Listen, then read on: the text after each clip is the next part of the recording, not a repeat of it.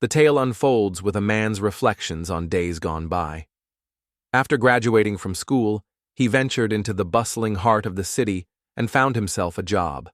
For the next 10 years, his daily commute became a grind, marked by relentless crowds and packed trains that turned each morning into an ordeal. Relentless dedication defined his work, and as his responsibilities grew, the office became his second home, consuming ever greater portions of his time. Even on the rare occasions when a day off appeared on the horizon, relaxation remained elusive. His treasured ritual of winding down with a beloved historical novel before bed slowly faded into memory. A bleak emptiness had settled over the protagonist's life, robbing each day of color and joy. Longing for the comfort and tranquility of his hometown, left far behind in another chapter of his existence, filled his heart with ache. Upon awakening, an uncanny sensation crept over him. His hands had shrunk to a child's size, and his entire body felt remarkably diminished. Glancing around, he found himself in an unfamiliar room. Driven by rising curiosity, he peered out the window, desperately trying to piece together where fate had deposited him. A completely unfamiliar world unfolded before his eyes. A sudden voice shattered the silence, urgently calling Van's name. Till, Van's faithful maid, burst into the room, her face marked by worry as she breathlessly warned of the danger lurking just outside. With evident surprise, he inquired about her identity, yet a lingering confusion gnawed at him. Why did her presence trouble him so deeply? The breathtaking scenery caught his eye, drawing him in closer as he confessed his steps had been guided by the garden's extraordinary beauty. Astonishment and confusion swept over Till upon witnessing his impressive vocabulary and flawless pronunciation, especially considering he was not yet even 3 years old. The revelation struck everyone like a bolt from the blue. Van, nearing 30, now found himself trapped in the body of an infant. Not long ago, life confined him to the gray routine of an overworked office employee, cramped within the narrow walls of a tiny city apartment. Now, against all expectations, he found himself in a completely different body, one surrounded by servants he had never truly called his own. A peculiar thought crossed his mind. Had he been reborn, or perhaps met his end? Strangely enough, memories from this new existence clung to him, refusing to fade. Conviction settled over him as he realized she truly was his personal maid, a fact she affirmed without hesitation. Along the way, he learned that his name was Van Ifaro. Brimming with self-satisfaction at his own cleverness, Till introduced his family with grandiose titles. His father became Duke Alpafiero, while his older brothers were dubbed Merciard and Sesto. Yet one mystery continued to puzzle him. He hadn't the slightest idea where he was. Meanwhile, in the dining room, the Pharaoh family had gathered around the table ready for dinner. At the helm of the family stands the formidable Duke Jalpa Pharaoh. Mersha Pharaoh's eldest son savored each bite with dignity, while the middle child, Yargid, devoured his food with unrestrained energy. Sesto, the youngest, delighted in every morsel, all three surrounded by bustling maids who fluttered about to tend their needs. The way he delicately savored his vegetables captivated the entire staff, leaving them utterly enchanted. The sensation swept over him like he was an honored guest in an opulent club, surrounded by enchanting hostesses.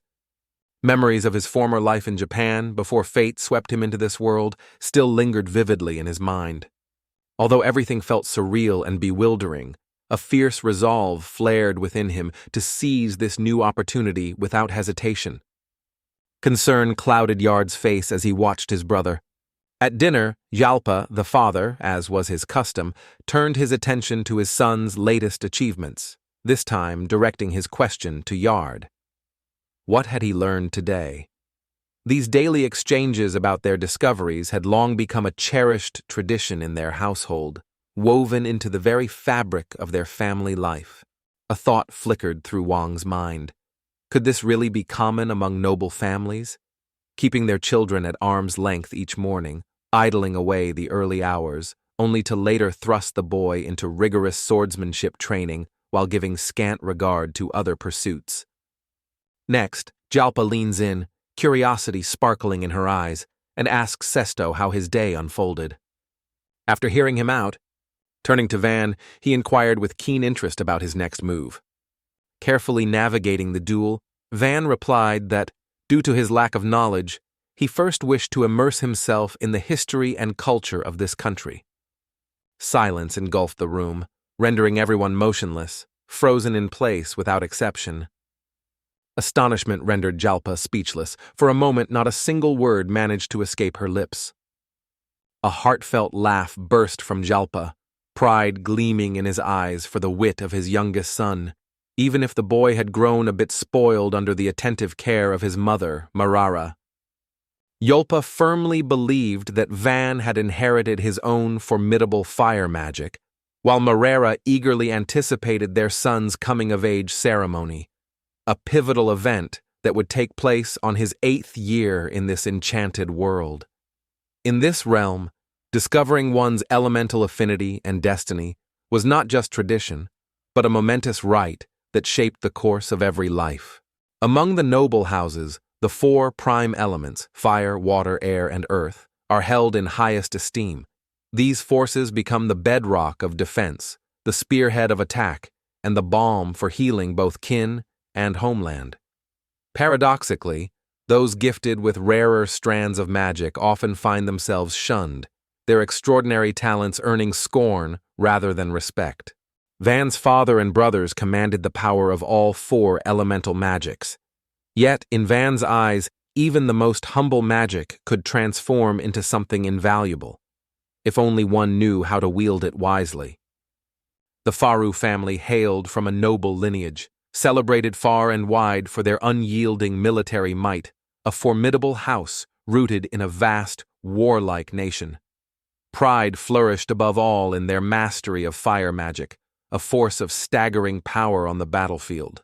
The world they inhabited echoed the structure and customs of a medieval society. In the western reaches of the continent of Jir sprawled a mighty nation, encircled by countless islands. Van called this land his home. For more than 3 centuries, the royal dynasty had held sway here, steadily expanding the boundaries of their flourishing realm. Rumor had it that even Van's father had ascended from a mere count to the lofty rank of duke thanks to such matters. Driven by curiosity, Van turned to Hill, inquiring whether there was only a single harbor for the ships, after all, braving the open sea. The world, he would explain, was not inhabited by humans alone. Elves, dwarves, and beast folk also called it home, though these peoples clung to their own rural customs and seldom mingled with outsiders, making any encounter with them a rare and curious event. With calm smiles, they reassured everyone that all was well. Unable to suppress his curiosity about magical tools, Van eagerly listened as Hill explained that certain stones, minerals, and crystals could absorb and store magical energy, forming the very foundation for countless enchanted instruments. Fascinated by this revelation, Van resolved to save his most pressing question about prodigies for Hill until the right moment arose. Into the room stepped Vesperta, the 49-year-old butler, his eyes quietly assessing as he inquired about the extent of Van's memories. At just 2.5, Van already recognized letters and numbers with certainty. Though Vesperta had spent decades in devoted service to Van's father, witnessing countless displays of genius, he had rarely exchanged words with the young heir himself. Anxiety gripped him, beads of sweat breaking out as he struggled to find the right words. Once again, Asparta pressed him, eager to know precisely what Van could recall at that moment. An idea flickered in Van's mind. Questions could be asked aloud, after all, since he hadn't yet mastered the art of writing. Asparta decided to test him, posing the question, "What's 2 plus 3? Van answered without hesitation, nailing it perfectly. Next, Asparta challenged him to subtract 2 from 7, and once again, Van solved the problem flawlessly. A brief silence hung in the air before Asparta declared that from now on, He would personally tutor Van twice a week. To Van, this pronouncement sounded like a true sentence of torment. Displeasure clouded Van's face. The lessons proved far too advanced for someone his age, and the sheer volume of material mercilessly surpassed what any 2-year-old could reasonably grasp. Even the sparrow couldn't help but marvel at the astonishing intelligence possessed by this 2-year-old child. By now, Van had already mastered reading, writing, and was delving into such complex notions as the nobility system, land consolidation, AI. With Till's victory secured, another maid, clearly irritated, pointed out she had already beaten Van and suggested he be punished in her place. The idea struck Till as amusing at first, but unease swiftly crept in. Matters like this were rarely taken lightly. Van, unfazed, simply tapped her lightly on the forehead. Though his training spanned only half a year, he dedicated himself daily to mastering the sword. By the age of 5, he already matched older students in combat, young warriors twice his size, toppling them with lightning-fast strikes of his wooden staff. Each victory fueled his passion, drawing him ever deeper into the world of relentless practice. With masterful finesse, he blended the techniques of judo and karate into his swordsmanship, crafting a unique style that easily overwhelmed his opponents. Standing across from him were only children, their attacks clumsy and predictable. Lacking both skill and experience, they proved no match for Van's prowess. Unlike his brother's court in Sesto, Van genuinely enjoyed mingling with the common folk here. Their warm reception made his presence truly welcome. With a keen curiosity, Deputy Chief D leaned in, eager to examine Juan's hands in detail. D's eyes lingered thoughtfully on Van's hands, noting the extraordinary smoothness of his skin, untouched by any hint of roughness or flaking. His nails, meticulously cared for, glistened and extended with an elegant length. Curiosity piqued. News reached Dai that Esparta had recently tripled Van's study workload. The reason behind the sudden avalanche of assignments finally dawned on Van. Enthusiasm sparkled in de Gru's eyes as he eagerly anticipated the moment he could personally guide Van in mastering the art of the sword. With unwavering determination, de Gru urged Van to dedicate himself to mastering the art of swordsmanship, openly recognizing the boy's innate talent. He pledged to guide Van personally, tailoring his lessons to suit the young swordsman's unique physique. A surge of pride and excitement filled him as he dreamed of molding Van into the finest swordsman the kingdom had ever seen. Upon catching their sincere gaze, Van explained with passion that his heart was equally drawn to both books and blades, dreaming of mastering the art of both. Unable to sway Van, Dai eventually resigned himself to his companion's unwavering determination. Wang had hoped for gentle guidance, but reality dealt him a much harsher hand. Dai relentlessly pushed him through grueling training sessions, never allowing a moment's rest and driving him to the brink of exhaustion. Whenever Van tried to snatch a moment's rest, Dai would have him dropping into squats, refusing to let him relax even during a break. At first, Van had thought D cruel, but after hearing those words, he now saw him as a senseless brute as well. Till approached, offering words of praise for Van's unwavering dedication each day. Despite the hardships that accompanied his new life, every sunrise brought with it a joy he had never known in the world before. For the first time, genuine delight infused his days, a pleasure that had always eluded him before. Now, surrounded by a prominent and illustrious family, he truly began to flourish. Determined to savor every moment, he embraced the beauty of life wholeheartedly. 3 years slipped by, and his reputation as a true prodigy had long since been firmly established. Out of nowhere, a man with a sword lunged at Van, shattering the tranquility that had only just begun to return to his life. The story whisks us back 2 years to a time when Vanu was just 6 years old. Vivid memories of that day spent outdoors flood his mind. The house buzzed with a lively crowd, each guest weaving through the rooms, eternally unchanged in his watchful eyes. Reborn in the body of a nobleman's fourth son, hailed Zinnius, he found every daily sword lesson felt less like training and more like a harsh sentence handed down by fate. Not even the 12-year-old child soldiers could match the remarkable abilities possessed by 6-year-old Van. He mastered new skills with such startling speed and deftness that even experienced adults found themselves astonished. Till, his loyal attendant, often marveled at his swordsmanship, declaring Van a true prodigy. She held a firm belief that he would not only surpass his older brothers, but also grow into a worthy leader of the family.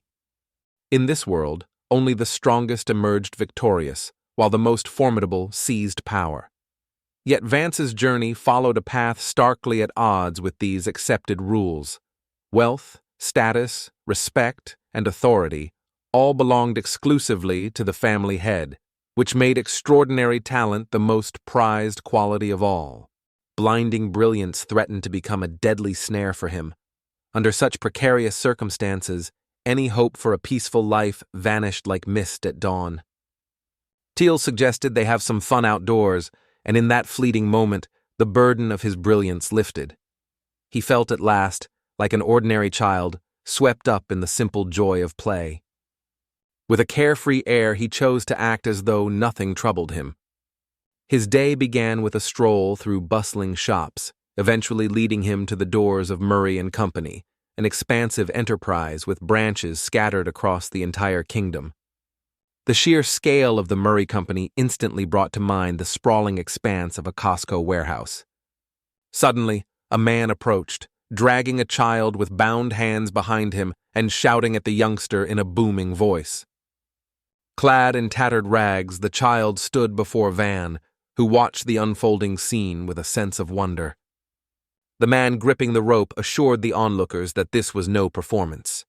Claiming absolute authority over his own child, he justified his actions by citing the boy's debts, insisting he had no choice but to sell him into slavery. In this world, the law permitted only two forms of servitude, one reserved for those condemned to die, the other as punishment for criminals.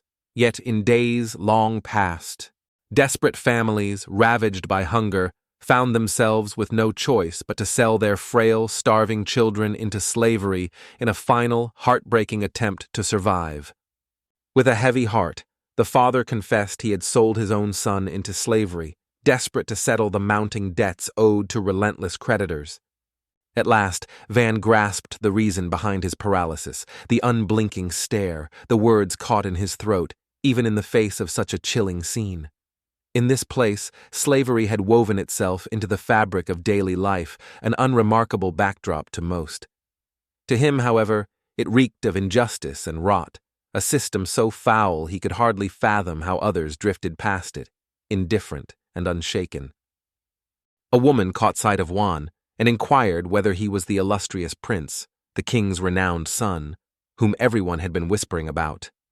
With a warm smile, she introduced herself as Rosalie, expressing genuine gratitude for his visit. Assuring him with conviction, she declared, "You truly are the very Van everyone speaks of."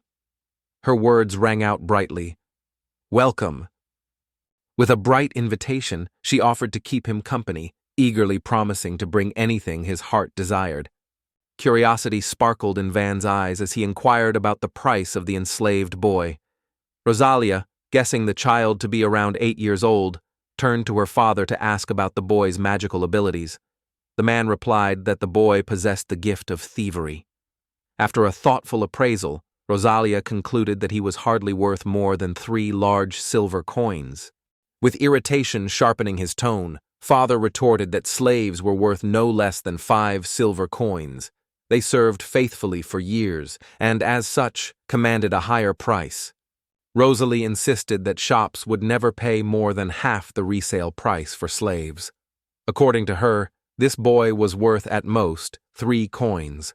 Men of slight build fetched far less than women, especially once the cost of their upkeep was taken into account. As fury simmered within the father, Juan intervened, urging the man to rein in his wrath and reminding him that if the boy was truly his kin, he should protect him, not harm him. With a sharp tone, their father ordered Van to hold his tongue and mind his own business. With a huff of indignation, Rosalie called her father foolish, insisting there was absolutely no reason to buy the boy. Doubt clouded her words as she added that the boy would never agree to be sold, not even if a lie was spun for his son. Grabbing his son by the hand, he quickly leads him away toward another shop. Suddenly halting their progress, the young man with painted lips flashed 5 silver coins and boldly offered to purchase the boy. Calm composure settled over him as the realization struck. If he failed to act, the child's life would be lost. The father demanded cash, but the cashier explained that only gold coins were available. At this, Rosalie stepped forward and offered to handle the exchange herself, assuring them she would take full responsibility. While Rosalie settled the bill with her father, Van turned his attention to the boy, concern etched on his face, as he gently asked if he was all right and whether he could stand up on his own.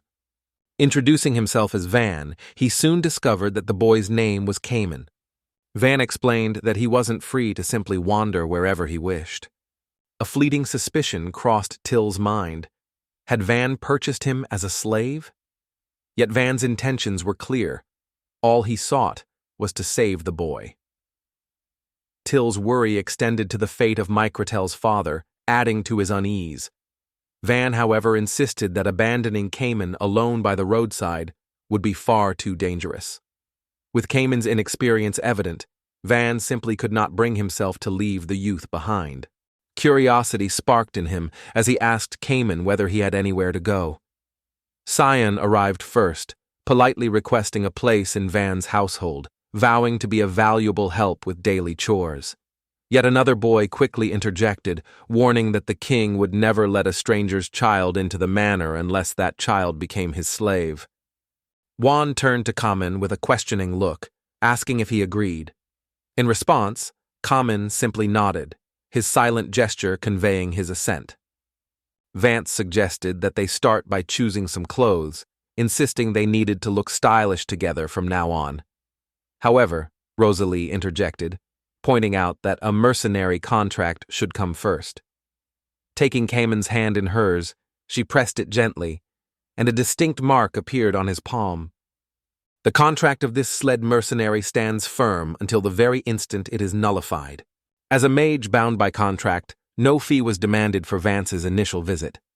Van expressed his gratitude, leaving Rosalie genuinely taken aback. Aristocrats rarely extended such kindness. With renewed attentiveness, she guided them onward. At first, Rosalie turned to Van with a playful suggestion. Would he like to choose an outfit for Kimmen? Van, eyes gleaming with mischief, seized Kimmen's hand and proposed they embark on a shopping adventure together in search of the perfect, stylish clothes. The suggestion caught him off guard, leaving him momentarily bewildered. Their journey led them to a trendy boutique, where Van guided him straight to the most fashionable section. Upon picking out a particular side, Van found himself surprised. Those clothes looked far more unique than he had anticipated. Rosalie explained that these clothes were crafted from high-quality fabric. Then, her gaze shifted to another set, a standard outfit commonly worn by slaves. With a touch of urgency, he clarified that he hadn't meant it that way at all. In his eyes, the outfit suited Kamen perfectly. Van then remarked that he'd pick out underwear and shoes as well. Rosalie brightened at the idea. She suggested a pair of SP. Soon, Van approached him, relaying the message that Deputy Commander D was looking for him. With a sly grin, Van handed him a cookie and requested that, if anyone asked, he should insist Van hadn't been there at all. Wong suspected the commander already knew everything, yet Cayman still popped a cookie into his mouth. Only then did Wong notice Cayman's bare hands, no gloves this time. Curious, he asked about it. With an offhand shrug, Cayman replied he didn't need them. That made Wang wonder if perhaps Cayman felt uneasy about others staring at his hands. Kai replied that the item was a symbol of their bond and deserved to be worn proudly for all to see. Van disagreed, pointing out that such things should remain private and not be displayed so openly. Gloves joined the tally of gifts, purchased thoughtfully for him. Cameron wasted no time slipping them on, promising Van Hit to wear them as a constant token of gratitude. Returning to Deputy Commander D, Cameron relayed his failure to find Van, a par. Accusations flew as he chastised Cayman for brazenly disregarding the orders of the deputy commander, branding such defiance as sheer audacity. Unfazed, Cayman calmly retorted that his allegiance lay with the servants of Vanis. Once again, the deputy commander remarked on Cayman's growing boldness and ordered him to replace Vanis. He then notified the police that, upon Cayman's arrival, the commander himself would oversee his training, a rare honor that should fill Cayman with pride. Overhearing the conversation, Van couldn't help but secretly feel a surge of sympathy for Cayman. A sudden memory struck him. Cayman was notorious for his laziness. Surely something extraordinary must have driven him to abandon his pedestal as a genius and mingle with ordinary folks. Van made up his mind. Should Cayman withdraw, he would step in without hesitation. As Van watched Cayman walk away beside Deputy Commander D, a new resolve sparked within him. In the following chapter, the focus shifts to lively discussions about Van's upcoming 8th birthday. The much-anticipated ceremony to assess his magical abilities draws near, and excitement pervades the air. After all, the boy's extraordinary talent has everyone buzzing with expectation. The sons of pharaoh families were renowned for their command over the 4 elemental magics, especially fire and wind. It was widely assumed that Van, too, would naturally possess a strong affinity for fire magic. Those gifted with this power bore the title of alchemists and were considered the most unfortunate among all magicians. Their craft demanded gathering materials like iron and copper, vividly imagining their desired creations, and then venturing into a realm of uncertainty, for what came next was always shrouded in mystery. Forging weapons or trinkets through an outpouring of magic hardly counted as remarkable. Sorcerers blessed with different gifts could achieve the same feat.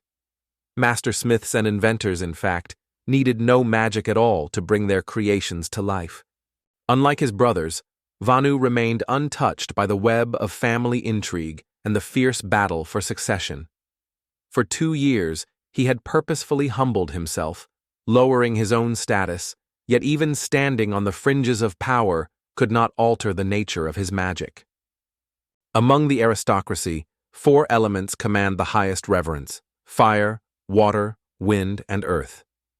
Within the illustrious pharaoh family, a place of great honor awaits those who wield formidable fire or healing magic.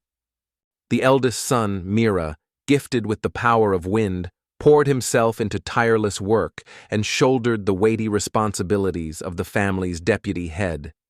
Yet, despite his remarkable talents, the condescending gazes of his younger brothers, both blessed with fire magic, never seemed to waver, constantly reminding him of the invisible lines drawn within their household. Among the aristocracy, magic was revered as an invaluable treasure. Jalpa, Van's father, could scarcely believe he had become the parent of a son gifted with the rare magic of creation, especially since he and his wife both commanded formidable fire magic themselves. Though blessed with formidable magic, Van's mother grew frail and wasted away after his birth, surrendering to death not long after. Her passing only deepened Jalpa's conviction that Van was destined for greatness. Leaning on his sword, Jalpadru remarked on Van's extraordinary talents, evident even in childhood. A hint of regret colored his words as he admitted how naive it had been to place such lofty hopes on the boy. With fierce determination, he declared that the Duke's family would no longer be held back by anyone. Determined to keep this secret buried, he declared that, if necessary, he would go so far as to kill Van to protect it. Bewilderment froze Van in place, uncertainty written across his face. Mira, the eldest son, swiftly stepped forward to shield him. Curious, Yard soon asked what had happened. Mira revealed his responsibility for overseeing a portion of the Duke's lands, a region still untouched by outsiders. Among these holdings lies a remote village, nestled deep within that distant area. A proposal emerged to entrust control of this land to Van. Within the bounds of Marigain, now firmly under Duke Land's command, the land thrummed with new authority. Count Ferdinand, his holdings now greatly diminished, could do little but dispatch his loyal knights there, tasking them with carrying out the sentences decreed by fate and circumstance. Thus, entrusting the village to Van, even considering Count Ferdinand's notorious reputation, should have raised no objections. Moreover, the new lands still retained a measure of loyalty to the Duke's family, so installing one of his relatives there, even if only in name, could prove advantageous. The idea immediately appealed to Yard. He decided that Van would stay in the village and become its master. With instructions clear, Yard ordered him to set out the moment he felt prepared. With words of praise for Meru's loyalty and importance to the village, Yard bid him farewell and set off on his journey. In that very instant, Marin stepped in front of Van and offered a heartfelt apology. Watching his younger brother struggle fruitlessly with the art of creation magic filled him with a familiar ache. In his own youth, their father and brothers had dismissed his wind magic as insignificant, leaving his gifts unappreciated. Because of that, he would have understood if Van bore a grudge over the difficult advice he offered. Yet no resentment lingered in Van's heart. He had found solace and salvation in Mira. Otherwise, doom awaited Van, either death or captivity. If taken alive, his tongue might be cut out, and the grim fate of slavery loomed almost certain. In this decisive moment, a silent vow surged within him, not to squander the precious chance Mira had bestowed upon him. Mira found herself captivated time and again by Van's sharp intellect, often wondering where he had learned to wield such striking words. In her eyes, Van seemed to probe every situation with more depth and insight than she ever could. From their very first days in Esbard up to the present, she spoke with genuine admiration about his achievements and triumphs, never tiring of sharing his successes with others. The Duke's family chose to send Van to a distant frontier, entrusting him with a formidable mission. Determined to give it his all, Van radiated unwavering resolve. Mara, meanwhile, reassured him with a gentle nod, insisting she had no objections if it truly supported him on his path. Their handshake was firm and reassuring, as Van expressed his heartfelt gratitude to his brother. The notion of sending him off to a remote village struck her as sheer folly, even if the prospect of becoming a feudal lord held its own peculiar charm. Bound by the decree of silence, Van genuinely cherished her support and, to everyone's surprise, openly admitted he was eager to embark on the adventure of his new rural life. A newfound sense of freedom washed over Van as he realized the rigid line separating everyday existence and aristocratic codes had finally dissolved. Now entrusted with the modest responsibilities of a feudal lord in a humble village, he anticipated ample leisure and pondered the most meaningful ways to spend it. Memories of the pain inflicted by his father's and brother's betrayal fueled his resolve to transform the village into a haven of happiness, a peaceful sanctuary where every day could be met with contentment and joy. In the following chapter, the nobility delivers grand and solemn speeches, parading their pride before all. Yet beneath this facade, their true concern lies with their own safety rather than the kingdom's destiny, even if ensuring their welfare comes at the expense of the common people. To put it simply, nobles often look down on commoners, adventurers in particular drawing the brunt of their disdain. Bound by the law forbidding any alliance with royalty, they found themselves with no choice but to concede. The largest among them voiced the question lingering in everyone's mind: why so quickly accept such terms? A simple answer followed, weighted with resignation. There was never any real alternative. Van entered radiating warmth, his dazzling smile lighting up the room as he introduced himself with effortless grace. Ordo appeared to be the leader of the group, and Van's genuine friendliness left a striking impression on him. In response, Ordo greeted Van politely, his composure unwavering. Van's attention was immediately drawn to the impressive weapon at Ordo's side, and he couldn't help but offer an admiring compliment. The other squad members cast fascinated, curious glances at Van, their eyes alight with anticipation. After greeting everyone, Van bid his farewells and departed, leaving behind a warm, pleasant impression that lingered in the air. The boy instantly won their affection. It seemed they were entrusted with watching over an ordinary, kind-hearted child. Yet Ordo cautioned them, better think twice before reaching out to pat his head. Meanwhile, preparations for the journey were underway as Van and Kaiman busied themselves with final arrangements. Orders rang out for his belongings to be loaded onto 3 horse-drawn carriages. Noticing that the guards couldn't rely on the military wagons that traveled by night, Juan watched as Mira instead hired a band of adventurers for the journey. The anicaps. Beyond the 4 great elements, rumors ran wild, impossible to restrain.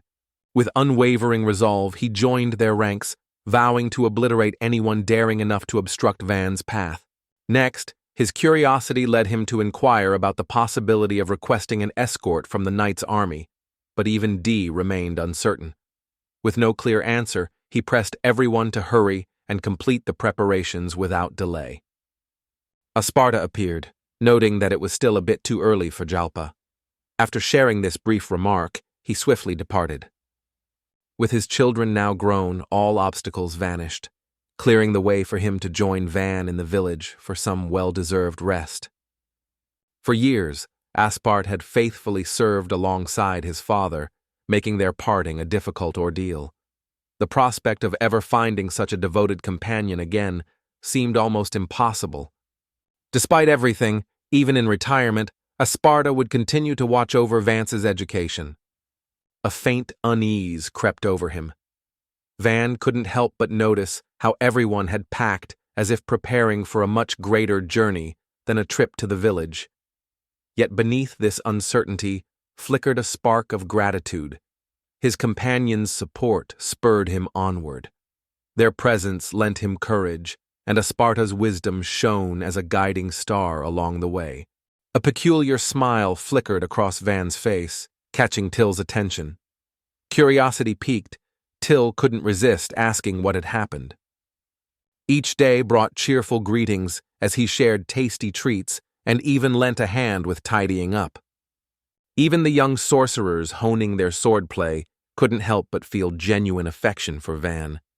Flushed with embarrassment, Van turned to Kamen and offered him the choice to remain in the kingdom if life there suited him poorly. The rules of servitude, Van explained, could be altered or even abolished entirely. Mira would agree in a heartbeat. Yet Kamen, with unwavering resolve, declared he had already chosen to devote his life to serving Van.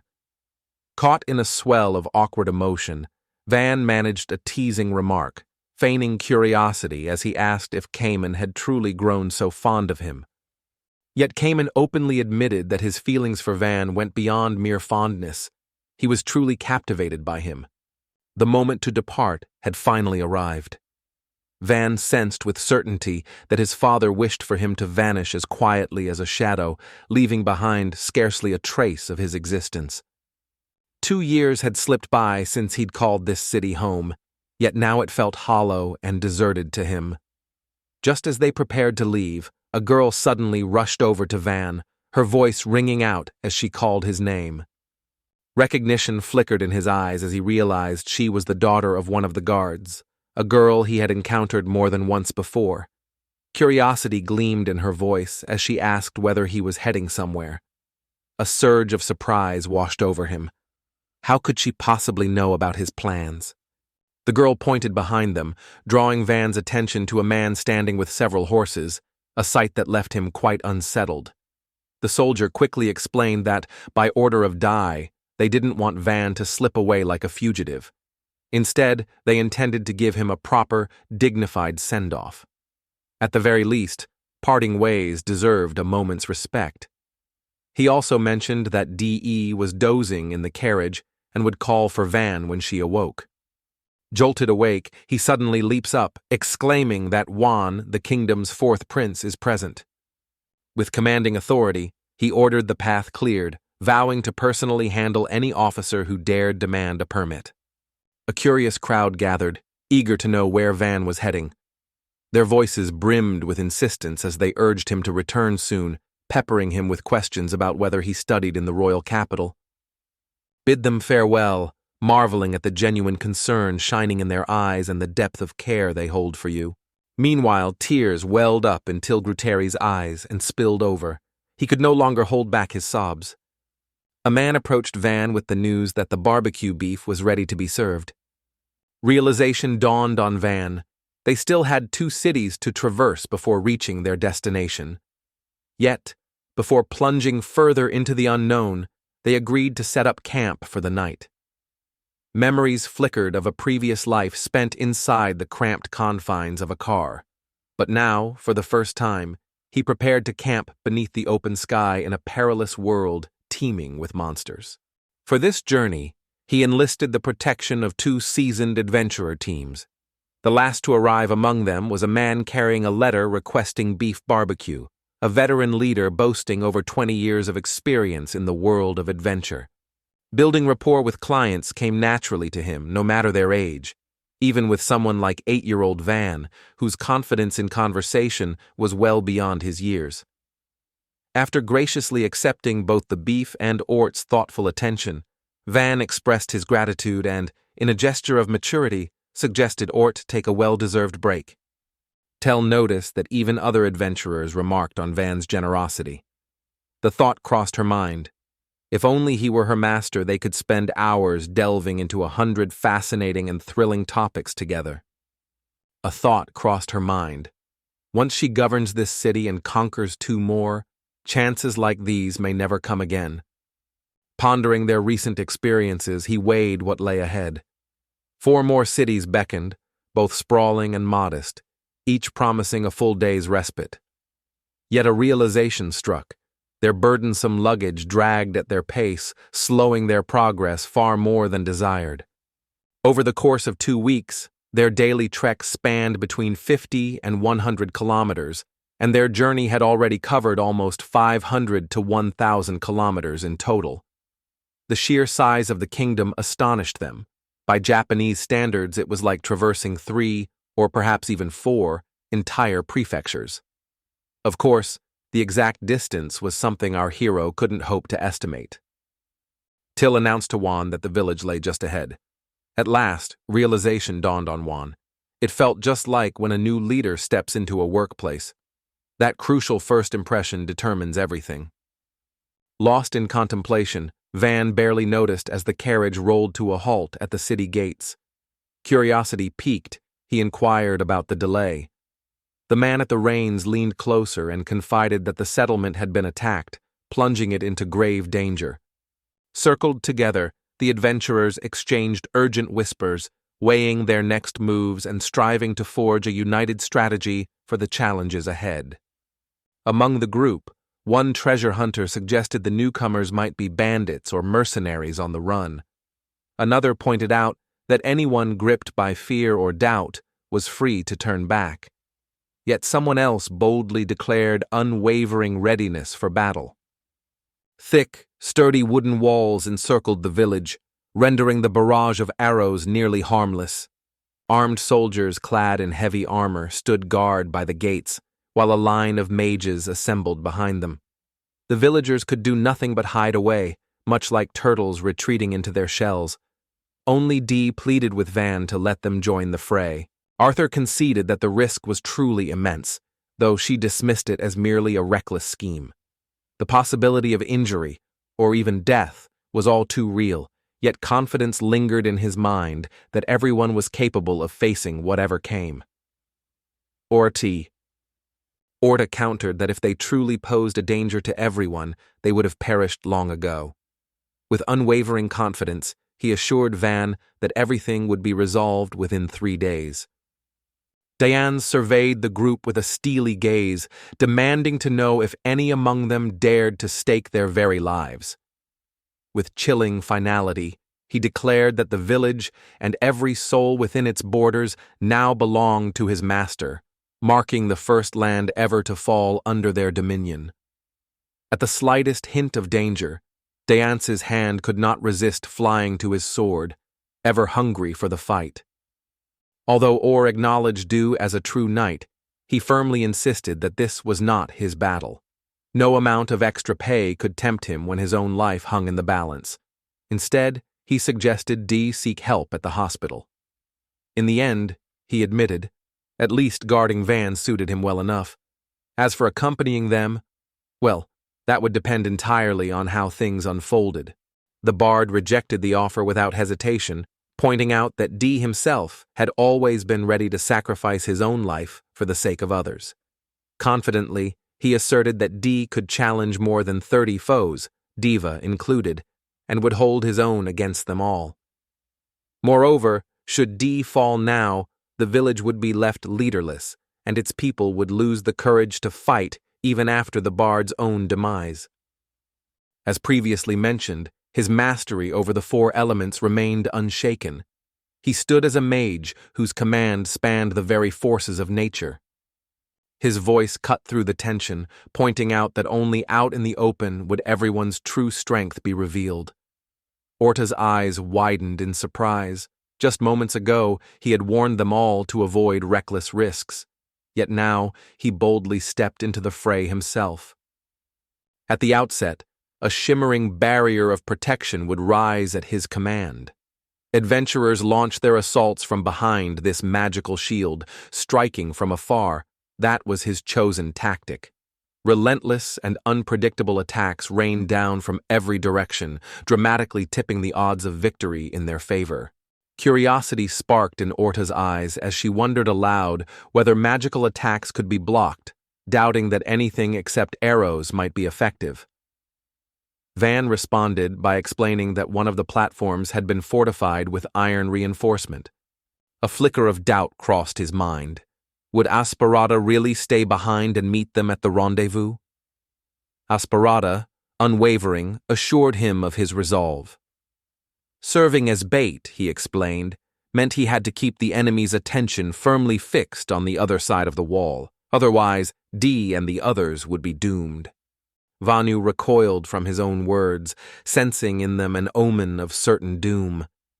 Desperation edged his voice as he insisted that, united with the old man, he could prove far more valuable. Stepping forward, he urged Van to let him shoulder the danger himself, rather than being used as mere bait. With a stern warning, he added that further talk like this would leave him no choice but to call out the entire group. All eyes fixed on Van, anticipation crackling in the air as everyone awaited his decision. With unwavering resolve, Tilla stepped forward and blocked Van's path, rejecting the idea outright. Her voice rang with certainty as she declared she would never allow such a thing to happen. Instead, she insisted on taking the role of bait herself. If the enemy set their sights on her, Tilla promised, victory would be assured. Kamen didn't stand on the sidelines. With a firm nod, he declared his intent to join them as well. With a commanding presence, Van captured everyone's attention, reminding them that he was in charge and urging all to listen closely to his words. Considering the offer, he replied that he might entertain the possibility, provided Orto and his men safely escorted him to the village. However, he made it clear that this did not mean he was prepared to risk his life for their salvation. Turning to, his gaze settled on Till, and he confessed that he saw her as the elder sister he never had, a confidant more loyal and dear than anyone else who had ever crossed his path. The mere thought of losing someone so precious sent a chill through his heart, leaving him unable to fathom how he would endure such a loss. Turning to Kamen, he praised the servant's unwavering honesty and rare courage. Despite being bound by duty alone, Kamen had never been obliged to risk his life on his behalf. With a warm smile, he went on to say how pleased he was for Kamen, who had managed to discover true happiness in his own life. Thoughts swirled in his mind about how astonishing it was that someone like him, a castaway branded worthless by his own family, had managed to earn these people's trust, enough for them to follow him willingly. The mere fact they had chosen him as the... With unwavering resolve, Wang declared that he would be the first to lead the cart forward. Rallying his companions, he urged them to strike the enemy from both flanks, emphasizing the crucial importance of launching attacks from a distance. With quiet resolve, he declared that should the enemy refuse to retreat, the others were free to flee and leave his body behind. The thought struck him, even if the bandits were to kill him, as long as his true identity remained a secret, neither the Dutch nor he himself would have reason for concern. This realization steeled Orta's resolve. He now stood prepared to brave the danger. Van, with a touch of scorn, called Orta a child, pointing out how he boasted about risking his life, as if duty alone could justify such recklessness. Paul confessed that noblemen had deceived her before. She'd only ever encountered the boastful, the arrogant. Yet Van remembered each of them by name. Meanwhile, a fleeting thought crossed Van's mind. Perhaps the only reason Puel's name lingered in his memory was because of her charm. They proclaimed themselves proud warriors of the pharaoh's house, loyal in their service to Van, the one destined to shape the fate of their lineage. A solemn vow bound him, to shield Van and safeguard the future that awaited the pharaoh's realm. Aspartist voiced a hope that, once the exile had ended, Van would recall his noble duties and the weight of his responsibilities. For Van, this period felt endless, as though time itself had come to a standstill. Confessing his strategy, he admitted to subtly altering the surrounding landscape and executing a meticulous plan. First, he erected a protective barrier, then unleashed attacks from a safe distance. D and his knights would strike from the left flank, while his team advanced from the right. Those not directly engaged in combat would remain on standby, poised to respond should any unexpected events arise. With a resounding shout of "Understood," his voice cut through the air, and in an instant, everyone sprang into action, hastening to carry out their task. The moment the wall stood firm, Dai and his knights readied themselves alongside Orta and his team, preparing for the advance. Orta's mind raced. Old Butler had proven himself far more than a mere servant. His mastery of fire magic was nothing short of formidable. Yet uncertainty lingered in Orta's heart. Trust did not come easily, especially in moments as fraught as these. Orta confessed that refusing the young master's order back then might have cost him his very life. He went on, insisting the boy was far too precious. A person of such noble spirit deserved to live much longer. Had the choice been his, Orta admitted, he would have gladly made that boy a lord himself. The events of the past fortnight, he revealed, had utterly transformed his view of the aristocracy. The thought that someone like him could belong to a family seemed almost unreal. Fascination with Van's enigmatic presence gripped him, sparking a silent promise. Should danger arise, he would leap to the rescue without hesitation, despite knowing precious little about the man himself. Though he ruled only a modest village, surrendering such responsibility weighed heavily on him. Duty compelled him to stake his very life, despite finding himself in this place against his will. His concerns stretched far beyond the land and its people, embracing even the knights, retired stewards, servants, and slaves under his care. Drawing upon a seasoned traveler's wisdom, he skillfully crafted a plan to shield everyone, determined that none should be lost. Yet even a boy of just 8 summers like Van stood willing to face mortal danger for the sake of his own survival. To those around him, Van seemed like an utterly peculiar child. Upon his return, Cayman swept him into a tight embrace, overflowing with gratitude and offering heartfelt thanks to the heavens for his safe deliverance. Ken made a silent vow. Should danger arise, he would shield Van before all else, and only then follow him, no matter where the path might lead. To Van, they were his true family. He warned everyone of the looming confrontation and urged each person to step forward and help if they could. A sharp command cut through the commotion, ordering them to fetch medicine and first aid kits from the wagon. Paul assured them that intervention would only come if real danger arose. Beyond that, he offered no further promises. With a triumphant shout of "Roger!" They surged back into the fray, newfound energy propelling them forward. The Gwent gang let their guard down, basking in a rare moment of relaxation. The neighboring villages and towns had already been reduced to ruins, and the assault on this tiny settlement was drawing to a close. As the bandits discussed their next moves after the attack, an arrow suddenly whistled over the wall and struck one. That's precisely why the position of deputy to the knight commander of the pharaoh's household was entrusted to him. Panic seized the enemy, sending them fleeing in all directions. Orta sprang into pursuit, only to spot a lone figure racing straight towards their position. With urgency in his voice, he shouted for someone to intercept the runner, but the archers, blinded by the towering wall, saw nothing. With a shout, he announced the enemy's approach, yet his warning came just a heartbeat too late. The poor soul now stood face to face with a colossal adversary. Desperately in need of magic, she found herself cornered. For her strength to return, she required 10 precious seconds, yet not a single heartbeat could be spared. Certain that her end was near, she suddenly saw Van appear out of nowhere, rushing to her rescue. Her warnings rang clear. These were no mere toys for children to handle. Yet her caution fell on deaf ears, and still they chose to strike. At last, after a relentless barrage of crushing blows, the enemy collapsed to the ground. Van Warren issued a warning that enemies might attempt an attack from this direction and ordered the vanguard to stand guard. Meanwhile, Paul found himself pondering the oddity of that peculiar child. In the end, a handful of bandits managed to escape, but the attackers were utterly crushed, leaving none of our own harmed. They had achieved the best possible outcome. Orto declared that he would complete the job for even half the client's fee. Money, while important, wasn't his sole motivation. He requested permission to linger a little longer in this place. Most of the others declined. Duty already called them to. Among the privileged students, Vance Swiftmind stood out like a rare gem. At first glance, he seemed to be the quintessential noble's child, but the moment he spoke, that illusion would vanish in an instant.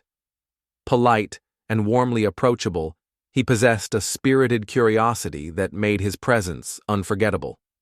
Despite his noble lineage, Vance never looked down on those of humbler origins. Orto admitted he had yet to meet an aristocrat quite like him, and the entire team wholeheartedly agreed. The memory resurfaced. Van's quiet confession before the battle that magic lay beyond his abilities. In essence, he stood prepared to give his life for them all, a choice that set him apart from the majority of nobles and marked him as truly extraordinary.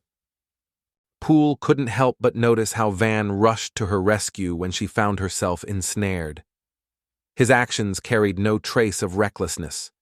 Instead, they revealed the steady resolve of someone forged through countless midnight battles.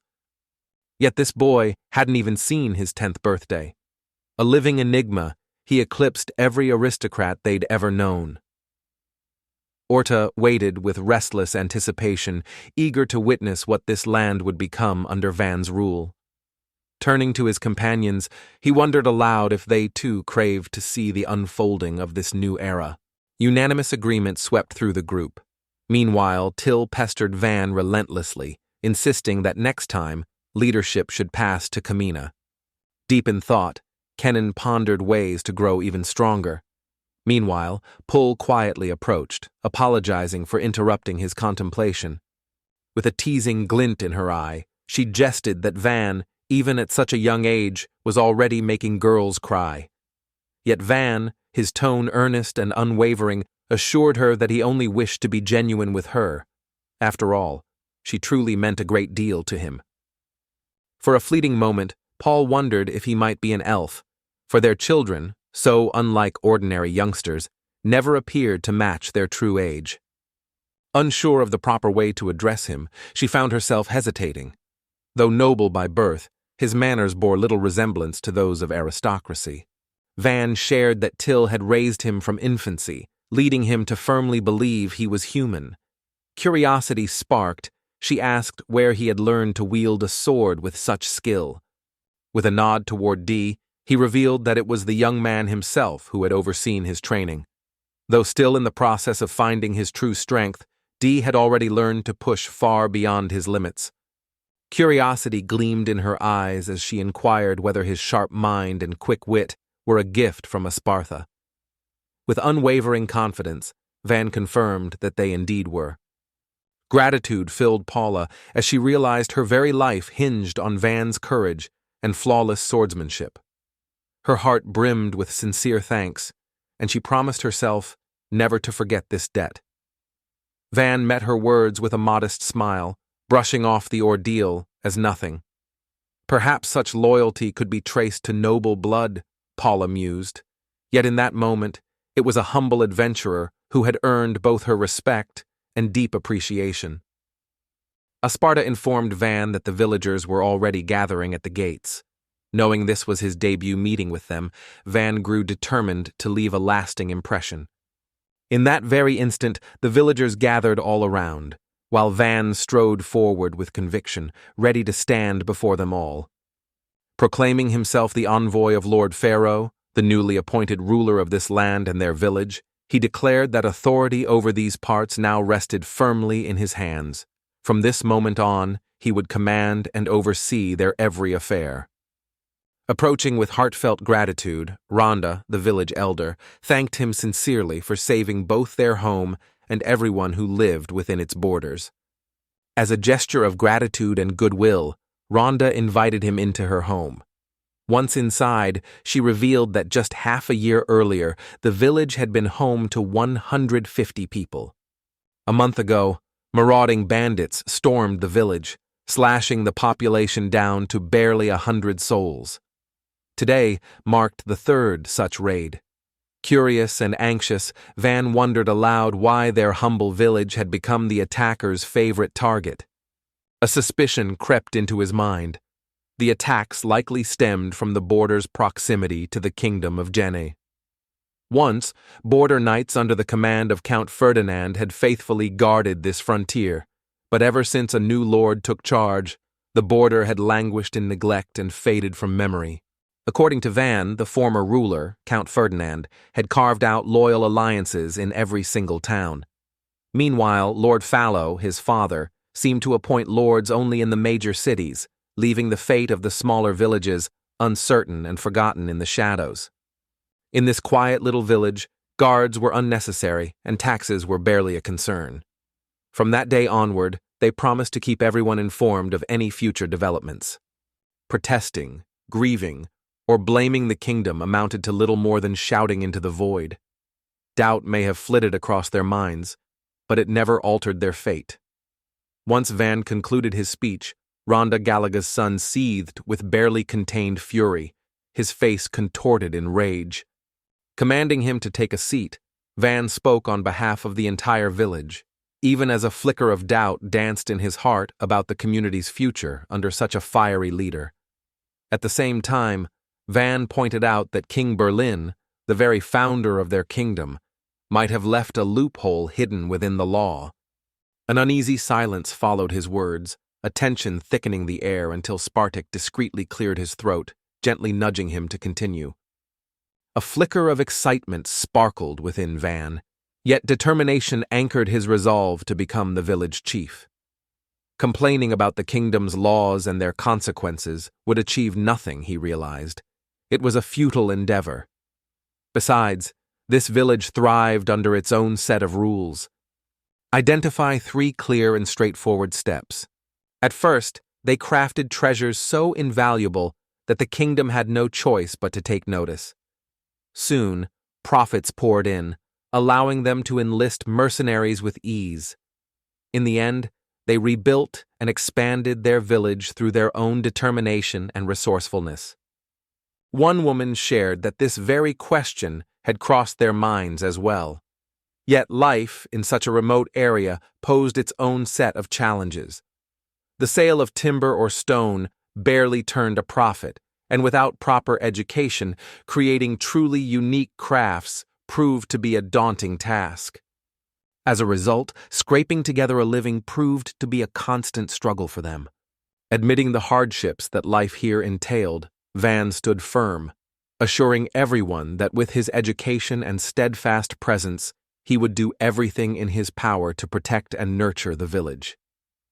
The crowd's reaction fell short of his expectations, prompting him to quickly add that, by the tender age of 8, he had already been entrusted with the management of an entire stretch of land, and many hailed him as a prodigy.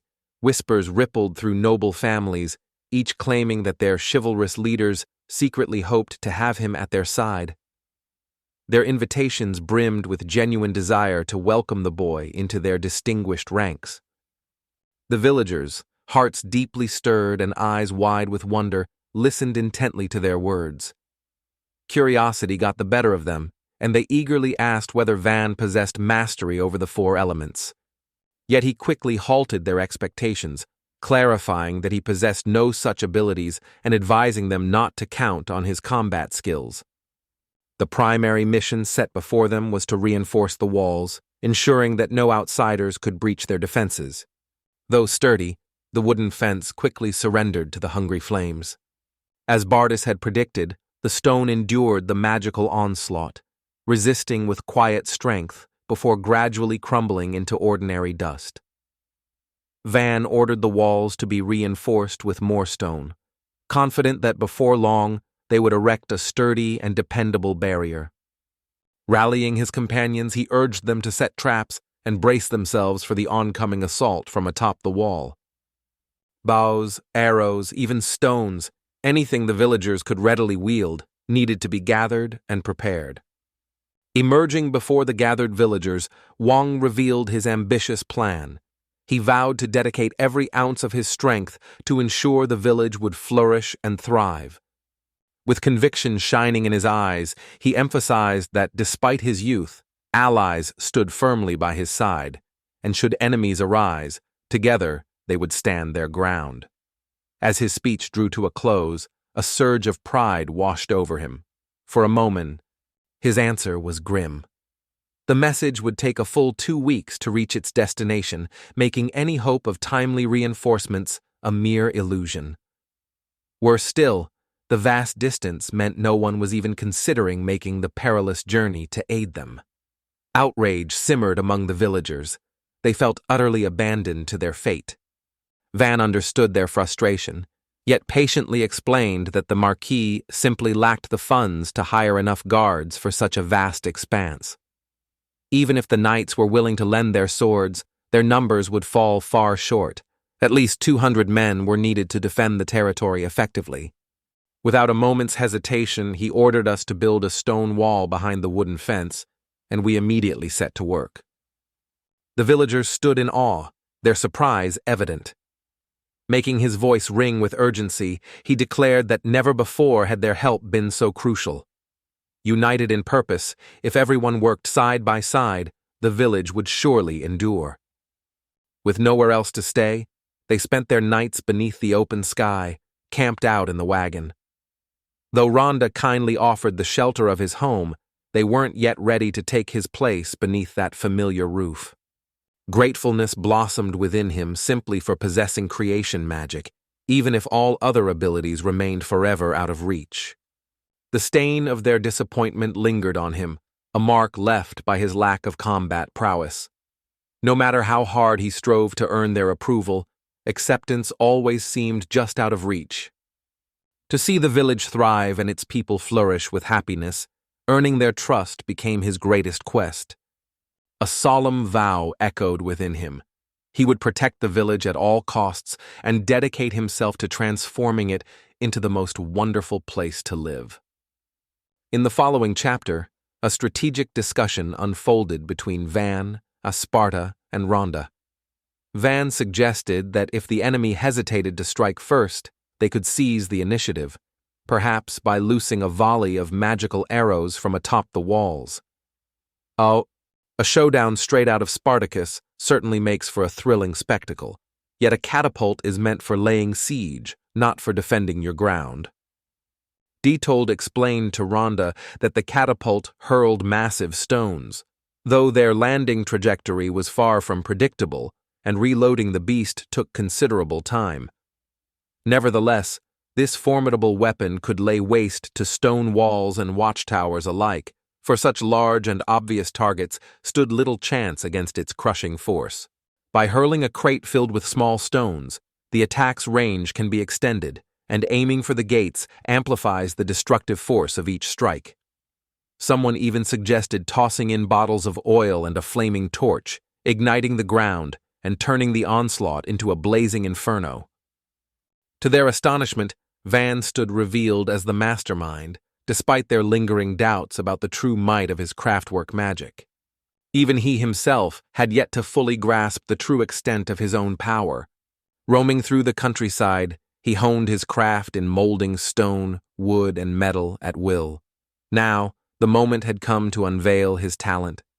In the next instant, Van turned to Orto, a spark of anticipation in his voice, and wondered aloud if it was finally time to seize the village, now that the enemy squad had already fled. He halted in his tracks, an uncanny sense alerting him to the lurking presence of monsters nearby. Concern flickered in his thoughts for Van, sensing the potential danger ahead. He suggested taking a brief respite beneath the nearby trees. In his mind, Ortho stood as a true master, effortlessly unmasking and ruthlessly eliminating hidden enemies during his patrols. Despite his remarkable talent, true strength always seemed just out of reach.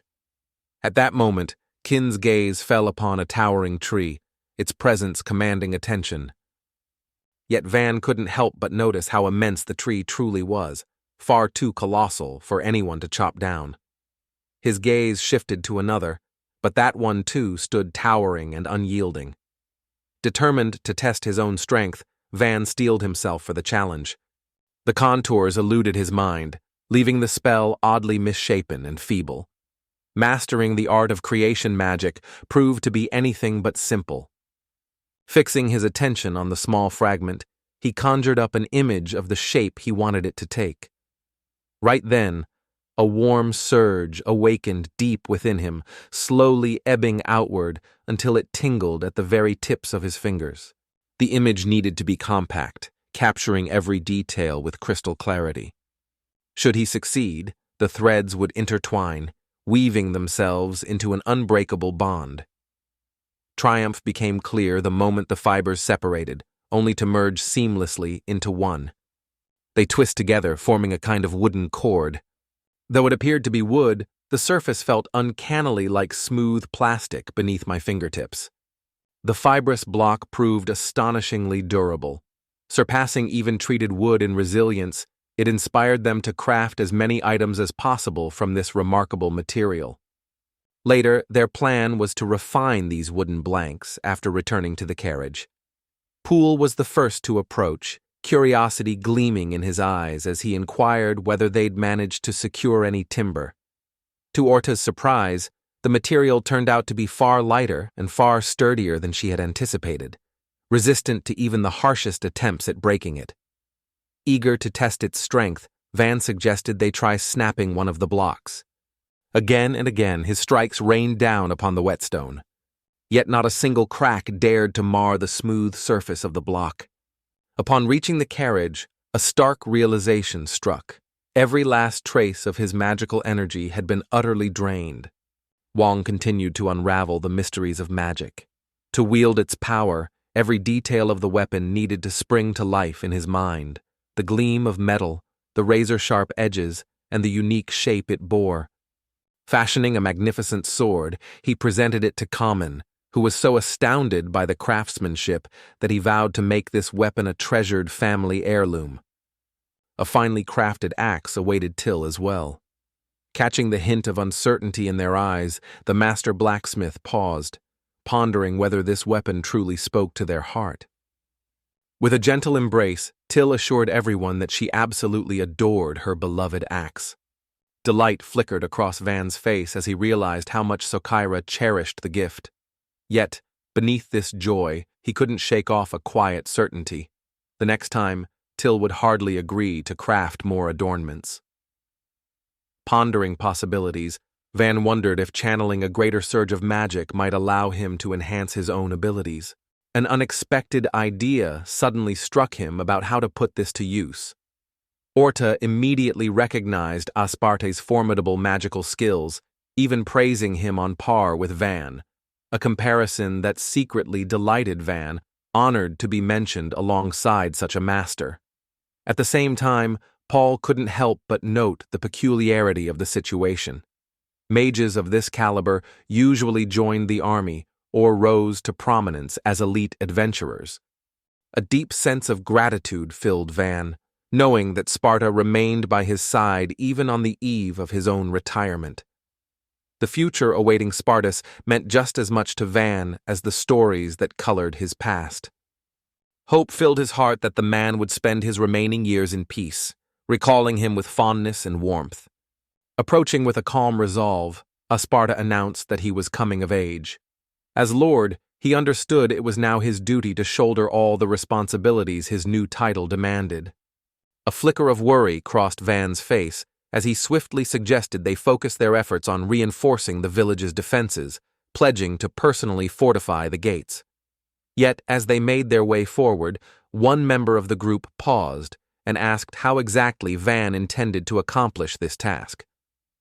Annoyance prickled inside as it became clear that no one around had the slightest inkling of what was going on. So, with a sigh, the truth was laid bare. Magic had been his tool all along. A sudden realization dawned on Dee as he acknowledged his mistake and admitted a newfound respect for Van. Despite others insisting that magic alone wouldn't suffice, Van sized up the wooden gates, his mind drifting to countless hours spent shaping timber. With confident resolve, he set about molding the gates into forms as familiar to his hands as breathing itself. The weight of the gates troubled him most of all. Sturdy, iron-bound barriers were essential for repelling invaders, yet their sheer heft posed a stubborn obstacle for now. Determined to overcome this limitation, they set about crafting formidable gates from solid metal. With unwavering focus, they conjured a colossal gate, leaving everyone around them utterly astonished. Issuing a firm command, he directed Orto to cleave the gates with his sword, promising that these doors possessed the power to heal themselves.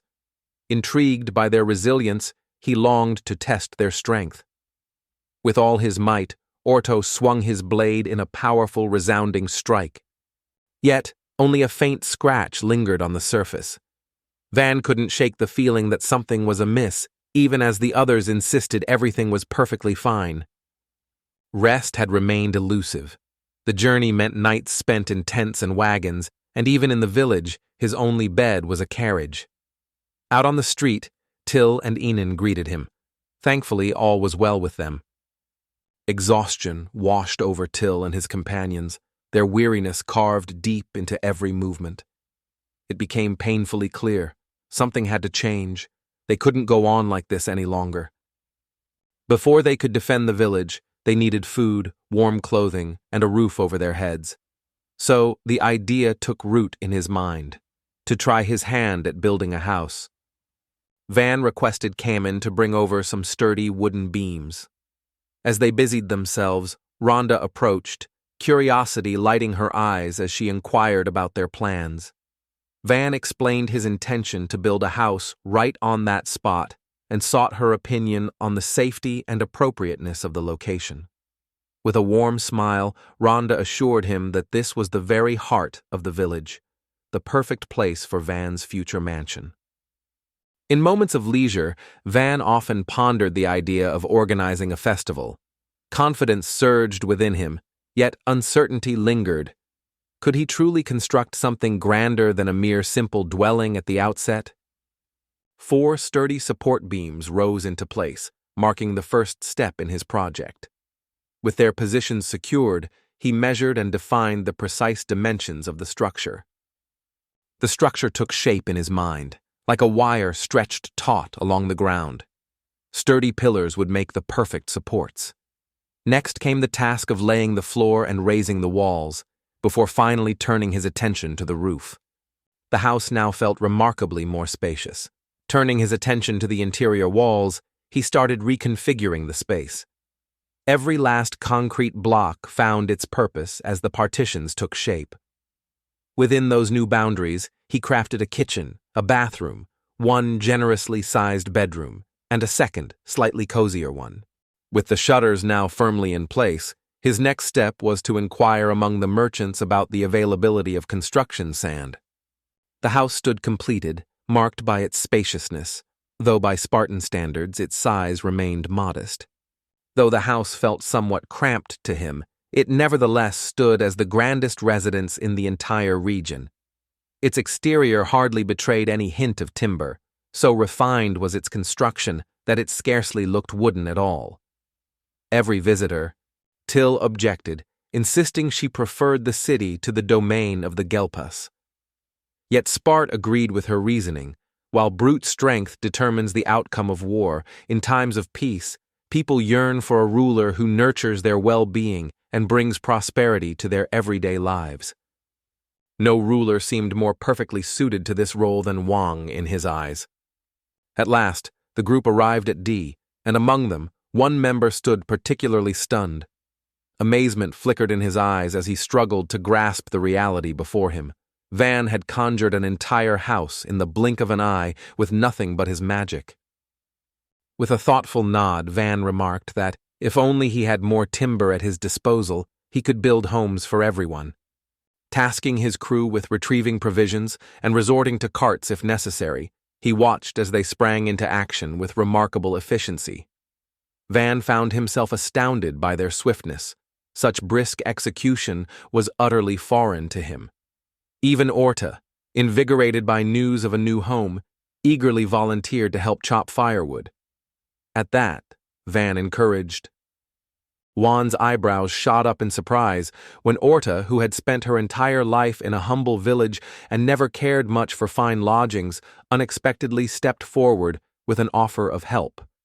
Meanwhile, he rallied everyone, urging them not to yield an inch to the knights and to redouble their efforts with renewed determination. Before long, Rhonda arrived with a group of villagers in tow, eager to share the news that Van possessed the remarkable skill of building houses.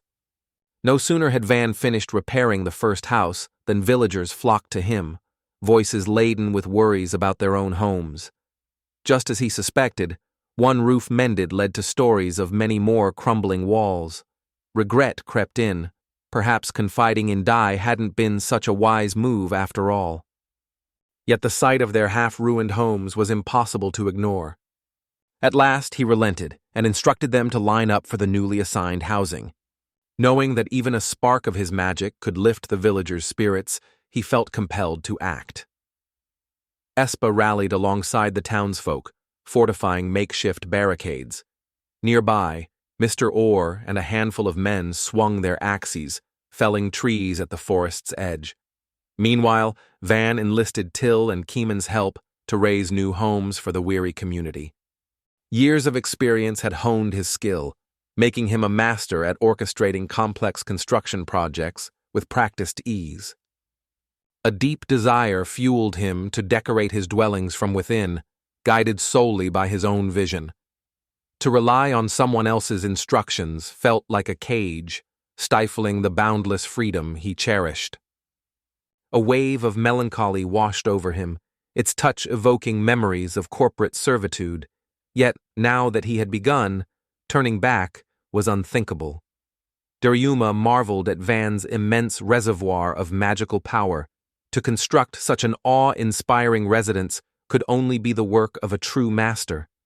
The neighborhoods, streets, and alleyways of the Holmes Form 4 district sprawled across the landscape in a precise, orderly grid. This deliberate layout was known as the block system. Modest homes for ordinary folk rose in uniform lines, their sameness meant to grant everyone an equal footing. For now, that sufficed, but with his skillful use of stone, the builder found ways to personalize each dwelling, giving every family a space uniquely their own. In time, grateful villagers would bow deeply and offer humble gifts whenever fate brought them face to face with this remarkable craftsman. Nearby the estate, a modest bathhouse soon rose, its simple design intended solely for his own comfort. Yet, to his quiet delight, others quickly grew fond of it. and their enthusiasm turned the humble structure into a cherished retreat for all. Drawing upon her magic, Pull cleansed the water until it sparkled with purity.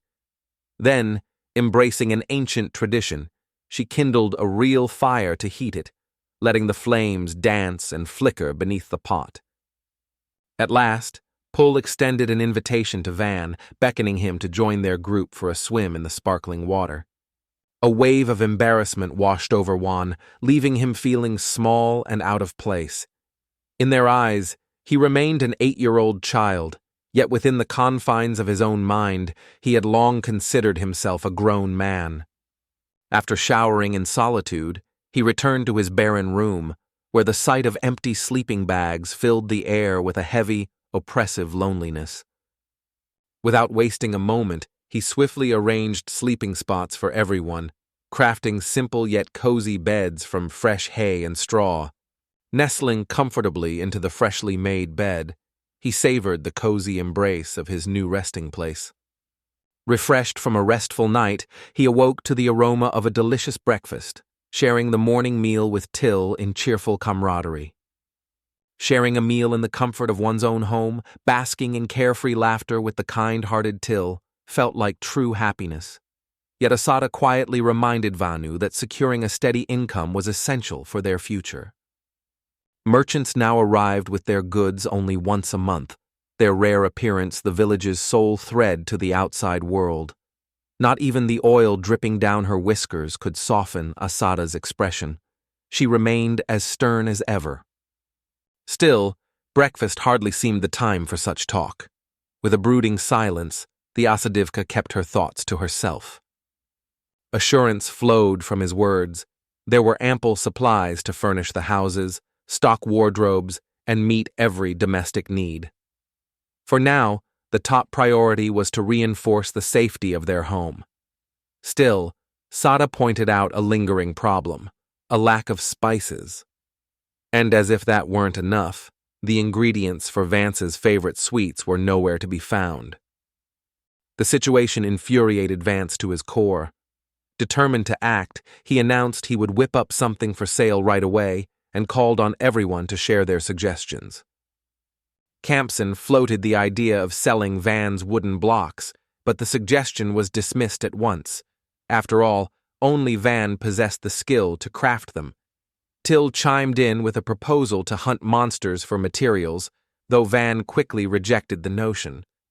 Meanwhile, Otto and his crew had already embarked on their own monster hunts, claiming every trophy for themselves instead of sharing with the villages. Asad suggested selling the harvest, but the village's unique circumstances made earning money quickly nearly impossible. They needed the perfect option. Zara felt certain. Van was utterly captivated by her. The task of testing it out and observing the results had already been entrusted to them. As for the trap, he skillfully disarmed it himself, yet made sure to report that it had been discovered. Dread gnawed at him, haunted by the fear that he might somehow tarnish Van's rare gift. In his video message, Zorro spoke openly about these concerns, striving to reassure everyone that things would work out. Yet when his eyes met Kempson's tense, wary gaze, unease only tightened its grip on his heart. Zara proudly revealed a wooden object crafted from sturdy oak, its inner surface and edges lined with supple leather. The clever combination gave the creation remarkable strength and lasting durability. Kamin was asked to strike him, yet the blow landed with disappointing softness. A bold urge stirred within him. He almost asked Kamin to strike with even greater force. Suddenly, the mighty oak split clean in two, as if it were nothing more than a slender sheet of paper. An astonished silence gripped everyone, while tears welled up in Zira's eyes, his heart aching over the ruined, once proud new oak. A look of bewilderment twisted his face upon discovering that the weapon was nothing more than wood. Van, undeterred, urged him to hold on to it, promising that this time he would forge it even sturdier than before. Unbelievably, he actually went through with it. Catching sight of the van, a thought crept in. Perhaps it was finally time to sell it. Tales whispered of powerful, malevolent spirits dwelling deep within the dense forest, likely drawn by the formidable aura of the Wolf Mountains. Yet, despite such dangers lurking in the shadows, the land promised rare treasures: iron ore, silver, kauai. At first, he began by smelting the iron ore, carefully layering wood between the chunks to ensure even processing. Yet magic seeped through the ore at unpredictable speeds. Some areas underwent transformation in an instant, while others lagged behind. Portions that reacted too quickly crumbled away into sand. In the end, only a third of the original mass remained, set aside for inspection. The ore still needed to be melted down and purified, for doubts lingered about its initial quality. Eager curiosity sparkled in Zara's eyes as she inquired whether Van could forge a sword from this material. Even a slender blade with dual edges would suffice. She'd be more than satisfied with something like that. Or perhaps it's worth pondering, is his obsession truly with swords, or does his heart race for anything forged of iron? With excitement in his eyes, Van announced that now, thanks to Zara bringing him the ore, he could forge weapons for every adventurer. Enthused by this revelation, Zara wasted no time and placed an order for a dagger and a longsword for herself. With unwavering focus, he set to work crafting his very first iron weapon. The blade, heftier than a katana, demanded the razor-sharp edge of a master's tool. I made a mental note. The density of the metal proved crucial to its quality. All that remained was to assemble the sword and secure its parts with precision. Mere moments later, a gleaming finished blade rested in his hands, radiating quiet power. The task was completed in no time, not out of haste, but because his skill had truly sharpened. With a flourish, he handed the sword to Zara, who beamed with delight and exclaimed, "Enjoy it in good health." While everyone gathered around, marveling at the gleaming new blade, Van silently returned to his forge. Determined and undistracted by the commotion, he set about crafting another sword, this one even longer, but in the same elegant style. Against all odds, he forged a blade both unbreakable and razor-sharp. With a solemn gesture, he entrusted the sword to Zara. The scene shimmered with anticipation as Zara donned her new equipment. The other adventurers instantly clamored, pleading with Van to forge weapons for them as well. Truly, this place stood out as a remarkable discovery. Such rich ore deposits were seldom found in forests, more often gracing the hearts of mountains. In these woods, one might expect nothing more than traces of iron sand. Yet, despite all appearances, the stones held a surprisingly scant amount of metal. The group had anticipated stumbling upon ordinary rocks, iron veins, or typical ore deposits, finds that the nearby dungeons would easily account for. Yet, despite their efforts, Ordinos's team hadn't uncovered anything of the sort. A flicker of curiosity crossed Zara's mind. Could these be the remains of long-lost Gaulans? Or perhaps hidden dungeons lay somewhere nearby? For now, though, no one possessed any concrete answers. With this territory still largely uncharted, there was every possibility that a hidden dungeon might be lurking nearby. Someone remarked that discovering such a place would turn the entire trade network on its head. Throngs of travelers and fresh opportunities would flood into the village overnight. A faint smile flickered across Van's lips as he imagined how his discovery of the underground chamber could dramatically boost the village's fortunes. The dungeons, teeming with untold treasures, served as the primary source of weapons, jewels, and ancient relics throughout the realm. Their abundant riches elevated their significance to astonishing heights. According to the creed of the Adventurers Guild, every member bore the strict duty to report any newly discovered dungeon without delay. Stumbling upon a brand new dungeon counts as a true stroke of luck for any adventurer. Such a discovery opens the door to glory, elevates one's standing within the guild, and offers a rare opportunity to join the ranks of the most renowned explorers. It's a chance to set foot where no one has ventured before and claim the mysteries of the unknown. It struck me that, given the current circumstances, if the village were to report the existence of a dungeon, it would likely be overwhelmed by the expenses demanded by the guild. Some agreed that once word of the dungeon spread, crowds of adventurers, merchants, and knights would flood in, overwhelming their already scarce supplies of food and provisions. On top of that, the danger of an invasion from the neighboring country. With Wan's magic, construction woes could be swept away in an instant. Claiming the role of an outsider from the fertile family, he knew he was little more than a nuisance they'd cast aside at the first opportunity. The settlement needed to flourish before he dared assert any rights to the dungeon. Only then would the Fertiles lose their power to interfere. Ordo commanded the group to survey the land where the hidden dungeon was rumored to lie, while also collecting valuable resources from the surrounding area. Though claiming this territory now offered little advantage, Van hoped these efforts would yield rewards in the future. The dungeons hold immense importance, serving both the kingdom and its noble class in crucial ways. Within the family, he lingered like an afterthought, dismissed as useless and left out of every scheme. They insisted the dungeon might one day alter his standing, yet for now, that very dungeon belonged to one of his brothers. Driven by necessity, he had to call upon his skills to safeguard control over the village. As they swam side by side, Van mentioned that the housing issue had been settled for now. Their next priorities were securing finances and bolstering defenses. Till wondered if his magic was still holding out. With a weary sigh, Van confessed his strength was nearly spent. There was little left he could accomplish in this condition. More than anything, what they truly needed were more helping hands.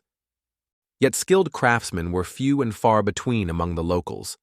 Driven by a sense of urgency, he longed to prepare a stockpile of weapons and shields before the merchant's arrival. The defense proved just as crucial. The outer wall now stood nearly complete. Stones fitted together so expertly that the barrier might as well have been concrete. At first, its modest height and slender width had left it vulnerable, but those shortcomings were quickly amended. Perched atop the rampart, a rudimentary ballista, crafted with sturdy leather fittings, awaited any would-be attackers. A massive protective shield plate stood at the front, granting them the security to unleash heavy bolts upon the enemy without exposing themselves to hostile fire. Towering structures soon rose around the village, each one outfitted with powerful ballistae. As she set off to fetch dinner, Van offered Kansas a heartfelt word of thanks. Sensing that something was amiss, he leaned in, curiosity piqued, and asked what was going on. Kempson admitted he had brought nothing but stones. Yet thanks to Van's remarkable ingenuity in organizing the village, everything appeared transformed. Bewilderment flickered in his eyes as he struggled to grasp the full extent of Van's abilities. Meanwhile, Van reminded him gently that, as a lord, his duty was to ensure the village's well-being. Then, turning the conversation, Van asked Kanzan if he had any dreams of his own. With a candid smile, Kanzan confessed that his greatest wish was simply to protect Van. With genuine appreciation for Kanzana's loyalty, Wang gently urged him not to overexert himself. He fully understood the depth and sincerity woven into such unwavering devotion. Next time, he resolved to craft a suit of armor for him. His loyal knight deserved nothing less than the finest equipment to shield himself from the whirlwind of dangers awaiting them. After 3 relentless days of work, it was finally time to head home. With a masterful touch, Van had transformed the village into a veritable miniature fortress, a feat he considered nothing short of perfect. He pondered whether any other settlement in the world could rival this one in terms of security. In his eyes, in Van's family, combat prowess stood as the highest virtue, beyond all debate. Yet Van remained unyielding. He argued that his unique gifts might one day tip the scales in battle, and that the time would come when he would surpass them all. The argue. Laughter rippled through the group at his jokes, their enjoyment unmistakable.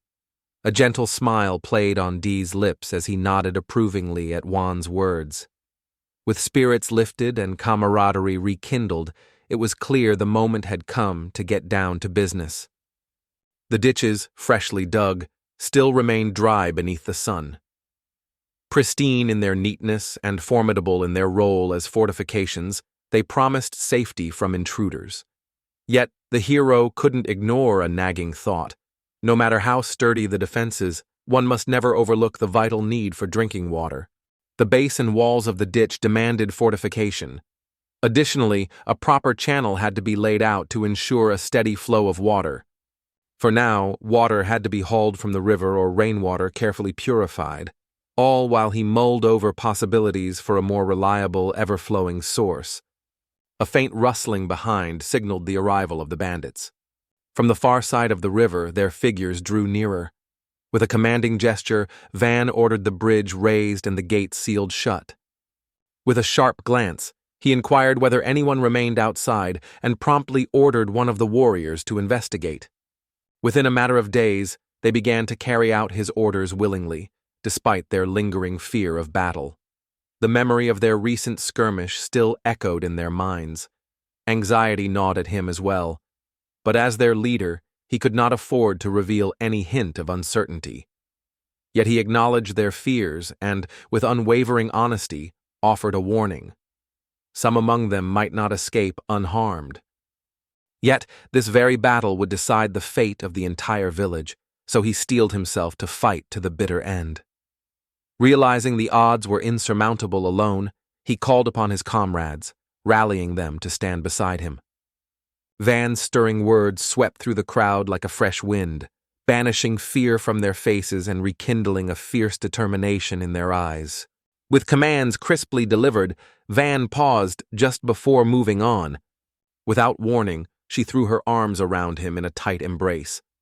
Tears shimmered in her eyes, and noticing her distress, he gently guided her to the side. A command was issued to D and his team: shadow the enemy's every move and monitor their actions closely. With unwavering conviction, D. Birmingham assured Van that he could count on his steadfast support. Described as a brilliant leader and a true genius, Van consistently outshone everyone around him. Even when fate turned its back or he found himself trapped in impossible situations, he remained unrivaled. Deep within, Dai felt certain that victory would belong to Juan. Surpassing Commander Stradal had always brought him a quiet sense of satisfaction, and now every ounce of his strength was devoted to serving Juan's cause. Trust in Juan ran so deep that Dai stood willing to lay down his own life without hesitation. Surveying the terrain, Dai received reports from his men, and the picture quickly became clear. Bandits were most likely lying in wait nearby. Noticing their approach, he wasted no time and alerted Juan. D estimated that the enemy was only a few hundred T. The situation had reached a breaking point. Armored dragons proved a formidable challenge, testing even the mettle of the most seasoned knights. In this village, seasoned warriors were in short supply. It almost seemed as if the dragons were deliberately herding the bandits straight toward them, while ordinary weapons proved useless against the monstrous creature's tough, scaled armor. The magic had taken effect, yet now only the princess and the adventurer's daughter remained among the mages, capable of continuing the fight. The adventurers set out on their own quest for provisions. In the absence of a mage, even the mightiest defender could only briefly hold back the dragon, just long enough to strike at its vulnerable spot. Ordinary villagers, however, stood no chance. Faced with the onslaught of tail and claws, their strength vanished in an instant. With a commanding gesture, he ordered everyone to take their positions by the ballistae, ensuring that arrows remained poised and ready for action. Moreover, they urged everyone to heed Van's instructions with utmost attention. Meanwhile, panic swept through the villagers as they fled from the dragons, their desperate cries for help echoing through the chaos. The relentless assault raged on, nearly impossible to contain, even within the vast expanse of the city. Estimating the enemy force at around 40 battle dragons, each a massive creature stretching close to 8 meters long, Day proposed a cunning plan: use the bandits as bait to lure the beasts away. D voiced strong objections to such a reckless plan, urging everyone to consider a safer solution instead. After sharing this news, he offered a sincere apology, explaining that making light of danger often helps ease the tension, since, when cornered by desperation, unexpected answers have a way of revealing themselves. Orders rang out for the archers to take aim at the dragons and unleash their volleys the moment the bandits drew near the moat. Wang, curiosity piqued, wondered aloud whether the beasts could truly be felled from such a distance. The answer came quickly. A well-placed shot to an eye or open maw could tip the odds in their favor. Without a flicker of doubt, he declared that no one would fall today. Victory would belong to them. With a boastful grin, he declared that tonight's dinner would be nothing less than grilled dragon. Another band of brigands hurtles toward the village at breakneck speed.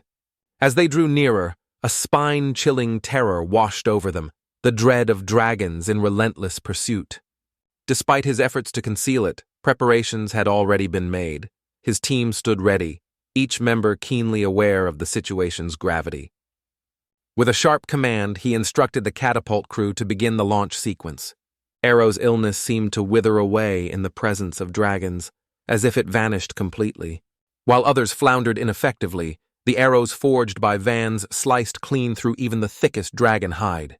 One of the arrows pierced the dragon's paw, shattering bone and pinning the beast to the earth. Though only a handful were slain, the spectacle left all who witnessed it utterly stunned. Curiosity piqued, Van inquired about what had transpired. In response, Dee claimed to have accomplished something extraordinary. But the true nature of this marvel eluded Van, leaving him puzzled and intrigued. With a single, devastating blow, they managed to bring down 10 dragons at once, he explained. The group mentioned that every arrow had already been loosed, and now they urgently required a fresh supply to arm the remaining ballistae. Van suggested turning to wooden ones, now that the supply of iron had run dry. Orders were delivered, and his men stood ready, tense with anticipation. The thunder of the first volley sent confidence soaring. Victory now felt inevitable. The promise of the next shots, even sharper and more precise, hung palpably in the air. Lookouts in the observation towers had taken up their posts, eyes sharp and vigilant. No doubt clouded Dee's mind. Triumph belonged to them. With a commanding gesture, he ordered the arrows to fly, intending to showcase the formidable power of the settlement. Rorsey's agonized cry echoed across the battlefield. Though wooden arrows lacked the strength of their iron counterparts, they still pierced the tough scales with alarming ease. Day commanded them to keep using their wooden arrows. "Take aim! Let them fly!" With just a few thunderous volleys, every dragon crashed to the ground. Victory was triumphantly claimed. Felling 40 dragons with only 60 arrows, such a feat of skill was beyond even Commander Strethal's wildest imaginings. Pride swelled within him as he beheld the prowess of his warriors. Drawing closer to Van, awe painted across his features, the young man found himself captivated. Never before had he encountered a dragon. Awestruck, he couldn't help but liken these majestic beings to the dinosaurs of ancient legend. The expression left De laughed, utterly bewildered. Meanwhile, a surge of elation ignited within Deshoy. Unable to contain his excitement, he grabbed Van's hand and pulled him along, bursting out in a jubilant cry, reveling in the thrill of victory. Beyond the gates, Juan spotted a group of people, and amidst their ranks stood Desit 30, very much alive. Desit commanded that they be bound and delivered a harsh warning. Any defiance would bring dire consequences. Terror gripped the bandits. Desperation drove them to beg for slavery, pleading for any task just to spare their lives. Rhonda recounted how these marauders had plagued their village time and again. Fueled by bitter memories of lost loved ones, the villagers surged forward, fury blazing in their eyes as they confronted the bandits. Yet just as one villager raised an arm to strike, a firm grip seized his wrist, halting him, refusing to let vengeance drag them down to their enemy's level. Explaining calmly, he assured that wrongdoers always face justice in the end. There was no need to stoop to their level. Turning to the criminals, he warned them. Retribution was inevitable. Soon, backup would arrive, and they would be taken away without delay. Before reinforcements arrived, he ordered them to extract the magical cores from the dragons' bodies. The memories of the past week shimmered in Ortu's mind, almost too extraordinary to believe. Those unforgettable moments would stay with him forever. The remarkable craftsmanship of the weapons left Zara thoroughly impressed. Despite only 30 people being allowed to wield the expertly crafted swords and operate the trucks, they could manage no more than 4 or 5 bodies a day. Every minute counted. Without hesitation, Orta resolved to begin dismembering while the corpses remained fresh, starting as early as the following morning. While Doris's team, Cayman's group, and the freed townsfolk tended to the fallen, Van refined the purifying blade, transforming its material into something keener and far more lethal. The group wrapped up all their tasks in just 3 days, and that very night. With heartfelt gratitude, Juan delivered a stirring speech, praising the villagers for their unwavering dedication. Thanks to their hard work, the community no longer needed to worry about money and could now savor any spices he chose to craft. A lively celebration awaited everyone, as he orchestrated a true festivity, though with a gentle reminder to the guests not to indulge in more than 2 glasses of drink. Each bite of dragon meat delighted Van's senses. The crisp exterior gave way to a tender, succulent center, with every morsel gliding smoothly across his tongue. Orto noted that beneath the dragon's tough, armored hide lies meat both succulent and rich, a delicacy so treasured it fetches a fortune on the market. This, he explained, is exactly why ballista bolts must be forged with exceptional strength, matching the might of the weapon itself. Yet disappointment and gloom settled over Dee, for while the other adventurers reveled in their newly acquired swords, none had been granted to him. Dai and his crew closed in around Juan, eagerly pleading for swords and daggers from his collection. Showered with gratitude and warmly invited to join the table, Vana maintained his humble composure. The villagers saw him as an oddity. Unwavering in his principles, he stuck to his path no matter how many obstacles blocked his way.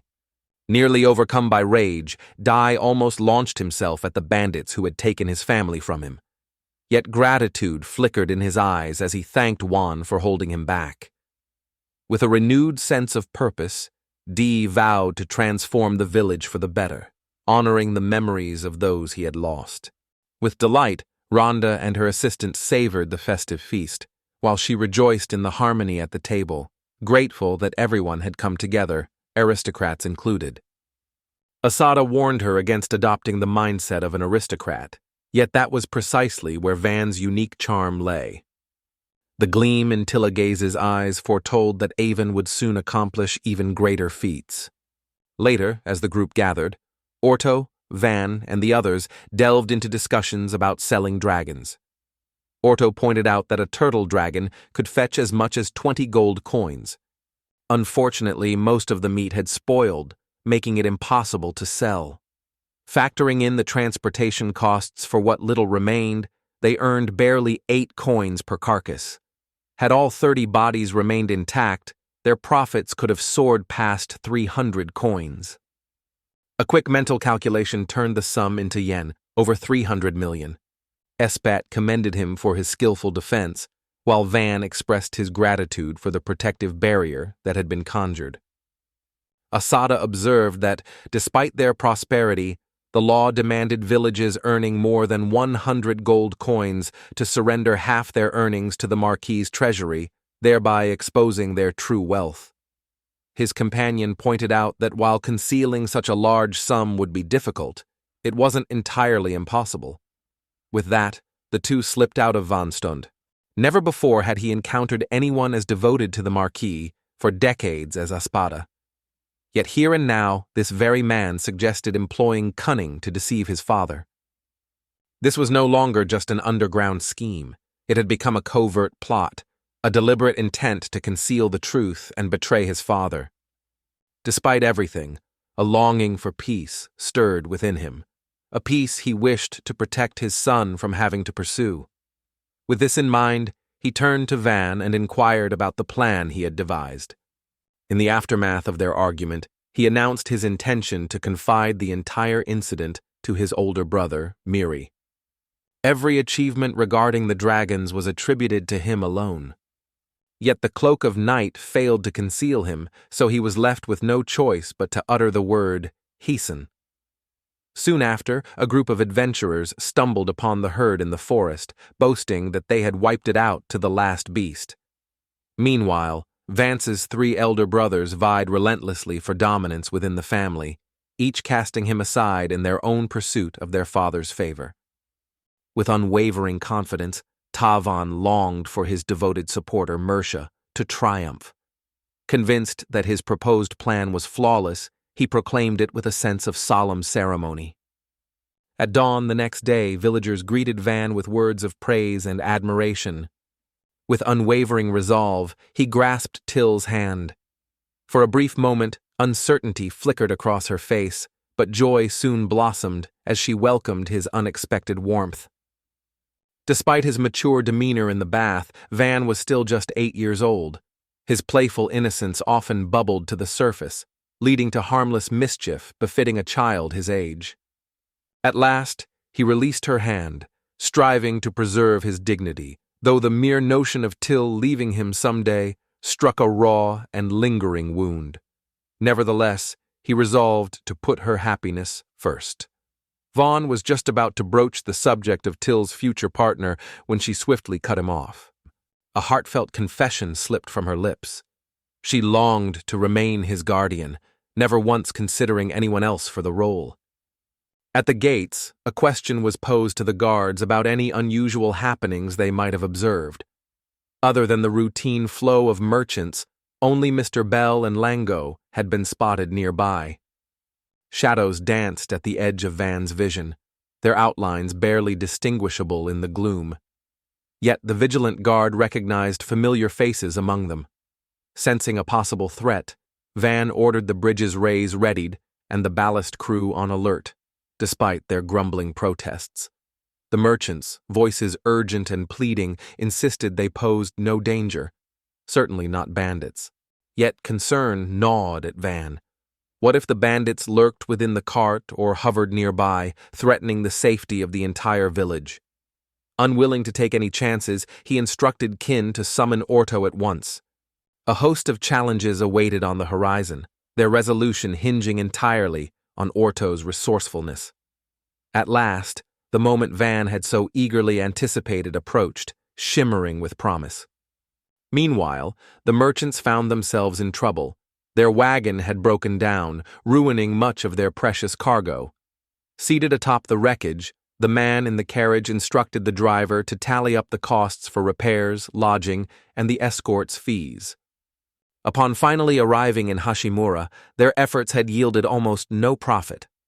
The bald merchant, suspicion flickering in his eyes, turned to his companion and asked if this place truly was Hashimura. Noticing that this place looked nothing like a village, uncertainty gnawed at him. Had they lost their way? Yet it soon became clear they'd made no mistake. As hesitation lingered between them, Van himself emerged at the gates, greeting them with a me.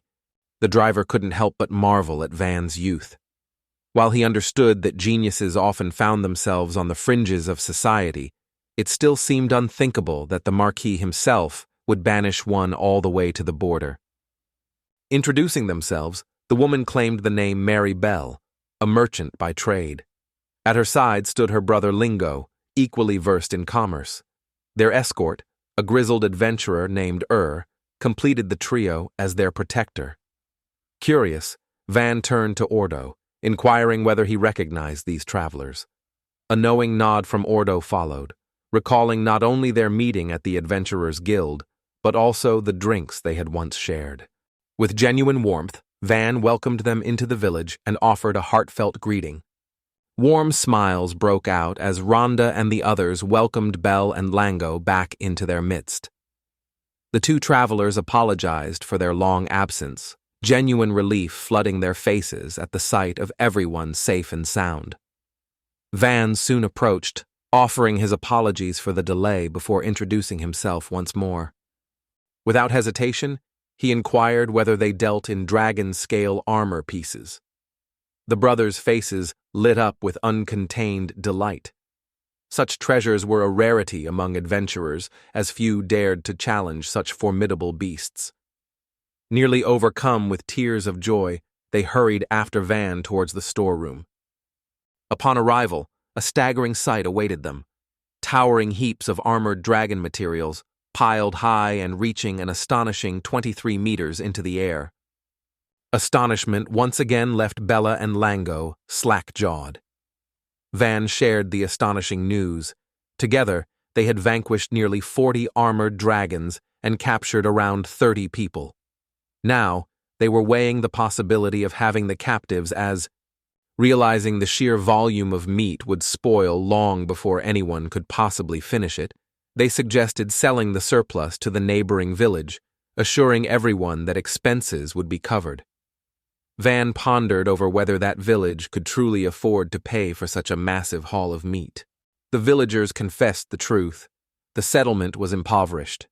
After this year's heavy taxes, not a single coin remained in anyone's pocket, and their own food stores had dwindled dangerously low.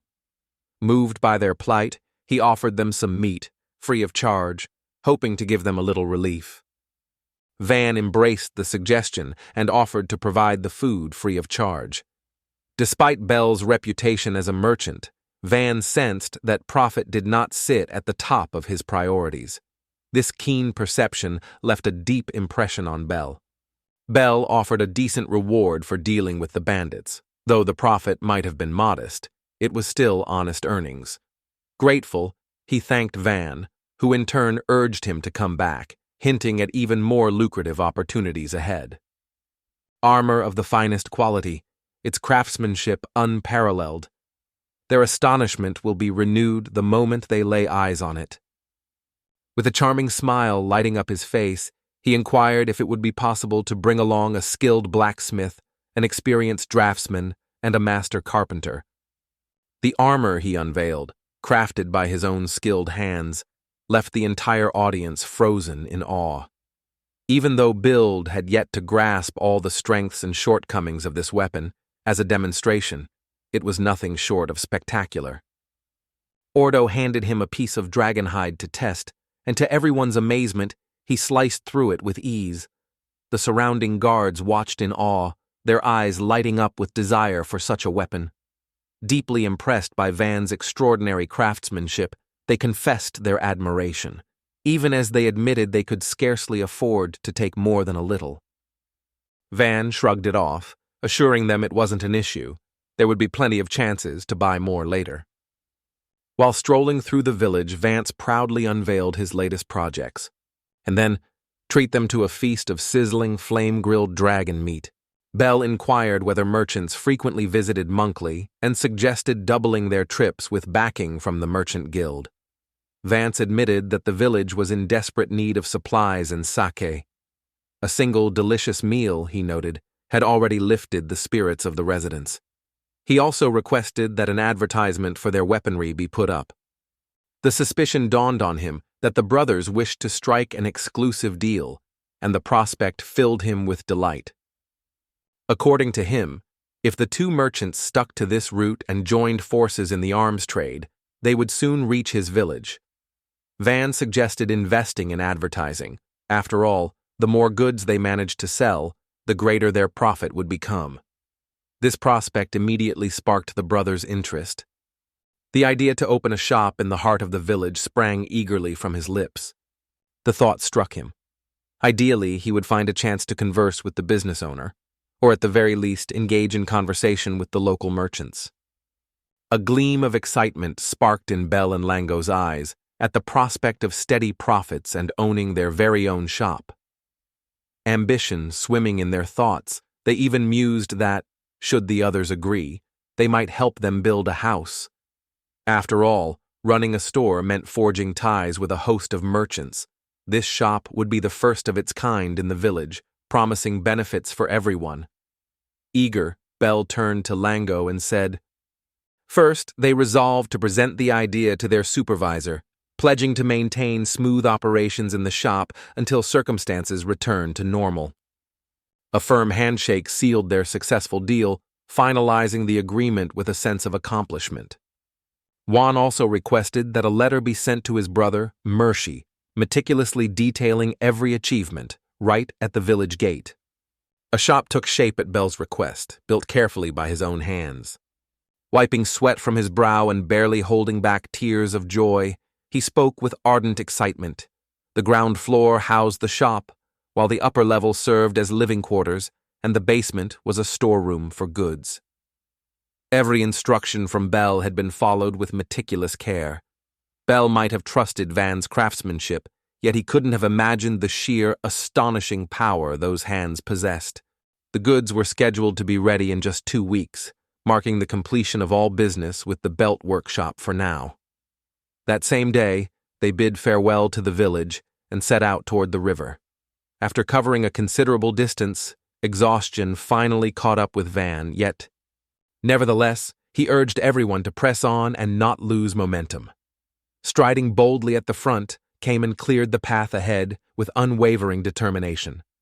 Deep down, Van longed to show just how much he cared for everyone, his kindness shining through in every gesture. Yet, keeping pace with the steadfast Cayman proved no easy feat. Undaunted, Cayman pressed on with unyielding confidence, never once slowing his stride. The journey from the village took about an hour, winding its way to a picturesque river where they usually fetched their water. With these words, they set about constructing the aqueduct. Empowered by magic, Espa tunneled through dozens of meters in mere moments, while Dee, Kin, and the others relied on their own hands to make slow progress. Once his rapid advance was complete, he joined their efforts, helping to reinforce the tunnel walls alongside them. The sheer magnitude of Espy's magical power was nothing short of astonishing, leaving all who witnessed it in awe. Tirelessly they toiled on, even as their 40th birthdays loomed ever closer. Teal couldn't help but notice just how demanding this task had become. Despite the river winding far from the village, water remained a necessity no one could ignore. Grueling labor weighed on their bodies, yet the shared purpose of working side by side stirred a deep sense of fulfillment. Beyond the exhaustion of Vibra, Wang announced a halt for the night. The news left Espa and Dee astonished, for only a handful of hours stood between them and the finish line.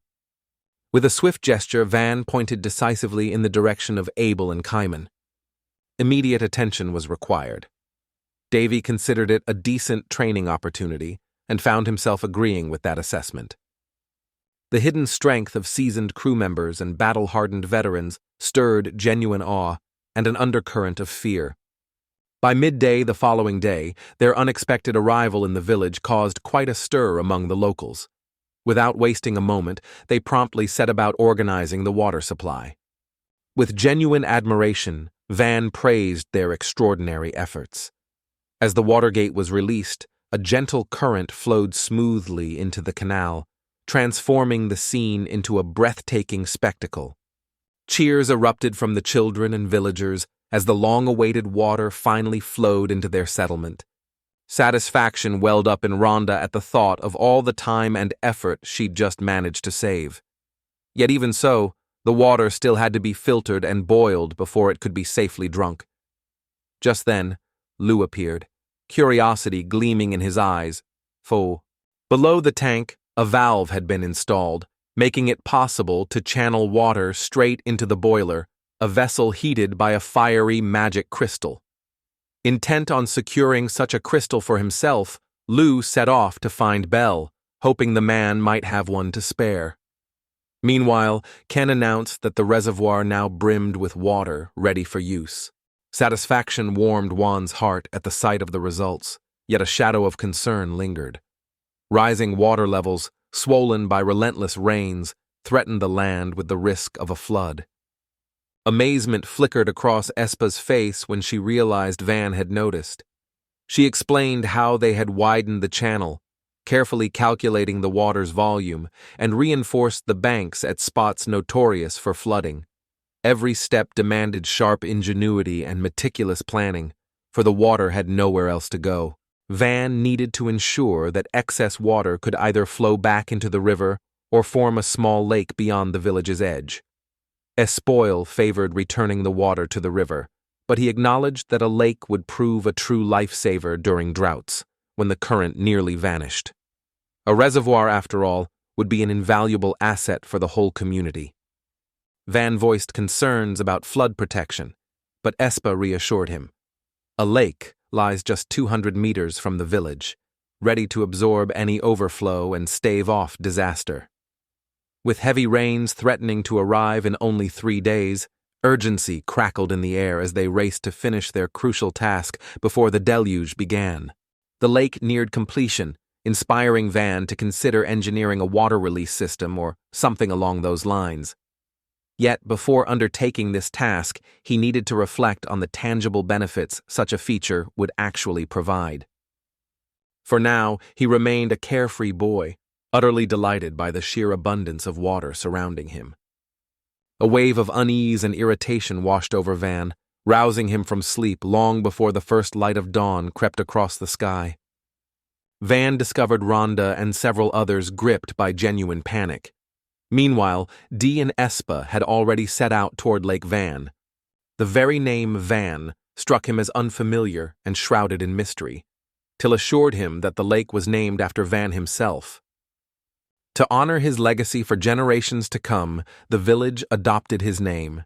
Yet an unease lingered within Tilla, a subtle sense that something about this place was amiss. Before the companions could share their thoughts, a terrified villager burst into the room, breathless and urgently pleading for them to follow him at once.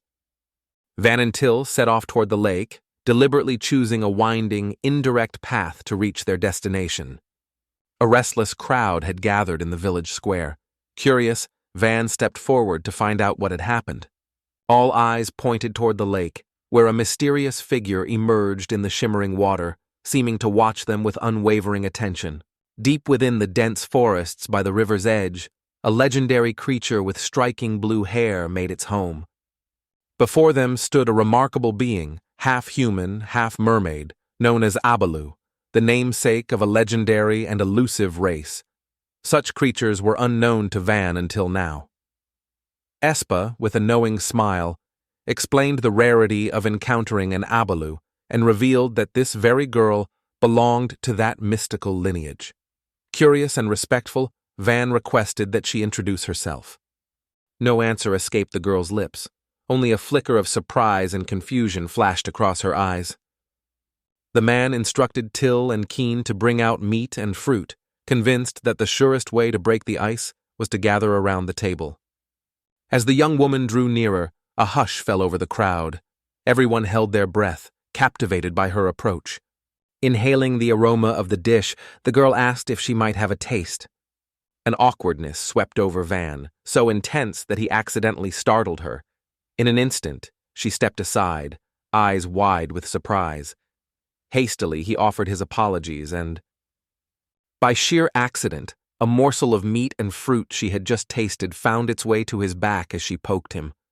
The moment the dragon meat touched her tongue, a grimace twisted her face. Curiosity sparked in her eyes as she asked who had brought down the beast. Dee Orton and the others paid their respects to the bath. Yet, in truth, it was nothing more than a burden to bear. At those words, she vanished in an instant, gliding away until not a trace of her remained, leaving everyone behind in utter astonishment. The following morning, Till burst into Van's room, shouting his name at the top of his lungs. News reached her that the villagers had spoken of an attack, one so fierce it plunged their world into utter chaos. The word attack snapped him out of sleep in an instant. As he hurriedly dressed, Till's voice brought grim news. The enemy had seized the aqueduct. Van hadn't imagined the invaders would get so close, but he felt certain the ballistae would chase them off soon. Short-cropped hair bristling and mood as dark as the pre-dawn, he strode outside, only to feel 100 Abalos eyes fixed intently upon him. Only yesterday, innocence clung to her like a second skin. Now, before my eyes, she stands on the brink of adulthood. Adults spanning every age group filled the room, yet each seemed astonishingly youthful. The eldest among them appeared especially eager to speak with Van. With nervous tension etched across his face, the man summoned Diorto and Espa, urging them to join him at once. Belle, too, was present at the gathering, and couldn't help but remark on the extraordinary value of Abba Lobrat's rare treasures. Traders, he noted, considered any dealings with such artifacts to be a stroke of pure luck. With a knowing smile, Belle emphasized just how profitable this opportunity could be. Feeling intrigued, eager to uncover more, Van welcomed him into their group. As they approached, the man offered heartfelt thanks to Van on behalf of his daughter. Rumors had spread that this young man had slain a dragon, and by all appearances the tales were true. The other Agalas stared in astonishment, their minds racing with the possibility that a formidable sorcerer stood before them.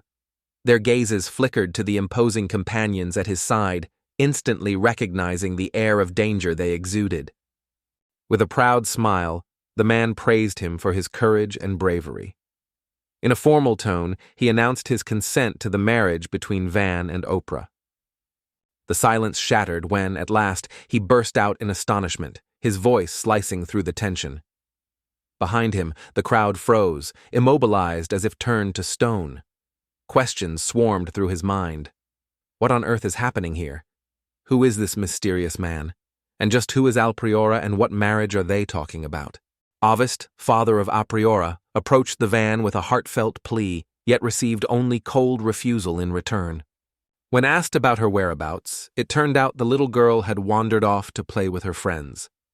Curiosity flickered in Van's eyes as he inquired how long these matrimonial plans had been in the making, noting with concern that the girl was still just a child. Ovesta offered a calm explanation, revealing that their race was unique and, until now, had never been compelled to interact with humans.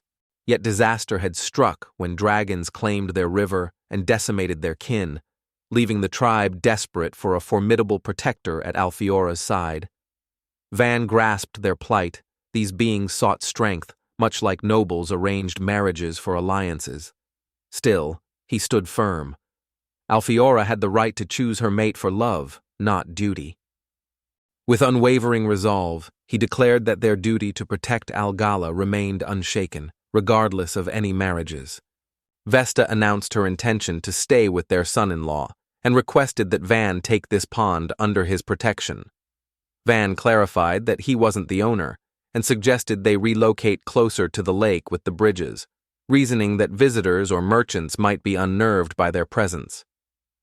That's when the realization struck. Vesta had addressed him as her son-in-law.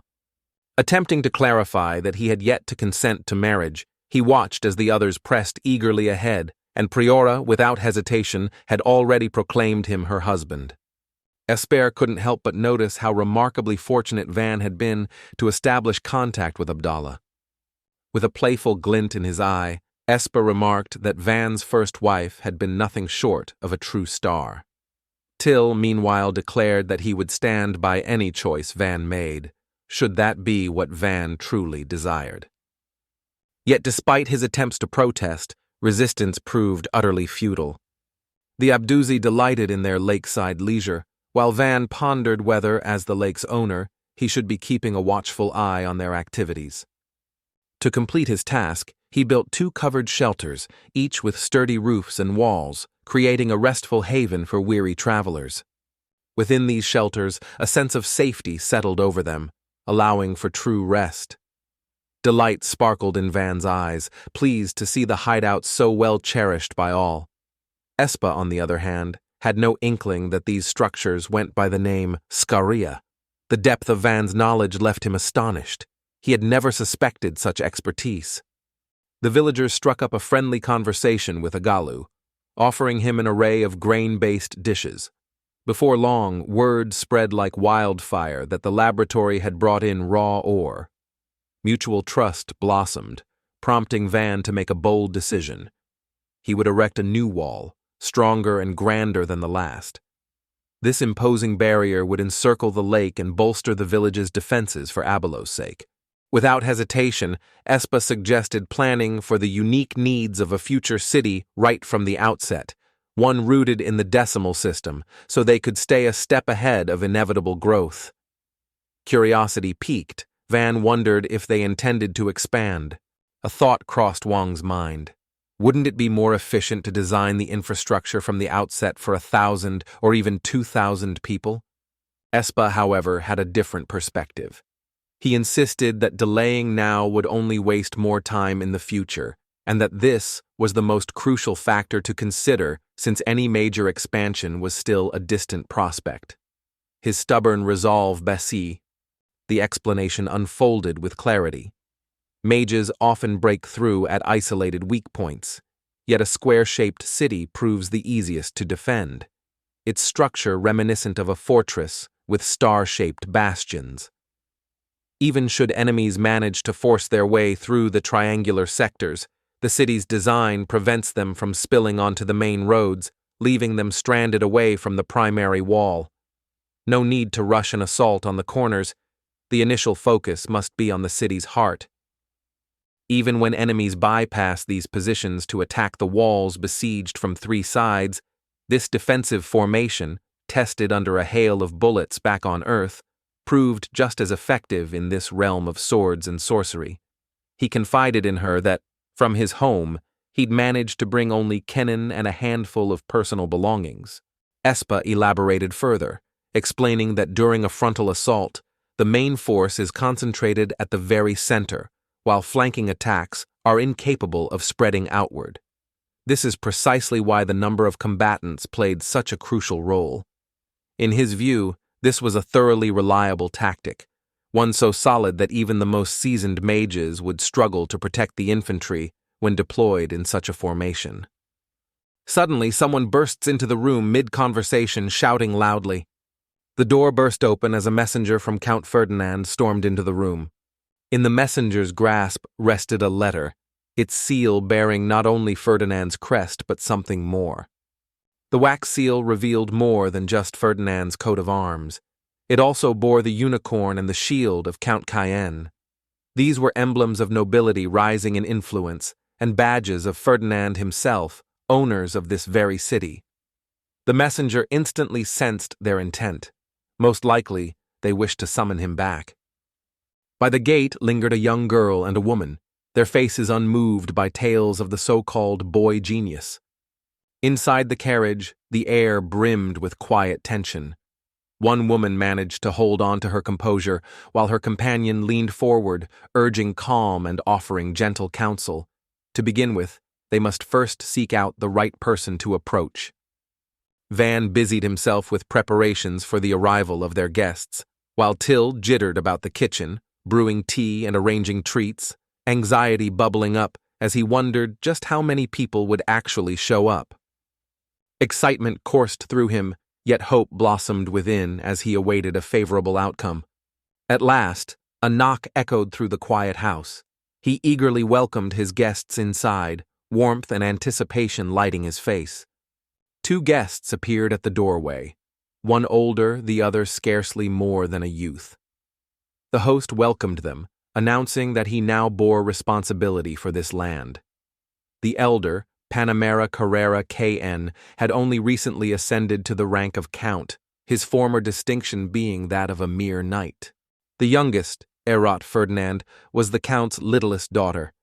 She shared how news reached her, straight from Mars himself, that Pharaoh resided here, and her father, filled with anticipation, dearly wished for her to meet him. Surprise flickered in Van's eyes upon seeing that, alongside Panamera, the youngest of their group had been chosen as his bodyguard. Although a tinge of awkwardness colored his demeanor, he offered heartfelt gratitude for their visit to his humble VI. Nodding in agreement with his reasoning, she remarked that Mr. Ferdinand still struggled to unravel the enigma that was Marset Pharaoh. Lately, his name echoed everywhere. Everyone wanted him on their side. A momentous occasion approached, and Marcus was ready to seize the spotlight with another public triumph. The event had yet to begin when they arrived. Questions raced through her mind. Why had he, of all people, been cast as the villain? Perhaps it was tied to his lack of mastery over the 4 elemental magics. Though rumors lauded him as a prodigy, Those who owned villains typically demanded extraordinary powers to strengthen their own domains. Thus, the Count found it peculiar that someone like him had been appointed so near the borderlands shared with both the county and the kingdom of Jeanette. This wasn't a case of reckless ambition. In this place, settling personal scores among the aristocracy was strictly forbidden. Van watched the woman with intrigue, captivated by her sharp tongue and uncompromising honesty. Candidly, he admitted his lack of mastery over the 4 elemental magics. Yet he reassured her. Every other fear she harbored was entirely unfounded. Abandoned here for no apparent reason, he had simply been left behind. Panama could hardly believe it. Driven by curiosity, she wondered if the rumors were true. Had he really once been part of the crew? After all, as far as she knew, this was just a tiny village, barely more than 100 homes. Yet within a mere month or two, formidable fortification walls sprang up all around. The buildings underwent remarkable renovations, and mysterious new materials began to appear in the construction process. Moreover, at his side constantly stood a skilled butler and a seasoned knight. By her estimation, no fewer than 5,000 people answered to him. Concerns simmered over technologies capable of concealing troop movements, yet, as she observed, he continued to operate brazenly, deliberately drawing notice and transforming the border into a hotbed of military tension. The challenge only fueled her determination, igniting an even fiercer passion within her. With a sheepish grin, he apologized for his laughter, swiftly attempting to dispel her misconceptions. His own family didn't even say farewell. Instead, they merely advised him to slip away quietly, unnoticed by anyone. Eager curiosity lit up her eyes as she pressed him for details about that night, the butler, the strangers outside. Yet before Van could utter a word, Dick cut in abruptly, explaining that everyone had been drawn in by Van's sharp wit and remarkable skills, which was why they chose to follow him. Claiming he'd been ordered to return each evening, he admitted he simply chose to disregard it. With a wistful smile, Espa admitted that his youth had long since passed. The moment Van Leving appeared, the realization struck. It was time to step away from his responsibilities and entrust all his hard-earned wisdom to this new successor. Moreover, Anna pointed out that, regardless of anyone's background, Van consistently treated everyone with fairness. She felt genuinely grateful for the chance to work under a kind-hearted master who truly appreciated his team. As for Van, a profound sense of gratitude filled him for the loyal companions who had chosen to stand by his side, even in this distant land. Panamera insisted on uncovering exactly how this village had transformed over the years. Opting for action over explanation, he chose to demonstrate, catching her off guard and leaving her flustered. Casually, he mentioned his intention to build another fortress nearby, tossing the idea out as if it were nothing more than an afterthought. Outside, villagers had already gathered in eager anticipation of Van's arrival. Issuing a clear call for wooden beams, he strode forward with unwavering determination, leading the way beyond the fortress walls. Panamera inquired about their destination, and he met her gaze with unwavering confidence. Sensing her unease at the possibility of a trap, silent understanding flickered in his eyes. Their guide led them to the designated spot, assuring the group it was suitable, though admitting the edges felt a bit cramped. Van suggested erecting a wall 2 meters wide. Final touches can wait, the castle must rise directly before her. With the air of a master rune craftsman, he let out a faint sigh and remarked, "When the magic fades, the wall is destined to collapse." Forged from bones, volcanic rock, earthly stone, and rare ores, she stands as a testament to nature's artistry and untamed power. An eclectic blend of diverse materials formed this powerful mixture. Driven by the dream of crafting robust concrete, he found himself hampered by scarce resources and was forced to settle for a temporary solution. With wide-eyed astonishment, Panamera asked if people truly constructed houses from these very materials. With a nod, he hammered away at the iron gate, explaining that forging such a piece required envisioning both its shape and its strength. With the completion of the wall and gate, awe radiated from every onlooker. The princess and Panamaru, utterly astonished by his craftsmanship, couldn't help but bombard him with questions about the secrets behind his magic. This he called the magic of manufacturing. It struck him that his magic served solely to create objects, an ability utterly unappreciated in the eyes of society. Princess Aret's father, consumed by his ceaseless duties, rarely spared her a fleeting thought. Meanwhile, her indifferent mother entrusted the girl's upbringing entirely to the care of a nursemaid. In his eyes, she amounted to nothing. Shyness cloaked her like a second skin, and her standards soared impossibly high, yet her academic achievements barely scraped by. Only in the mystical art of puppet magic did her true talent shine, setting her apart from everyone else. Physical exercises like dancing proved awkward and clumsy for her, yet when it came to manipulating dolls, her fingers possessed a nimble grace her own body lacked. This small triumph allowed her, for once, to coax a smile from her mother, a rare victory that fueled tireless practice. Yet instead of encouragement, her efforts met only with harsh shouts and biting reproaches. "You useless child!" Lost and bewildered, she could not grasp what fault she had committed this time. In time, the bitter truth reached her. The high nobility scorned her magic, shattering her final sliver of hope. Her mother no longer visited, while the rest simply pretended she didn't exist. Wrapped in silence, she lived as if holding her breath, suspended in a world that seemed to have forgotten her entirely. Guilt twisted within her, haunting her as the echo of her mother's scream reverberated through her memory. At the age of 10, she found herself summoned by her father. Awaiting her alongside him stood Panamera. At her inquiry as to why he had chosen Rote specifically, hinting that the task could have easily been assigned to someone else, her father silenced her with a stern command. His attention then shifted to Arut, who seemed equally lost in contemplation over the matter. Panamera inquired whether she had heard any rumors about the upcoming wedding. The mere mention of it brought tears to the young woman's eyes. Observing this, Panamera pointed out that her growing expertise might eventually spark a conversation about marriage, though it seemed unlikely anyone would object to the idea. Alternatively, Panamera hinted that her helplessness could easily become grounds for being cast out of the family home. Panama explained that all her brothers and sisters had already married, leaving her with just one task: to find a worthy match for herself.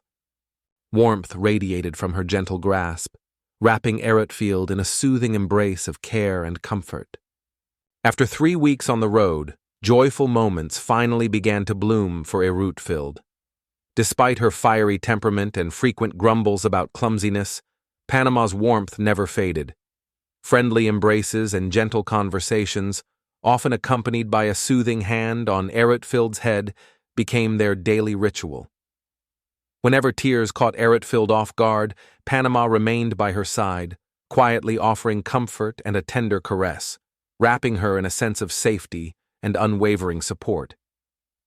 Each playful remark and gentle touch from her seemed to unlock secret worlds within him, like mysterious doors swinging open to realms he had never imagined. Marriage held no allure for her. All that truly mattered was staying by Panama's side.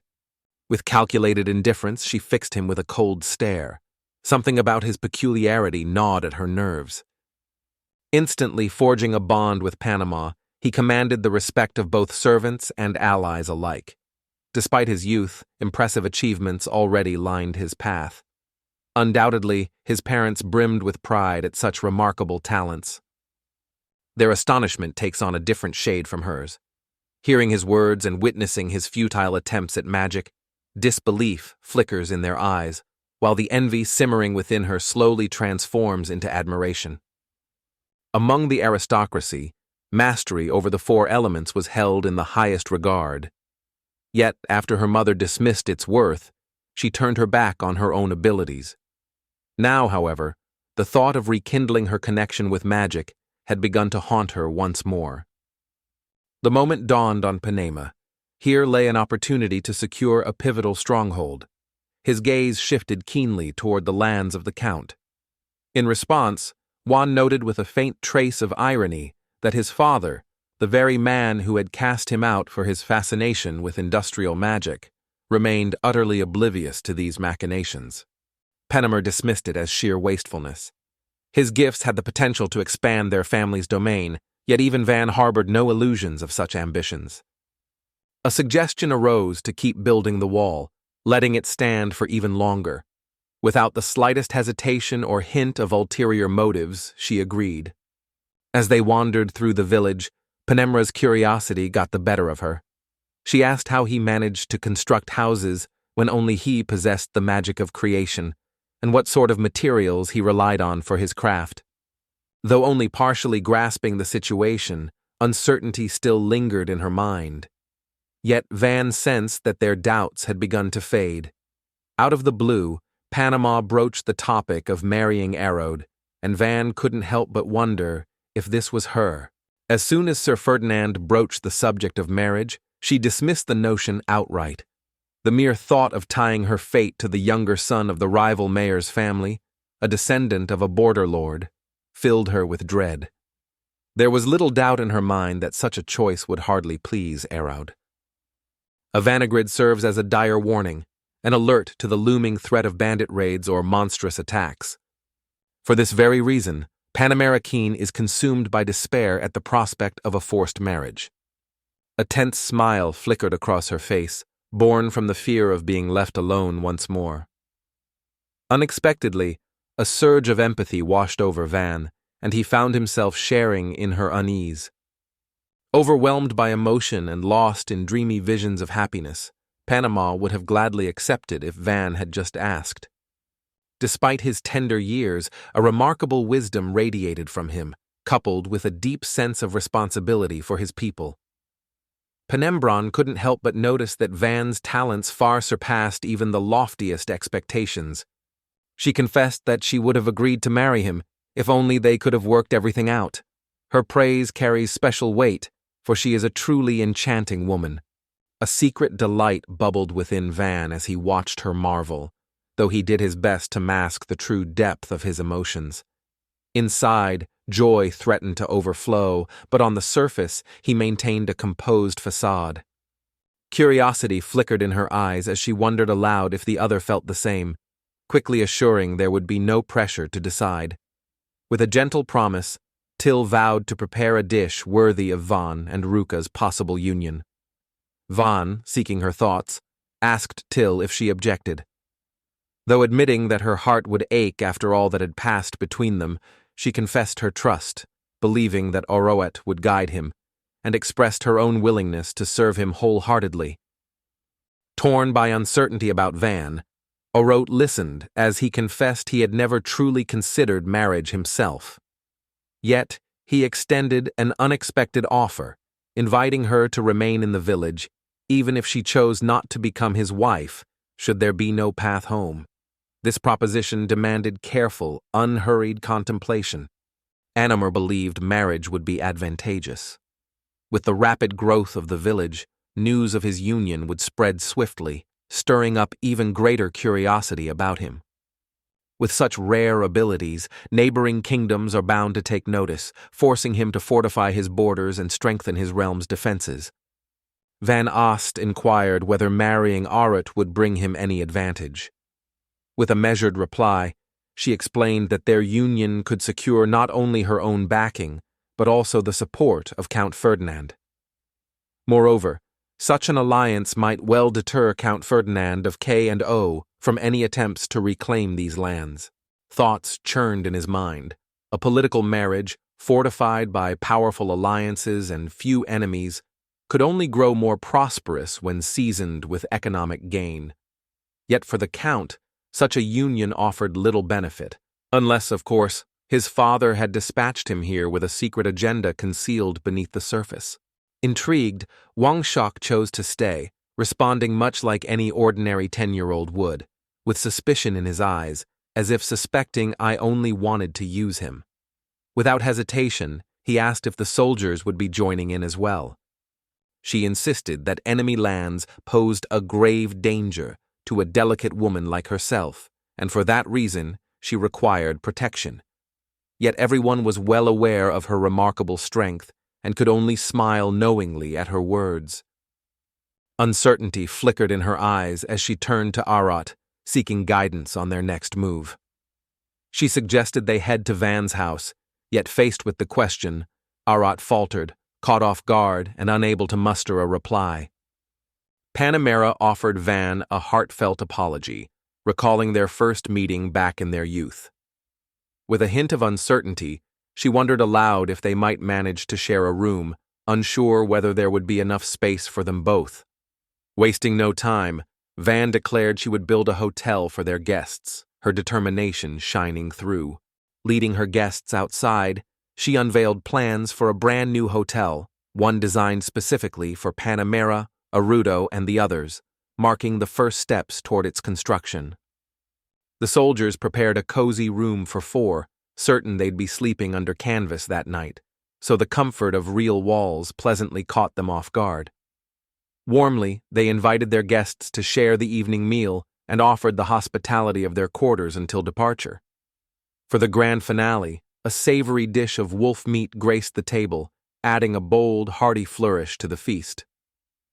The Ortho Squad, relentless hunters of mythical beasts, found their world forever changed when an armored dragon swept through the land.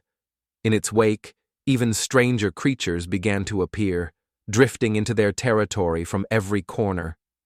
Not long ago, a menacing pack of scale-winged wolves descended upon them, but Vance's team rose to the challenge with skill and courage, dispatching the beasts and reaping a bountiful feast from their savory meat. Kansen mused that perhaps a stronger candidate would have been wiser, someone like Panamera.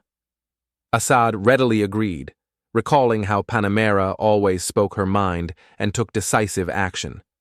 In contrast, Countess van Vedinger Ruth proved useless. Most likely she was sent here precisely because she lacked mastery over the 4 elements, unlike other envoys from their respective kingdoms. For 5 years, Scaria steadily extended its reach, weaving its influence further across the land. Neighboring nations, once confident and aloof, now trembled at the mere mention of its name. It was this growing fear that made their king steer clear of any quarrels with his allies. Insisting that his marital status was irrelevant, you argued that the real issue lay in Rut choosing his own path. Ultimately, his decision was what truly mattered. Should returning home prove impossible for her, the village would welcome her to stay, free from any pressure to marry. Yet if ever she chose to leave, he promised not to stand in her way. Having missed the chance to speak with her earlier, he resolved to strike up a conversation over dinner. As the dinner unfolded, Van was the first to break the silence, leaning forward to ask if she was enjoying the meal. Noting that with a richer pantry they could whip up a sweet treat, he piqued Aryut's curiosity. She glanced at him in surprise, only to be met with a warm smile and praise for the meal. The compliment lingered in the air. The meat and fruit salad had been truly delicious. Despite her infrequent words and occasional stumbles in conversation, Wanda still earned Vanden's quiet admiration. After all, Panamera had noticed unique qualities in him, traits rarely seen in others. The realization that someone like him had crossed her path still seemed unreal. With genuine curiosity, he soon inquired about the passions that sparked her interest. Genuine admiration sparkled in her eyes whenever she encountered anything adorable, so when he asked if she liked small animals, a surge of eagerness blossomed within her. She longed even more to win his favor. Dolls, enchanted flowers, and motionless little creatures. Curiosity flickered in Van's eyes, for until this moment he had known nothing about these mysterious dolls. He asked, "Demonstrate shooting one day." Calm and composed, he radiated a maturity far beyond his years, despite, in truth, being younger than her. With quiet patience, she listened, carefully weighing each word before speaking. The dolls had already been placed in the carriage, and she suggested revealing them to him tomorrow. Joy radiated from Van as he broke into a grateful smile and offered her his heartfelt thanks.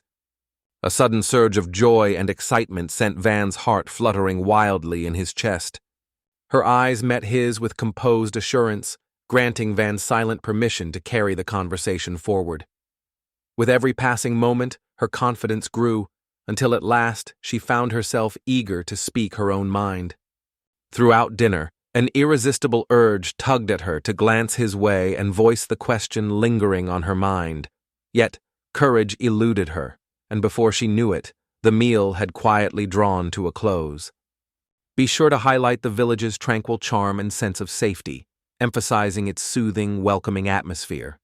She couldn't help but remark on how delicious the food tasted, curiosity sparkling in her eyes as she wondered where he sourced such exotic spices and rare ingredients. The locals seemed well acquainted with him, greeting him with warm respect and genuine admiration. The culinary talents of Anagreed truly shone, delighting everyone with meals plentiful enough to satisfy all. Watching the villagers savor every bite, Panamera reflected that, in his place, she would boast to the world about the village's accomplishments. Following her conversation with Van, Art wore an expression that seemed to hold back unspoken words. 5 minutes slipped by before he finally asked what was on her mind. With a graceful bow, she thanked him for the day. Then, Art admitted her anxious thoughts. She had been worried, fearing she might be expected to marry him. His kindness melted away her worries, prompting her to wish him a gentle good night. The farewell caught Van off guard, yet delight blossomed within him, knowing he'd left behind a warm impression. Sometimes during the day she would hastily toss a few words his way before vanishing, leaving him no chance to respond. Anxiety gnawed at Arik, fearful that those around her might deem her odd or impolite. After wandering the corridors in confusion for what felt like ages, only the kind intervention of a gracious woman who personally escorted her finally led her to her room. Upon stepping inside, Panamera and her pajamas awaited her, greeting her with heartfelt warmth that immediately put her at ease. A moment of doubt flickered in Anamura's mind. Had the children crossed a line simply because they easily connected with her, assuring her she could share any thought or idea with them?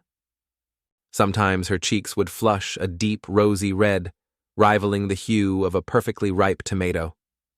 Prompted by this, Panamera eased up on her teasing and warmly invited her to stay a few more days, should she wish to linger. Aruda chose to linger for a few more days. Noticing this, Panamera pointed out that she couldn't host them indefinitely and suggested that Arit pay a few gold coins for their continued stay. Arid's mind brimmed with a single, unshakable resolve. Tomorrow she would speak with him no matter what, clinging to the hope that he would truly listen. For the first time in ages, anticipation danced in her dreams as she fell asleep, eagerly awaiting the arrival of morning. The following day, Van gathered the villagers and announced that Soto would be overseeing the construction of the fortress wall. This wasn't the first time, so Van hoped everything would proceed smoothly and without complications. Given the sheer scale of the project, he urged the villagers to manage their time wisely and prioritize safety above all. Gratitude shone in the facie. A surge of excitement swept through the typically reserved villagers, transforming them into jubilant revelers. Among the listeners, Panamera was especially captivated by his speech. Though an entire army stood in their path, his words ignited a surge of courage in their hearts, boldly reminding them that freedom was his greatest gift to offer. A red-haired fellow crossed my path, greeted me with a casual nod, and tossed out a remark. A glorious day unfolded, sunlight dancing through the leaves, and Van instantly noticed the spring in her step. Curious, he asked if yesterday's journey had left her weary at all. Though anxiety churned inside Arut, he strove to keep his voice steady and composed. Curiosity burned within her as she sought to unravel Van's perspective and witness his work firsthand. In the meantime, while Panamera and Arot bathed, they set about tackling the persistent issues with the plumbing. Beneath every building, a web of pipelines stretched, demanding constant cleaning and flushing with water from the moat. Neglecting this vital upkeep allowed grime to gather swiftly, transforming the system into a hidden threat to the residents' well-being. Waste trickled down into underground chambers, only to eventually make its way back to the river. Suddenly, a figure from the Bolo people emerged from the crowd, offering his assistance. The unexpected arrival left Aura and the others glancing around in bewilderment, caught off guard by the sudden intrusion. One by one, the guests shared that they all lived nearby and often enjoyed Van's generous meals. Just then, Prayola appeared, introducing herself as Van's wife. With unwavering resolve, she informed her father that no engagement existed between them whatsoever. Upset, she called them scoundrels before turning on her heel and leaving, a few standing nearby. A few voices rose to reproach Van, yet he deftly steered the conversation toward the tantalizing flavors of ripe fruit. Captivated by his vivid descriptions, everyone soon forgot their grievances, the earlier quarrel dissolving into laughter and eager chatter. The explanation came swiftly. They needed assistance hauling heavy slabs from the water, and Abolo tackled the task with effortless speed. An agreement was struck to repeat the process every day. Panamura, likened to a roaming corn wagon, somehow had... Panamera stood in awe, utterly captivated by this extraordinary place. Asada earned her praise for his impressive speed. Yet, she pointed out that despite the wall's smooth and even surface, the corners ahead might pose unexpected challenges. With that in mind, she chose to mark a hexagonal outline on the ground. The suggestion to construct the wall in this very manner proved intriguing to Asadi, who agreed without hesitation. Unusual instructions like these won him over almost instantly. Had an inexperienced hand been left to mark out the plans, the entire scheme could have easily unraveled. Asadi, with a hazy recollection of trigonometry from his studies, decided to focus his attention on the heart of the village. Curiosity twinkled in Panamera's eyes as she inquired about the exact method he used to chart that course. She suggested lending a hand, using a rope to precisely measure distances and link several lines together, crafting a clean and accurate layout. Their efforts began by marking out the length of one side. During the work, he caught sight of Arit and W. A brusque voice demanded an explanation, prompting him to launch into a detailed account of what a ballista actually was. A colossal bow, equipped with a mighty arrow, stood ready as the village's guardian. The upper section of the wall had been broadened to accommodate this formidable defense. The ballista underwent another transformation. Now it towered, even grander than before. Massive bolts, each one as thick as a man's arm, had been painstakingly crafted to unleash devastating force. Ingenious upgrades added twin platforms, enabling Vo. Wong couldn't help but notice that this force far surpassed the might of any ordinary bow and arrow. At that very instant, Panama emerged onto the scene. Curiosity flickered in Panama's eyes as she inquired about the deafening explosion, suspecting an assault by a colossal magical beast. However, after Van's explanation, clearly taken aback by what she had just heard, her curiosity sharpened. With a quick glance at the ramparts, she asked if ballistae were installed along the city walls as well. Van explained that, while the designs varied slightly, more than 100 certain details, however, she deliberately kept to herself, referring to the location simply as a military headquarters.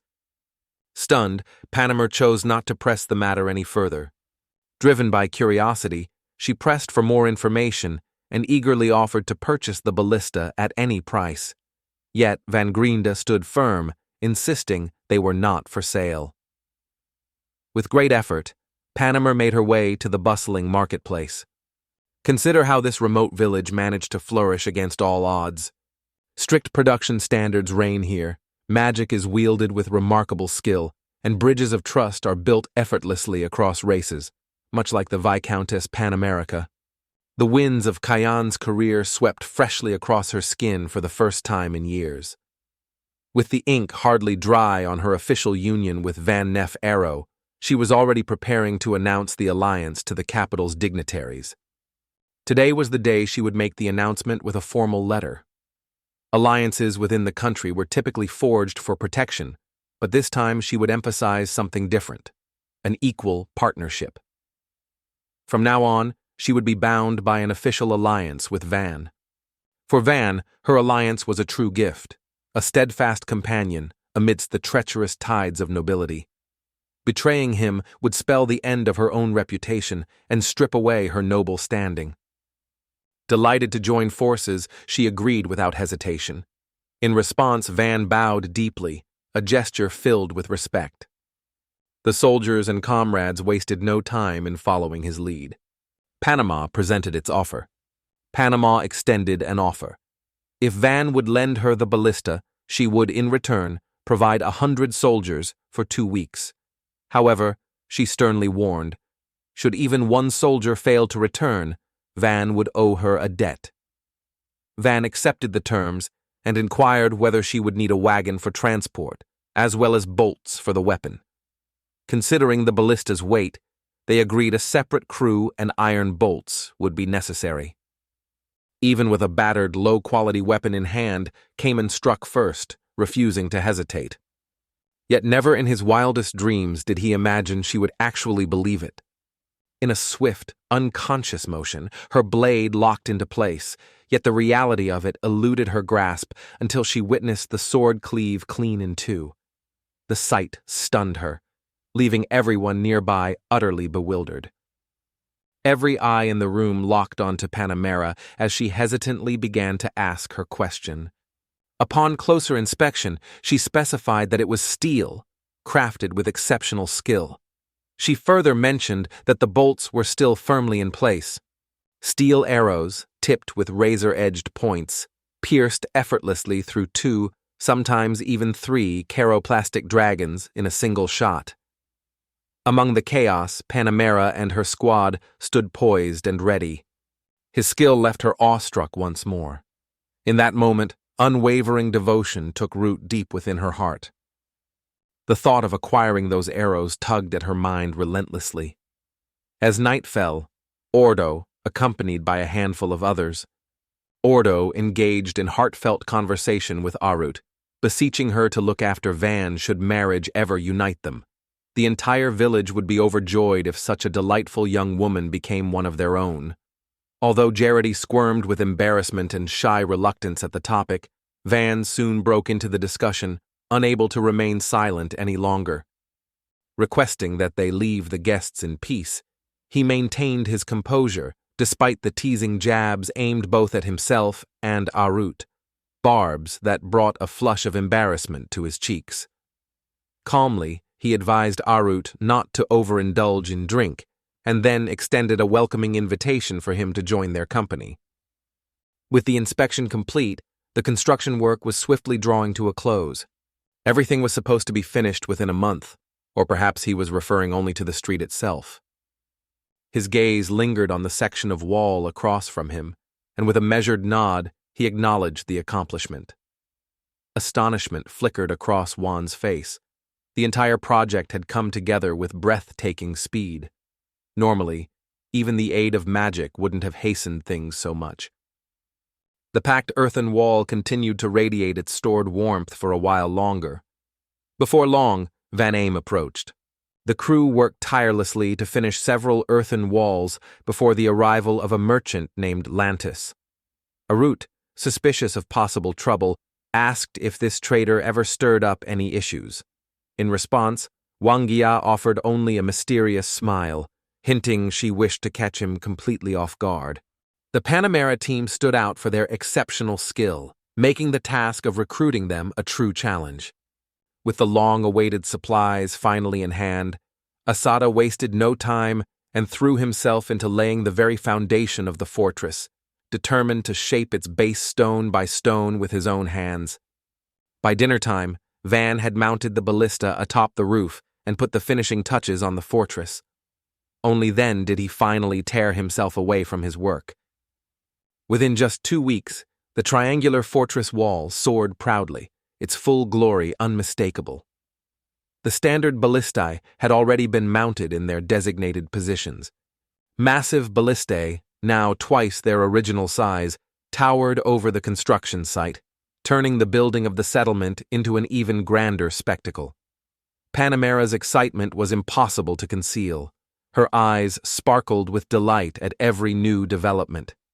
Captivated by the brilliance of her craftsmanship, Van found his thoughts briefly wandering between the sprawling fortifications and the graceful lines of her silhouette.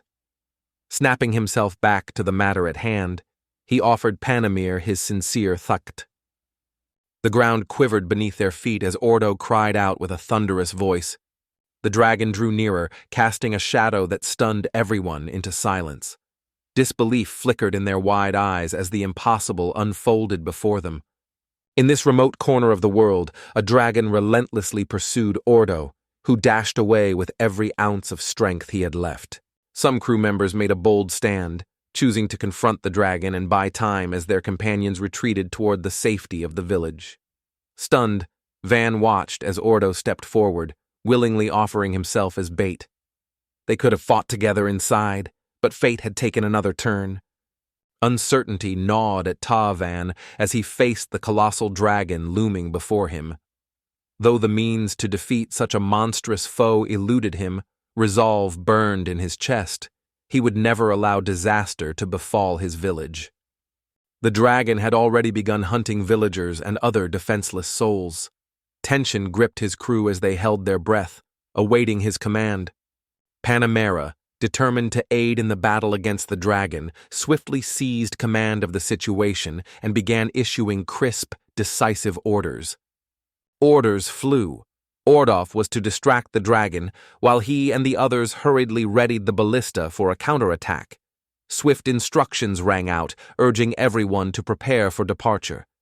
Sanctuary awaited behind the fortress walls.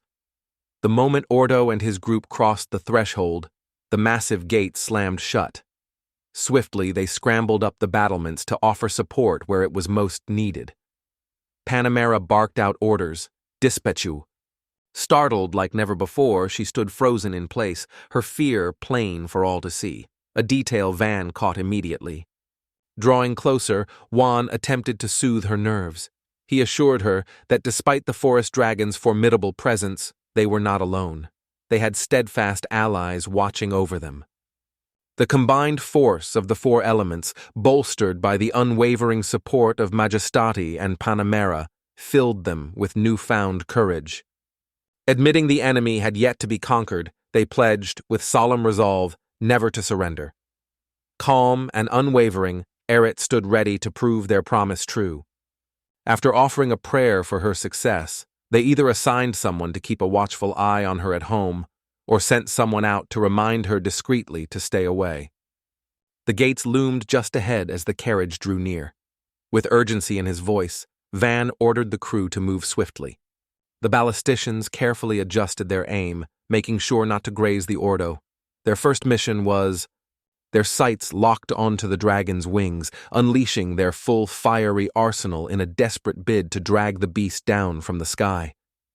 Summoning every ounce of strength she had left, Poole staggered and pleaded brokenly for them to leave her behind. Her desperate appeal, however, fell on deaf ears. The warriors simply raised their weapons. The dragon faltered, granting her a fleeting opportunity to scramble to her feet and escape. Seizing the moment, Zara struck. The dragon barely registered the blow.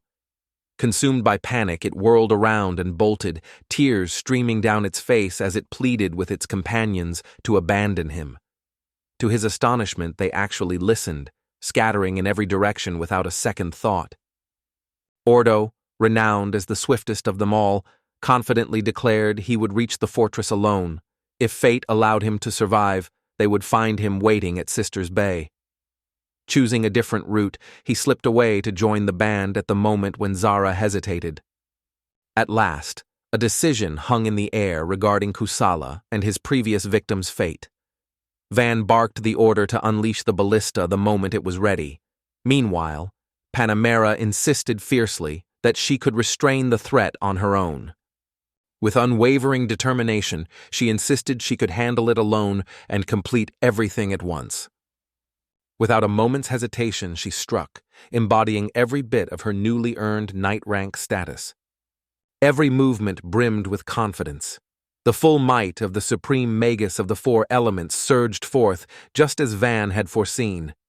In a flash, a blazing spear of fire hurtled from her grasp. With a swift, graceful movement, the dragon dodged the frenzied assault.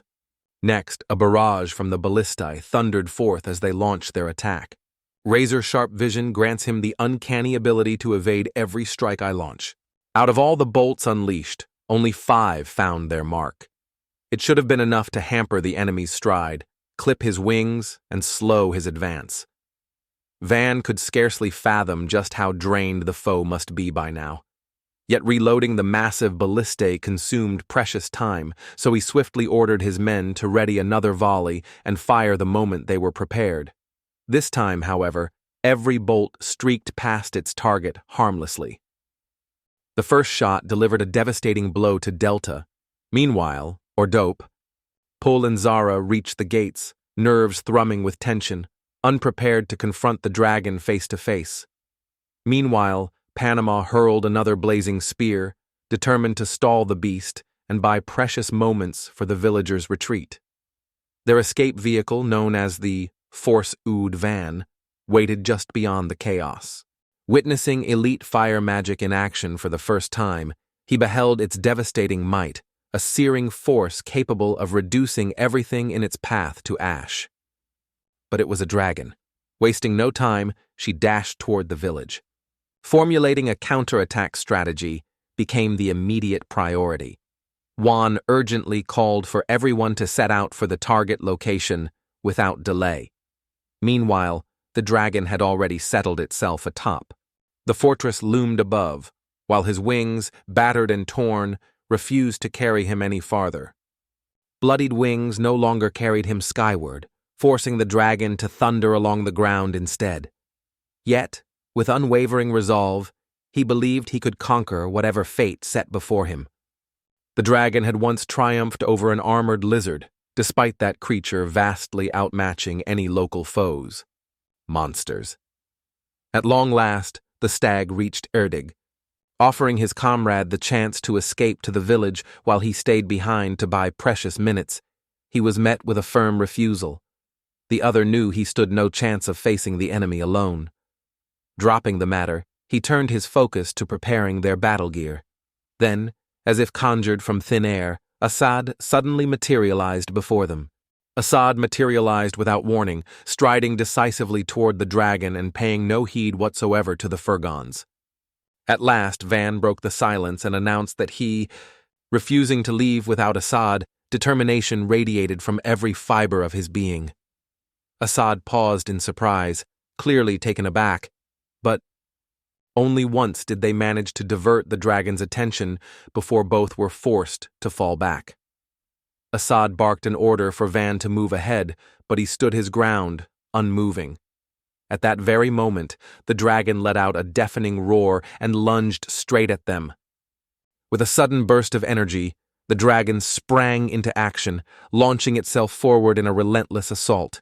Van cried out desperately, pleading for him to flee. Yet the passage of years had taken their toll. Old age rendered him sluggish, and so Van simply offered up his catch instead. Persuading him to escape became the new mission. Assad vowed to do everything in his power. Even with their engines roaring at full throttle, the task loomed impossibly out of reach. Exhaustion weighed heavily on Ordo and his crew, leaving him torn about their next move. Suddenly, a message from Panamera broke through the silence, shattering his indecision. She assured him that everything on her end was ready. Without wasting a moment, Van ordered his fighters to brace themselves for a new assault. However, when Panamera inquired about her specific role in the operation, the question caught Van completely off guard.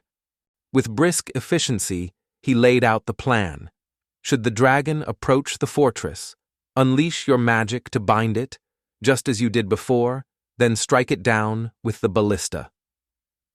Panamera nodded in agreement, her resolve matching his strategy. Despite her untapped magical powers, she had never once dared to summon a single spell. Freezing an enemy like this was no easy feat. Yet complexities faded into insignificance in the face of a true dragon standing before them. the very moment it revealed itself. In a flash, Van alerted everyone in the room. As Panamera prepared to cast her spell, precious moments hung in the balance, just enough time needed to save Ferdasad and the others. In this critical juncture, Dee boldly stepped forward, determined to grant him that vital opportunity. His warriors brimmed with unwavering confidence. Uncertainty flickered among the warriors, yet they assured him of their gear's resilience. Terribly determined and brimming with resolve, they stood ready to spring into action. With spirits high, Dai and his team pressed onward. From the very first blows of their assault on the dragon, the intensity shook the air. The team's relentless assault managed to sever one of the dragon's monstrous claws. With every strike and desperate effort, each member poured their heart and soul into the battle, driven by a singular desire to catch a glimpse of. Even Asadi joined the assault, channeling the full force of a wild beast into his strike. Kempson and Asadi, fighting side by side. Setting off toward the village, they issued the command for a complete retreat. Amazement flickered across Van's face. He could hardly believe he had managed to start the engine. Despite his wounds, the ordeal proved especially grueling for Dai, the eldest of the group. Yet as the soldiers drew near, he was the first to break away, swiftly outpacing everyone else and leaving them far behind. More prepared than signal Panamera for any command, she unleashed her flames in the blink of an eye. A burst of gunfire erupted from Bialist's weapon. From the western edge of the village drifted the haunting strains of Darrow's flute melody from CES. The dragon narrowly dodged most of the bullets, but that final shot found its mark. The blow landed with undeniable force. Van promptly ordered them to counter. Every last bullet had to be spent. The dragon firmly believed we would pull it off. Desperately shielding its head, the creature could not protect its body. Arrows pierced its flesh, inflicting fatal wounds. At that moment, the order rang out. Prepare the ballistae for firing. Fire a few more shots and pause. Afterward, ask Dee to carefully examine the results. With careful steps, Dai edges closer to the dragon. With a gentle touch of his sword's tip upon the dragon's head, with an irritated growl, the dragon let out a frustrated snarl, but exhaustion claimed him before he could dodge, leaving his mighty form utterly spent. A single, decisive blow, and it was all over. Relief washed over Wang X as he exhaled deeply. With great ceremony, he proclaimed their triumph to all. With a final, triumphant shot fired in honor of victory, the air erupted in jubilant cheers. Everyone reveled in the celebration of their hard-won triumph. Pay tribute to victory. Till and Arit Rashta bask in their triumph. Alarmed, Van's friends rushed to his side, anxiously demanding if he was all right. With a brief nod, he assured them he had just handled the situation. Joined by Espadi and the two warriors holding back the advancing dragons, the group surged forward, darting swiftly into the heart of the fray. Settling down for a much-needed rest, Van tried to catch his breath. Panamera soon approached, her eyes shining with admiration for his flawless commands. She warmly congratulated him on his very first victory over a dragon. Van, meanwhile, still struggled to grasp how he had even managed to pull it off. The sheer honesty of Dipanamar left a lasting impression as he marveled aloud. Had the forest dragon attacked the prince's lands, at least half the city would have been reduced to rubble, its walls shattered, and hundreds of lives lost. Such a thought struck Van like a bolt of lightning, leaving him utterly stunned. Had the royal residence been nestled within the city walls, it would have been shielded by the finest fortifications. Panama remarked that Dee and Assad would be remembered in history as genuine heroes. Her words stirred a surge of pride in everyone's hearts, though Panama gently added, "Yet the feeble volleys from the ballast cannon barely scratched the dragon's scales." In that moment, realization dawned. He would need to. Determined to fortify their power, Panamur proposed the commencement of the tribute ceremony in honor of the dragon's conquest. With a commanding presence, she declared that Daihead had earned The prestigious title of Dragon Slayer was bestowed, while Chief Wan earned the rank of general. Soon, Asada was set to join their distinguished ranks as well. DB could barely contain his excitement. Once Van claimed the title of Dragon Slayer, an entirely new chapter began to unfold. With a commanding presence, Van addressed the gathered crowd, announcing the triumph over the forest dragon. He assured everyone that all who had valiantly joined the battle would soon be honored and awarded, their achievements recognized for all to see. Each prize will be presented in Penham's name, in a ceremony befitting their triumphs. Mara Carla Cayenne, the esteemed matriarch of the renowned Cayenne family, commands unwavering respect. Villagers eagerly await her every appearance, their anticipation palpable in the air. Eager anticipation swept through the villagers as they awaited her speech. With a calm yet sorrowful voice, she revealed the truth. The forest had withered away. Thanks to the valor of fearless knights and powerful mages, the village was saved from the clutches of the marauding dragons. These stalwart defenders threw themselves into the fray, halting a threat so dire it could have razed not only their homes but. Renowned as a sorcerer of unparalleled knowledge, Sada commanded the might of all four elements.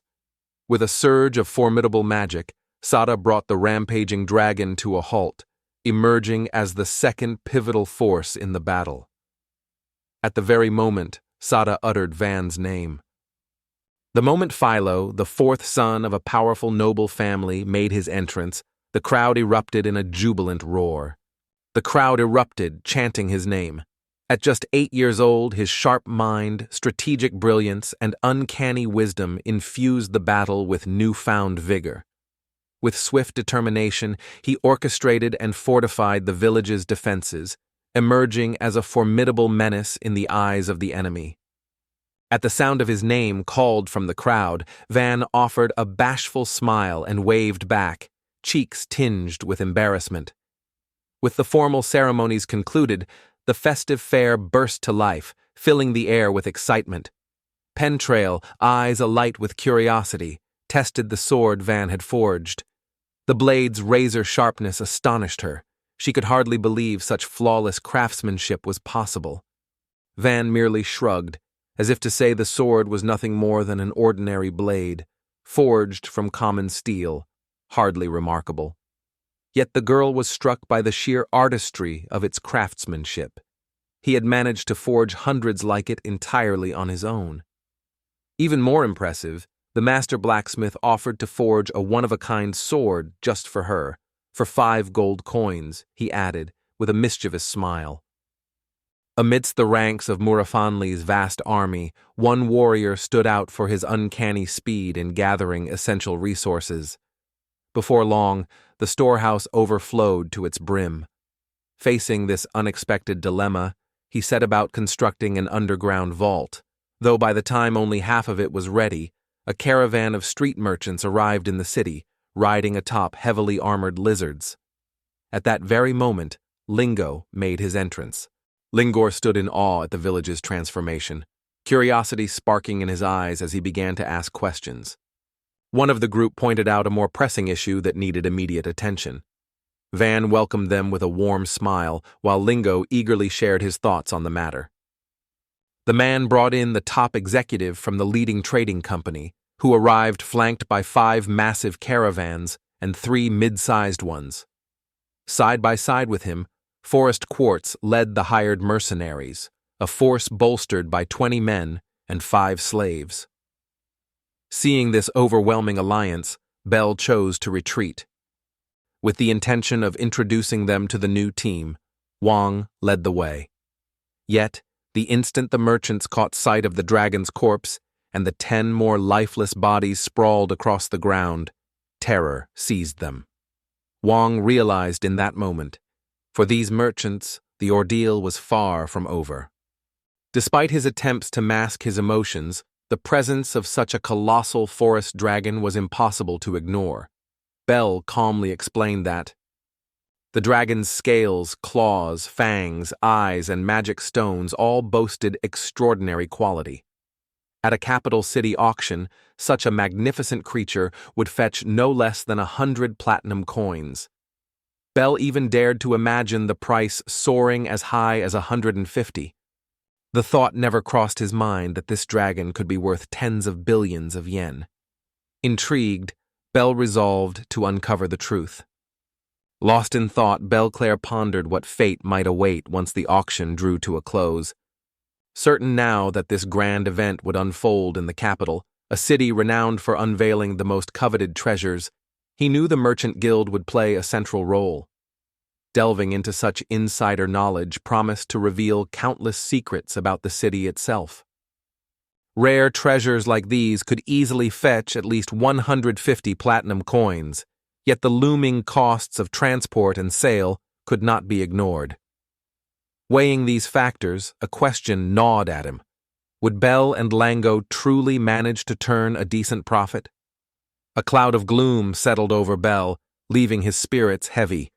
Van realized this might be overwhelming for an 8-year-old. After all, an inexperienced young noble could all too easily shift the blame for his own failures onto others. Still, Van weighed their circumstances with careful consideration.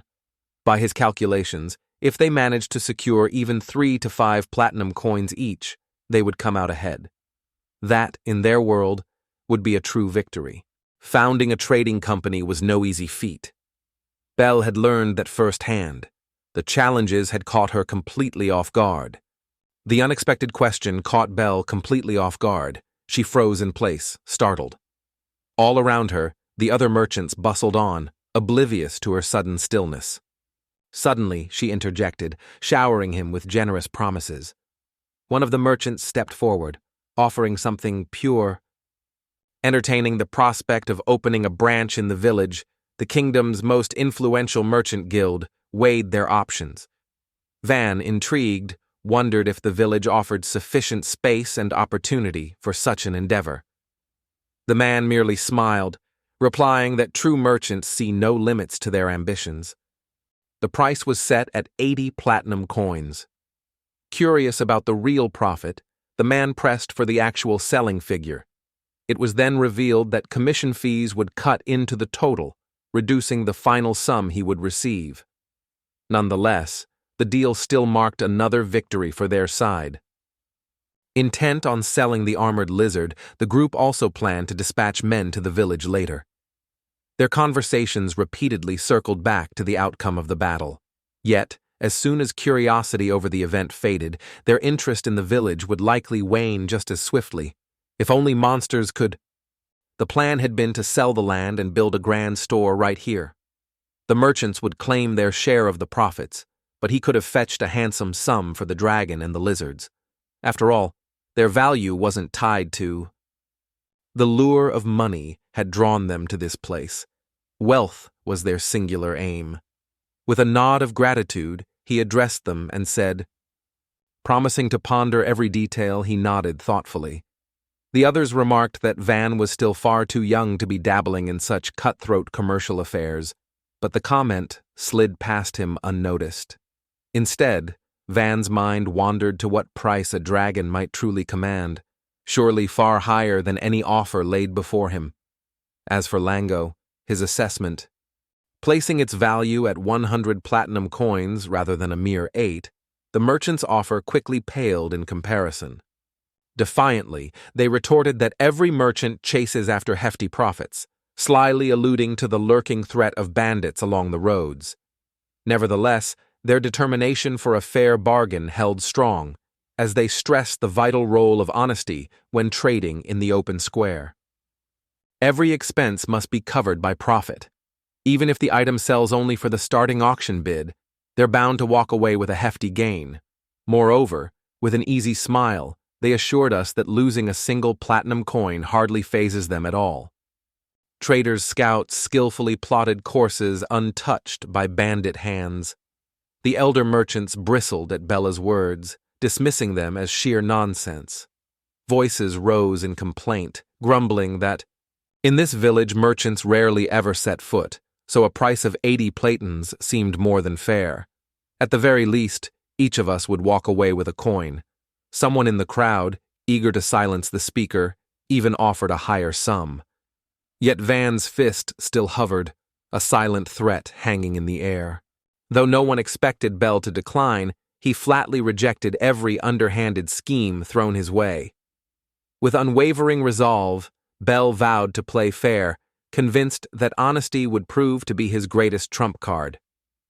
Bursting into the room, he unleashed his fury on Bella, threatening that the wrath of the chief merchant would bring ruin upon them all. Enraged and unsettled, they made a hasty retreat.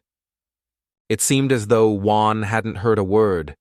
Despite his noble lineage, only praise for the Mari merchants ever reached his ears. Even if their customer was nothing more than a small child unlikely to return, they still treated every buyer with the utmost respect, determined to nurture good relations with all. With this in mind, Juan inquired gently if something was troubling them. Though their names were well known, the guild to which they truly belonged remained a well-guarded enigma. In Rango's eyes, these individuals could scarcely be called real merchants. Shunning the vast networks of organized trade, they preferred to Pao. The first two challenges yielded to swift solutions, yet securing the nobles' support proved far trickier. According to the trading company's rules, the aristocracy wielded absolute legal authority, while founding merchants received occasional tokens of gratitude from the elite. The nobles themselves enjoyed effortless profits with no effort on their part. At this point, Wang inquired about the price at which the beverage would be sold. For a brief moment, the brothers froze. Something had caught their attention. At last, the brothers confessed. They were working alongside the ruler of the country himself, a prominent member of Berlin's aristocracy. In the fledgling days of the company, aristocrats counseled that only fellow nobles be brought on board. Yet as the enterprise flourished and its influence spread, such exclusivity grew increasingly untenable, and, by treating their clients with genuine respect, they maintained an impeccable reputation and enjoyed unwavering support from the nobility. Nevertheless, Van believed such royal favor was unjustified. Everyone could see that the Mary Corporation claimed the most lucrative shopfronts across the nation, premiering the sale of rare materials and prisoners captured by the knights. On top of that, their influence reached deep, securing the backing of every local lord. Rango remarked that Mary Triumph, the inaugural head of the Mary Corporation, was rumored to have once been the lover of an ancient king. Keen eyes from rival companies constantly monitored their every move. The moment even a single representative became embroiled in scandal, partnerships would evaporate in an instant. Wang pondered whether the trade guild maintained connections with powerful organizations across different nations. With their headquarters set on foreign soil, the belief lingered that, as long as they adhered strictly to regulations, safety was assured. Bell gave her approval, emphasizing that it was only through her support that they had managed to open the shop.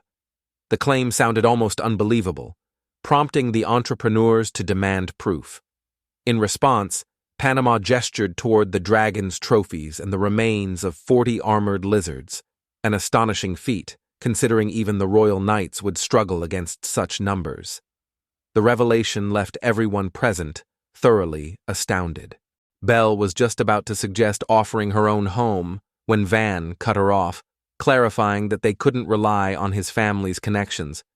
His father had disowned him, and his brother held no noble title whatsoever. Only Panamera, his sole ally and the one person of noble character who might offer assistance, remained at his side. To her, he pledged he would try to seek counsel. The merchant brothers were so captivated that they failed to notice his sly addition. He merely promised to make a request on their behalf. Thoughts of Panamera flickered through his mind, recognizing that this could spell serious trouble for her. Upon hearing Van's plea for help, Panamera agreed without a moment's hesitation, her resolve unwavering. She explained that, as a newly minted noblewoman, she risked almost nothing by backing two small factions. With a bit of pressure, they might even rattle the royal elite. That revelation caught Van off guard. He had never considered that the aristocracy might be entangled in troubles of their own. The thought made him wonder if his past had shaped his views more than he realized. Her voice carried a quiet determination as she explained that, lacking both her own lands and a knight order, the only way to rise higher would be to make a bold move that would catch Connor's attention. The suggestion delighted her, for 100 soldiers had triumphed over a dragon, a perfect opportunity to make a spectacular entrance before the palace nobility. After all, in the distant villages, no one could have imagined that the troops were capable of vanquishing such a fearsome beast. A wave of joy bubbled up in Van as laughter escaped his lips. The realization struck him. If Panam claimed all the glory, his own family would barely spare him a thought. That was precisely the outcome he'd been hoping for. She emphasized that this was an almost flawless victory over the dragon, achieved with barely any losses. However, any attempt to uncover the details would inevitably draw the curiosity of powerful nobles. If the story spread, everything would come tea. Panama's eyes widened in surprise as a young man, barely out the door, carried unmistakable tension in every step. Drawing closer, she offered a reassuring smile, assuring him that she knew exactly how to help him keep his distance from it all. Curiosity sparkled in Van's eyes as he regarded her after she made her proposal. With a spark of ambition in her eyes, she urged him to become a nobleman himself, to seize his independence and establish a lineage of his own. She presented the idea as if founding a new dynasty were no more difficult than moving into a fresh apartment. With a playful flair, she even acted out the scene. He single-handedly vanquished the dragon, while she stayed safely on the sidelines. The notion unsettled him, and he hastily protested. If things went this way, everyone would notice them far too much. With tranquil curiosity, she simply asked what the fuss was about. In truth, what unsettled him most was her nearness, her chest hovering mere inches from Van's face.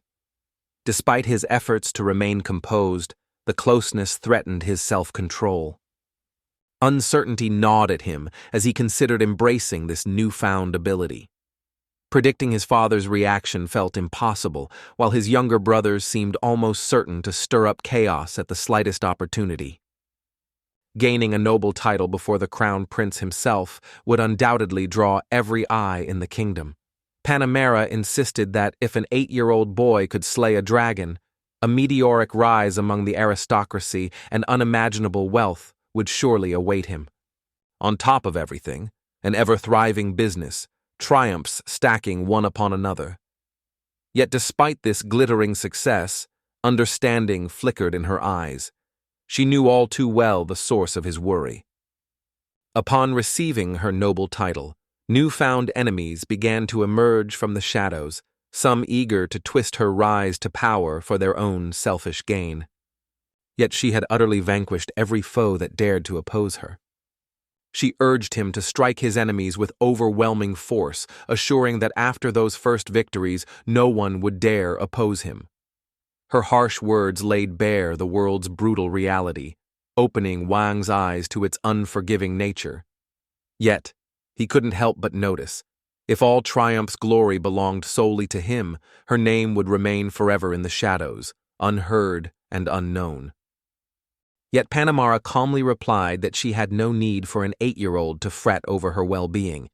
Sensing her unwavering resolve, Van immediately offered his wholehearted support. Anxiety for his own well-being now eclipsed concern for her, haunted by the fear that he might ruin their relationship. Her laugh rang out, bright and reassuring, as she promised he had nothing to worry about. He could let his guard down. No harm would come to him. For the next 5 years, as he gathered his strength, she would let him bask in the spotlight. It seemed that Van had only half a decade to see his plans come to fruition. Without a moment's hesitation, he agreed. The deal unfolded seamlessly, unmarred by even the slightest complication. According to the arrangement with Panama, as soon as he received his baronial title, Rango would be bound to share a portion of every venture with her. Upon their return to the capital, The trio wasted no time in selling off the spoils harvested from. Rango suggested crafting a carriage to easily transport all their belongings, even considering enlisting Koro's crew for protection along the journey. However, Panamera stood firm, insisting she would bring her own troops to the capital. With a pointed reminder to Vanu, she urged him to focus on advancing his own status toward a noble title. Once achieved, he would no longer need to worry about security or a lack of manpower. Genuine gratitude lights up Van's face as a joyful smile blooms across his lips. Witnessing him truly happy for the first time in ages, a rosy blush bloomed across Panama's cheeks. A word of caution escaped her lips, urging him not to voice every thought that crossed his mind. Witnessing the sudden flush that spread across her cheeks, Van nearly fainted from surprise. Concern flickered in Bill's eyes as he wondered aloud if things would truly go smoothly. After all, transporting dragons demanded an enormous crew and countless horses. Yet Van, ever the strategist, had already anticipated every challenge and made all necessary preparations. With nimble hands and a sharp eye, he constructed a massive yet surprisingly lightweight platform from sturdy wooden beams, carefully draping a large cloth over the entire structure. Panama provided expertly trained war horses, their powerful surges propelling the platform forward with impressive force. The caravan of merchants pressed onward, their journey unfolding along the winding road. As they walked along the path, sly whispers about Van and Belle darted between them, each word laced with spiteful undertones. Suddenly their path was blocked by enormous, peculiar carriages flanked by mounted riders. A sense of unease rippled through them as they anxiously speculated about the identity of those who had dispatched such an unusual escort. Certainly this was no nobleman's carriage. Its immense size alone denied any such possibility. As the colossal vehicle rolled past, an enormous eye was suddenly revealed to all who watched. To their astonishment, Rango stood inside, intensifying their shock even further. A sudden realization struck one of the merchants. Should Belle and Rango secure the favor of the nobility, their rise within the merchants' guild would be meteoric. In that case, every ounce of effort poured into delivering goods to the border would become pointless. Instead of reaping profits, only losses would await them. The fate of their agreement hinged entirely on the armored dragon and its precious cargo of 40 units. A return with empty hands would spell ruin for the merchant guild. Desperation gripped the traders as they frantically scoured for a way to salvage the situation. A suggestion hung in the air: to accuse Belle and Rango of betraying their trust and misleading the entire guild. Their return is marked by a flicker of hope, trusting that the guild will accept the story they've prepared. In the kingdom of Scuteria, Cain Dino of the Shurabellan line ascended the throne at just 16. By the age of 20, he had already transformed the military from the ground up.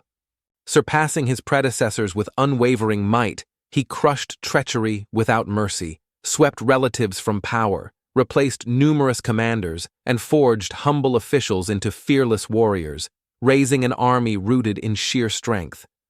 Achieving this demanded time, extraordinary effort, and the shedding of much blood. Every nobleman was required, without exception, to serve as an officer or deputy commander. This uncompromising rule completely overturned the established order.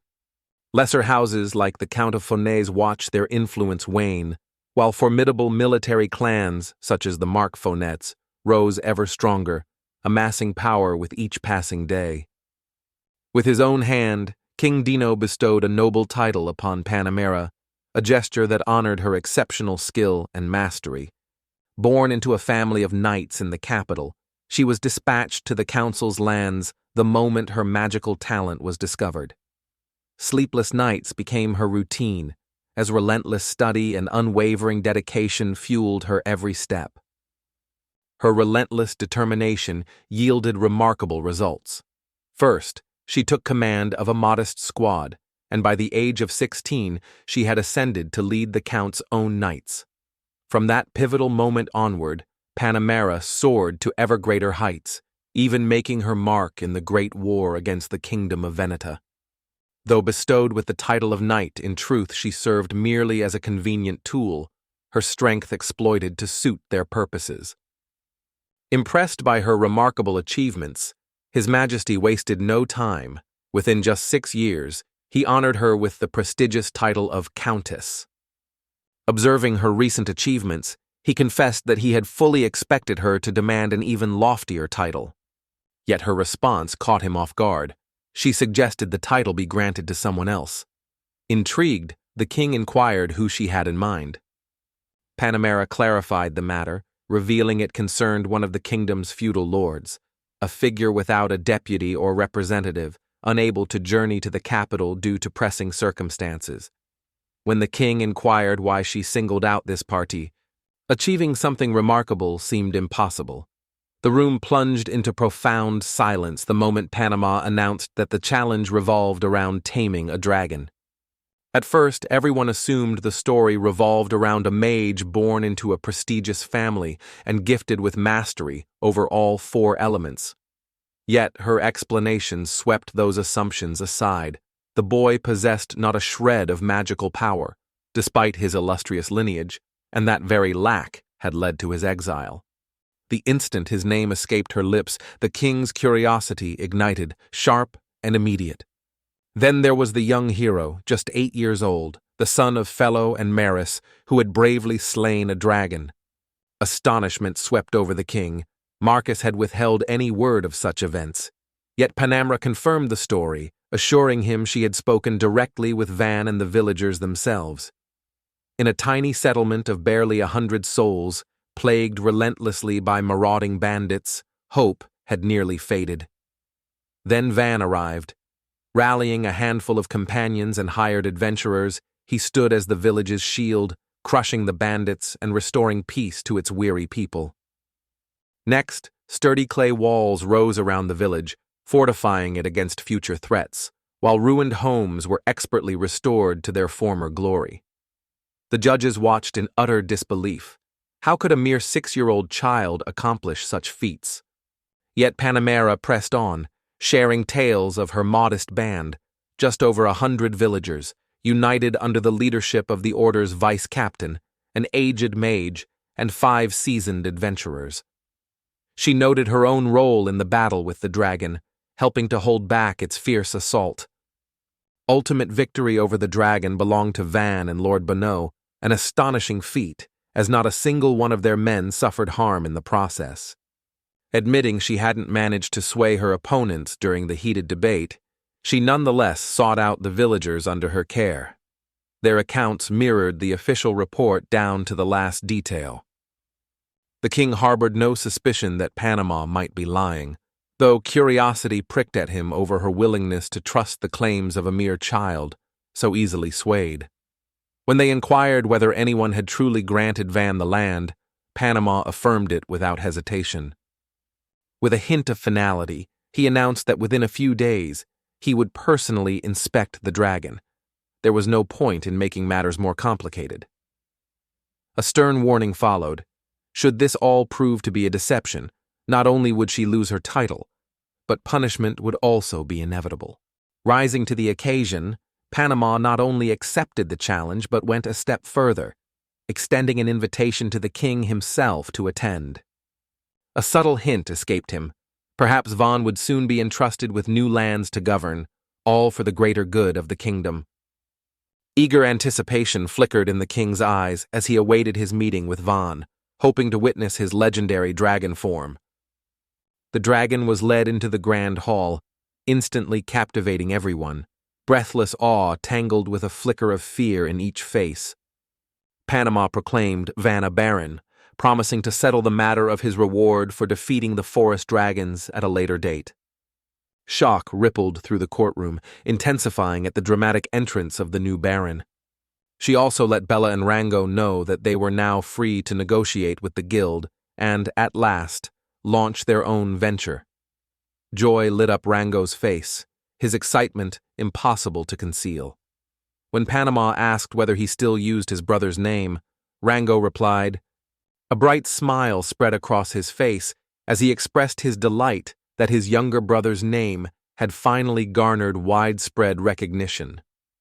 The following day, excitement rippled through the capital as word spread of the new company's grand opening, accompanied by swirling rumors that Van Fellow would soon be granted the title of Baron. This sensational news became the city's hottest topic, dominating every conversation. Legends sprang up around Vanu, painting him as the fearless hero who vanquished a dragon. Wild rumors raced through the city, stories of a young, formidable swordsman who, with a single swing, severed the monster's head. Even for gossip, the tale bordered on pure fantasy. Panami's fate lingered quietly in the background, yet she felt no disappointment. In truth, she rather enjoyed observing the whirlwind surrounding Van and found herself genuinely intrigued by him. Silent hope flickered in her heart that he would recognize her efforts and respond with genuine gratitude. A month and a half had passed since the Penamar group departed from the village, and in that time, Van had crafted a remarkable quantity of ballast. Though the village counted barely 100 souls and far fewer would ever need his wares, Van's workshop had blossomed into a centerpiece of the settlement. Its new position near the heart of the village made it both more accessible and far more enticing to passers-by. In addition to everything else, 2 new towers had sprung up. Ken found himself captivated by the Oringo Tower, with its mesmerizing views over the bustling streets, while Till favored the Wudu Tower, where a sweeping vista of the tranquil lake stretched out before him. Wang inquired whether he intended to climb the Oringo Tower. However, upon learning that Wang had already chosen that very tower, he changed course and decided to head for Wudu instead. Scaling the tower consumed 10 precious minutes and left them utterly drained. Common handled the climb with ease, but Till and Rebate found themselves exhausted, barely able to catch their breath. Upon reaching the summit, a breathtaking panorama unfurled before their eyes, sweeping away every trace of exhaustion in an instant. Van pondered whether the grand tower rising before him wasn't far too majestic for a village boasting no more than 100 souls. Till remarked that with such elaborate structures and amenities, the place had outgrown the label of a mere village. Stunned by recent events, Van opted to grab a quick bite before continuing his journey, a full hour still stretched ahead. Tilbrat had thoughtfully prepared his favorite egg rolls and a sandwich made from the finest bread, a treat that owed its existence to Belle's generosity. Has Alti's new 8 already made its debut? While the Panamera had already made its way back to the capital, Alti chose to remain behind for a while longer. A barely concealed smile played on Van Astvel's lips, for the conversation reminded him more of speaking with a child than an equal. Alti radiated a disarming sweetness. Though his feelings for her weren't romantic, moments like this stirred in him a gentle urge to affectionately ruffle her hair. Enchanted by her grace, he barely registered Alti's gentle request to simply call her Alti, for her full name seemed to trip him up every time. Vanagrid inquired, curiosity sharpening his tone as to the purpose of her unexpected visit. With a worried glance, she explained that a crowd was drawing near and anxiously inquired about what their next move should be. Within the city walls, they lacked everything essential for their survival. Wang pondered for a moment, weighing whether he should escort them to his office. Gradually, he noticed the young woman's tone becoming more casual. She was growing comfortable around him, though flashes of irritation would still flicker across her face from time to time. Van suggested they continue the discussion at home, ensuring first that the newcomers harbored no ill intentions. In that moment, someone recalled that Oro's squad had headed into the forest earlier that morning. Acting swiftly, Van dispatched Tolland to summon Dee and Asada, while Common chose to seek them out on his own. Wang, struck by Ken's unwavering determination, began to consider carving out time for training amidst his grueling construction shifts.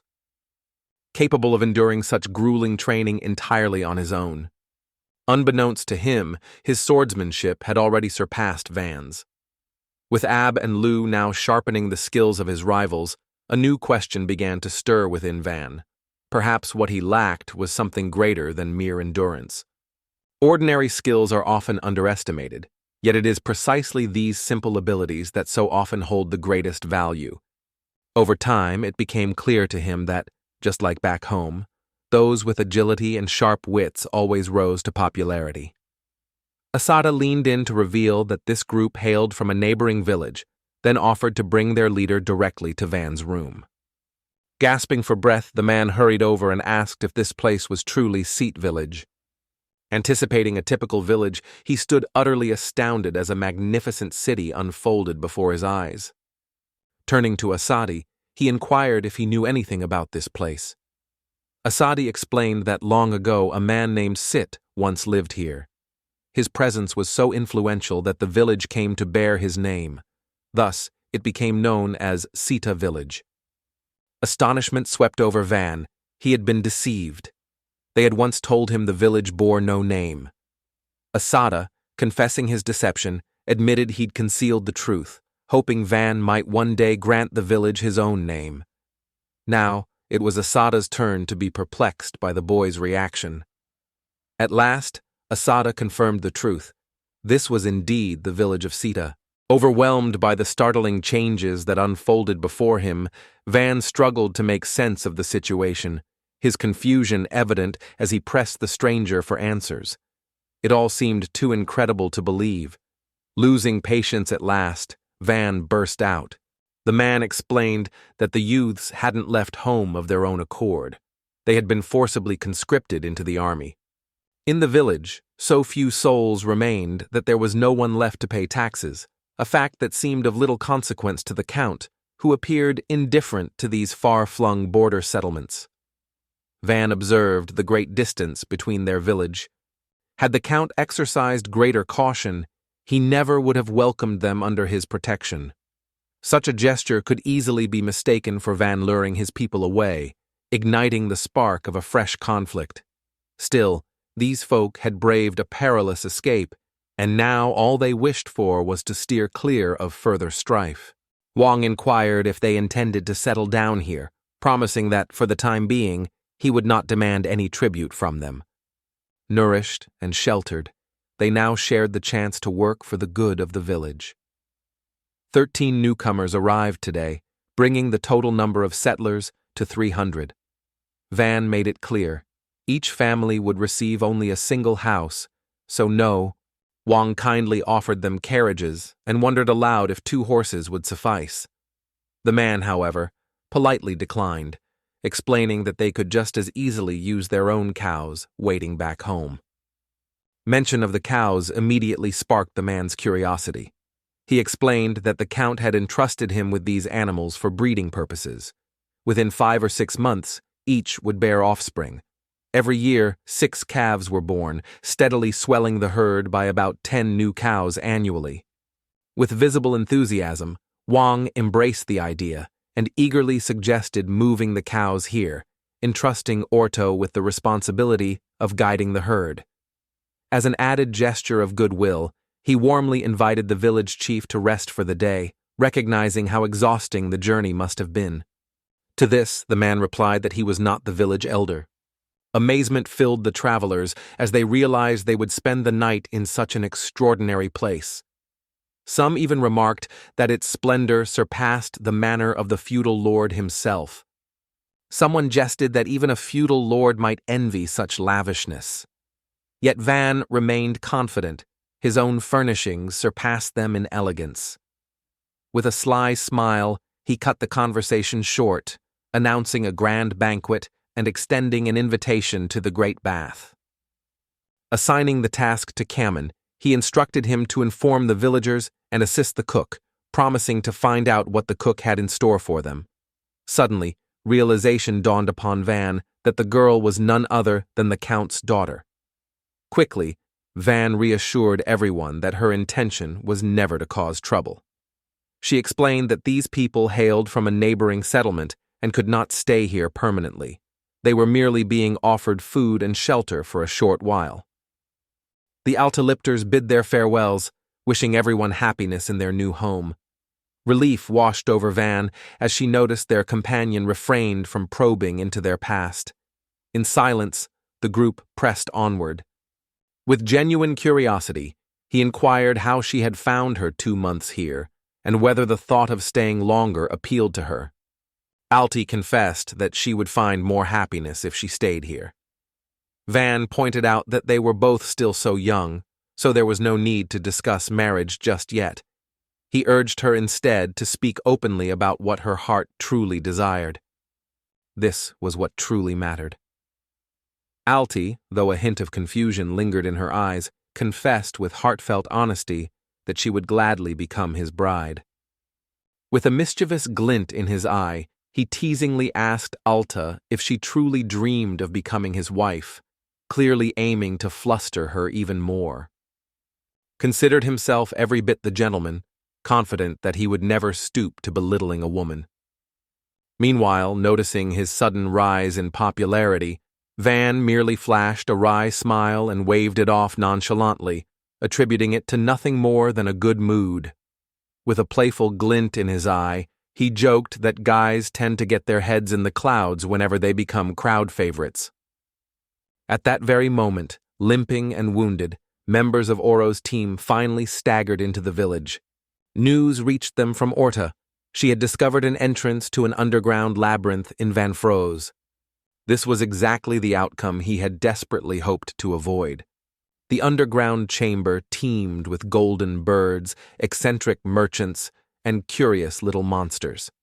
Leaning on Van for support, Asada warned with urgency that now that they had uncovered this place, they must waste no time in alerting the capital. A bee.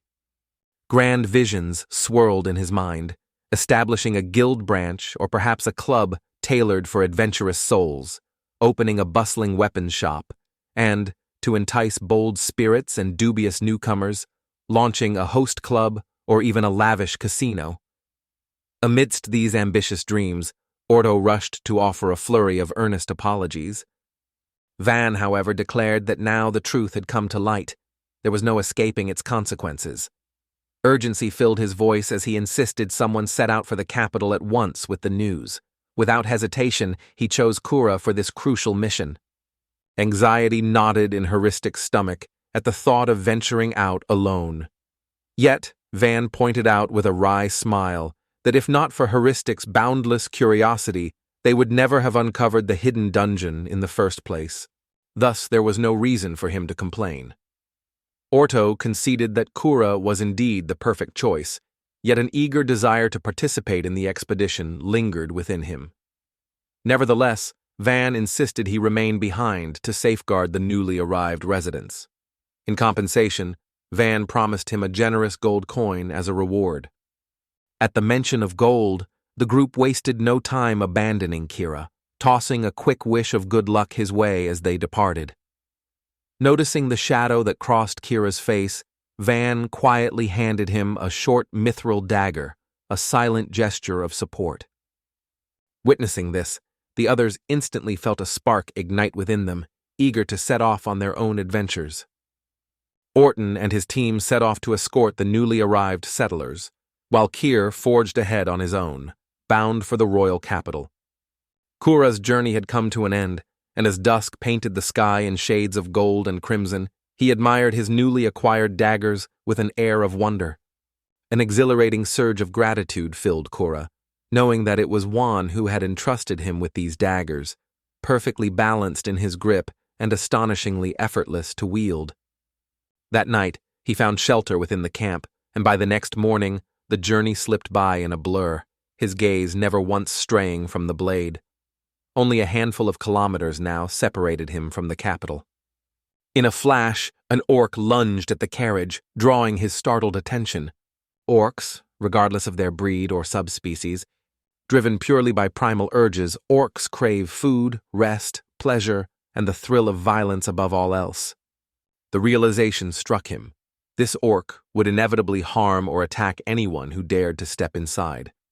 Boldness surged within him as he resolved to act with unwavering determination, even without the reassurance of a dagger by his side. Yet for Cure, this felt like nothing more than child's play. Dispatching the orcs proved to be a trivial task for him. He cut through their ranks with effortless grace. Before delivering the final blow to his enemies, He even took a moment to warn the others, urging them to keep their distance, all in the name of their own safety. Captivated once more by his own craftsmanship, a custom-forged mithril dagger slips into his hand. Stepping gracefully from the carriage, a petite girl offered him heartfelt thanks for her rescue. Introducing herself as Amelia Stast, she quickly sized him up, suspecting he hailed from nobility, and politely requested his name. Caught off guard, Kai. Sharing her tale, she revealed that she had journeyed straight from here to the royal capital. Though unable to offer any reward at the moment, she earnestly promised to repay the favor someday. Kura mentioned that he too was headed for the capital and offered her a ride on his horse.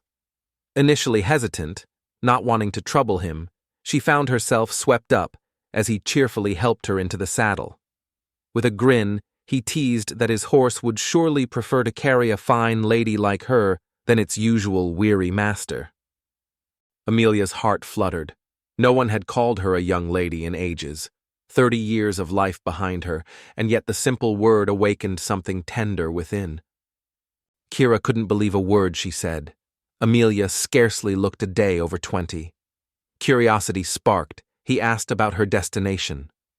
Amelia explained that her escort had abandoned her halfway along the road. With his intrigue deepening, Kira pressed further, wondering what business could draw Amelia to the capital. She shared the story of her father, the Count of the 6th rank, who fell bravely in battle. Stripped of their home and stripped of a once proud family name, all prestige vanished in an instant. Now, left with no choice, she wandered in search of a household that might find use for a maid. Admitting it brought a hint of discomfort to her face, yet Kira showed no signs of judgment. Assuming she, like himself, worked as a freelancer, he shared a bit about his life in a village near the border. With an inviting tone, he offered her a place there, promising respectable work and unwavering safety. Delight sparkled in Amelia's eyes as she met Kura, eagerly accepting his invitation with genuine enthusiasm. Setting off for the Adventurers Guild, the group reported the discovery of a dungeon near the border, within lands owned by Marcus Fellow. News swept in from the guild. A dungeon had emerged near the very village that had already made headlines by felling both a forest dragon and armored lizards. The local fief now belonged to a recently appointed lord, Baron Van Fellow. The guild is preparing to establish a new branch there. Anyone who manages to explore the labyrinth and chart a detailed map will earn a handsome reward. The adventurers buzzed with excitement, bombarding Kuru with eager questions about Van and the mysterious dungeon. Snatching Amelia by the hand, Kura declared it was time to leave. The two of them wandered through the capital's labyrinth of streets, waiting for the hour of departure. Yet, despite numerous warnings, the persistent adventurers continued to tail them relentlessly. Kerr made sure that a meal was brought straight to Amelia's room. A touch of embarrassment washed over her at the idea of relying solely on his kindness, but he simply brushed it off and asked if she truly wished to join him. Amelia confessed that she hadn't felt such genuine happiness in a long time, and it was all because of him. A bright smile lit up Kura's face as he eagerly spoke of Van, praising him as a sharp-witted youth destined for greatness. Amelia's curiosity sparked at once. She could hardly wait to meet this remarkable boy and dreamed of catching a glimpse of the village Kura had so vividly described. Meanwhile, Orto and his team lead the villagers from neighboring settlements safely toward Van's village, ensuring every step of the journey is protected. Orto surmised that Kira had made straight for the capital without hesitation. In the aftermath of the forest dragon incident, Pirial urged everyone to remain alert and vigilant. The previous time, their words had been far too many. Orta opened his mouth to object, but Pirial silenced him with a swift gesture. Astonishment seized them at the sight of so many peasants, yet what truly caught them off guard was the collective eagerness to leave everything behind. Countless souls spend their entire lives confined within the borders of their tiny village, never glimpsing the world beyond, all while enduring hunger and hardship. Pruning turned out to be no simple task. Amidst the work, a woman caught his eye. She walked unsteadily, yet stubbornly refused to take a seat in the cart. Determination radiated from her, surpassing that of those already aboard. Curious, he asked if she was all right, only to receive a candid reply. She did not support this relocation. To my surprise, the village was in much better shape than I had anticipated. Despite Orr's assurances that this border village was a true paradise, far superior to any bustling city, her mind couldn't quite grasp what he meant. Yet everything changed the moment they arrived. With a sweeping gesture, he motioned toward the walls. All of them had already crumbled into ruins. The villagers greeted them with jubilant celebrations and warm, beaming smiles, making sure even the weary trucks received their share of attention. Sensing everyone's exhaustion, Van suggested hosting a barbecue, a chance to unwind together and bond. Van recounted how, just the evening before, a horde of 10 colossal, menacing boars had suddenly appeared. Fear gripped him as he watched the beasts advance, their hulking forms filling him with dread. Ordenak added gravely that these monstrous boars possess a sinister magic. Anyone who dares approach too closely risks being paralyzed by their uncanny power. Yet their burdens crushed them in a single merciless blow. From the neighboring village, a timid young boy hesitantly inquired if he might have something to eat. Van politely requested he wait a moment longer, promising a bowl of soup would arrive soon, along with a small portion of freshly grilled meat. Lavishly set tables groaned under the weight of an abundant feast, offering a generous array of dishes to every guest. The newcomers absolutely radiated with joy. Some couldn't hold back their tears as they savored each bite of the meal. For the first time in ages, juicy meat graced their lips, and pure delight lit their faces with every delicious bite. Delight sparked in Wong and his fellow villagers as they watched their guests savor the feast. Their hearts warmed in response to such genuine enjoyment. A wave of relief washed over Van, knowing he had already secured accommodation and arranged a sprawling barbecue for 300 guests. The lion's share of the preparations had been completed with the invaluable support of his team, especially Pill, whose assistance proved indispensable. Now, all that remained was to develop the outskirts into a haven for adventurers. In his mind's eye, he pictured a small outpost just beyond the village, not constructed for defense, but as a convenient stopover for those daring enough to brave the dungeons. Such a place he believed would be perfect for steering criminals and shady figures away from the heart of the settlement. Van set his sights on building the entire town in under a month. Ortelissen listened in awe as Van described his vision. A vibrant haven for 400 souls, each dwelling bathed in a unique, inviting atmosphere. Lodgings would cater to the wandering traveler and the daring adventurer, while towering structures rose above, each one sheltering dozens of residents within its walls. Towering walls, soaring 500 meters into the sky, would soon bristle with 3 mighty ballistae. Van's grand design included a total of 15 such weapons, each one meticulously secured to prevent misuse by outsiders. Asad, observing the constructee, someone was needed to keep a watchful eye on the town's affairs. Van wondered aloud whether a single person should oversee all the shops, or if it would be wiser to entrust the task to several merchants.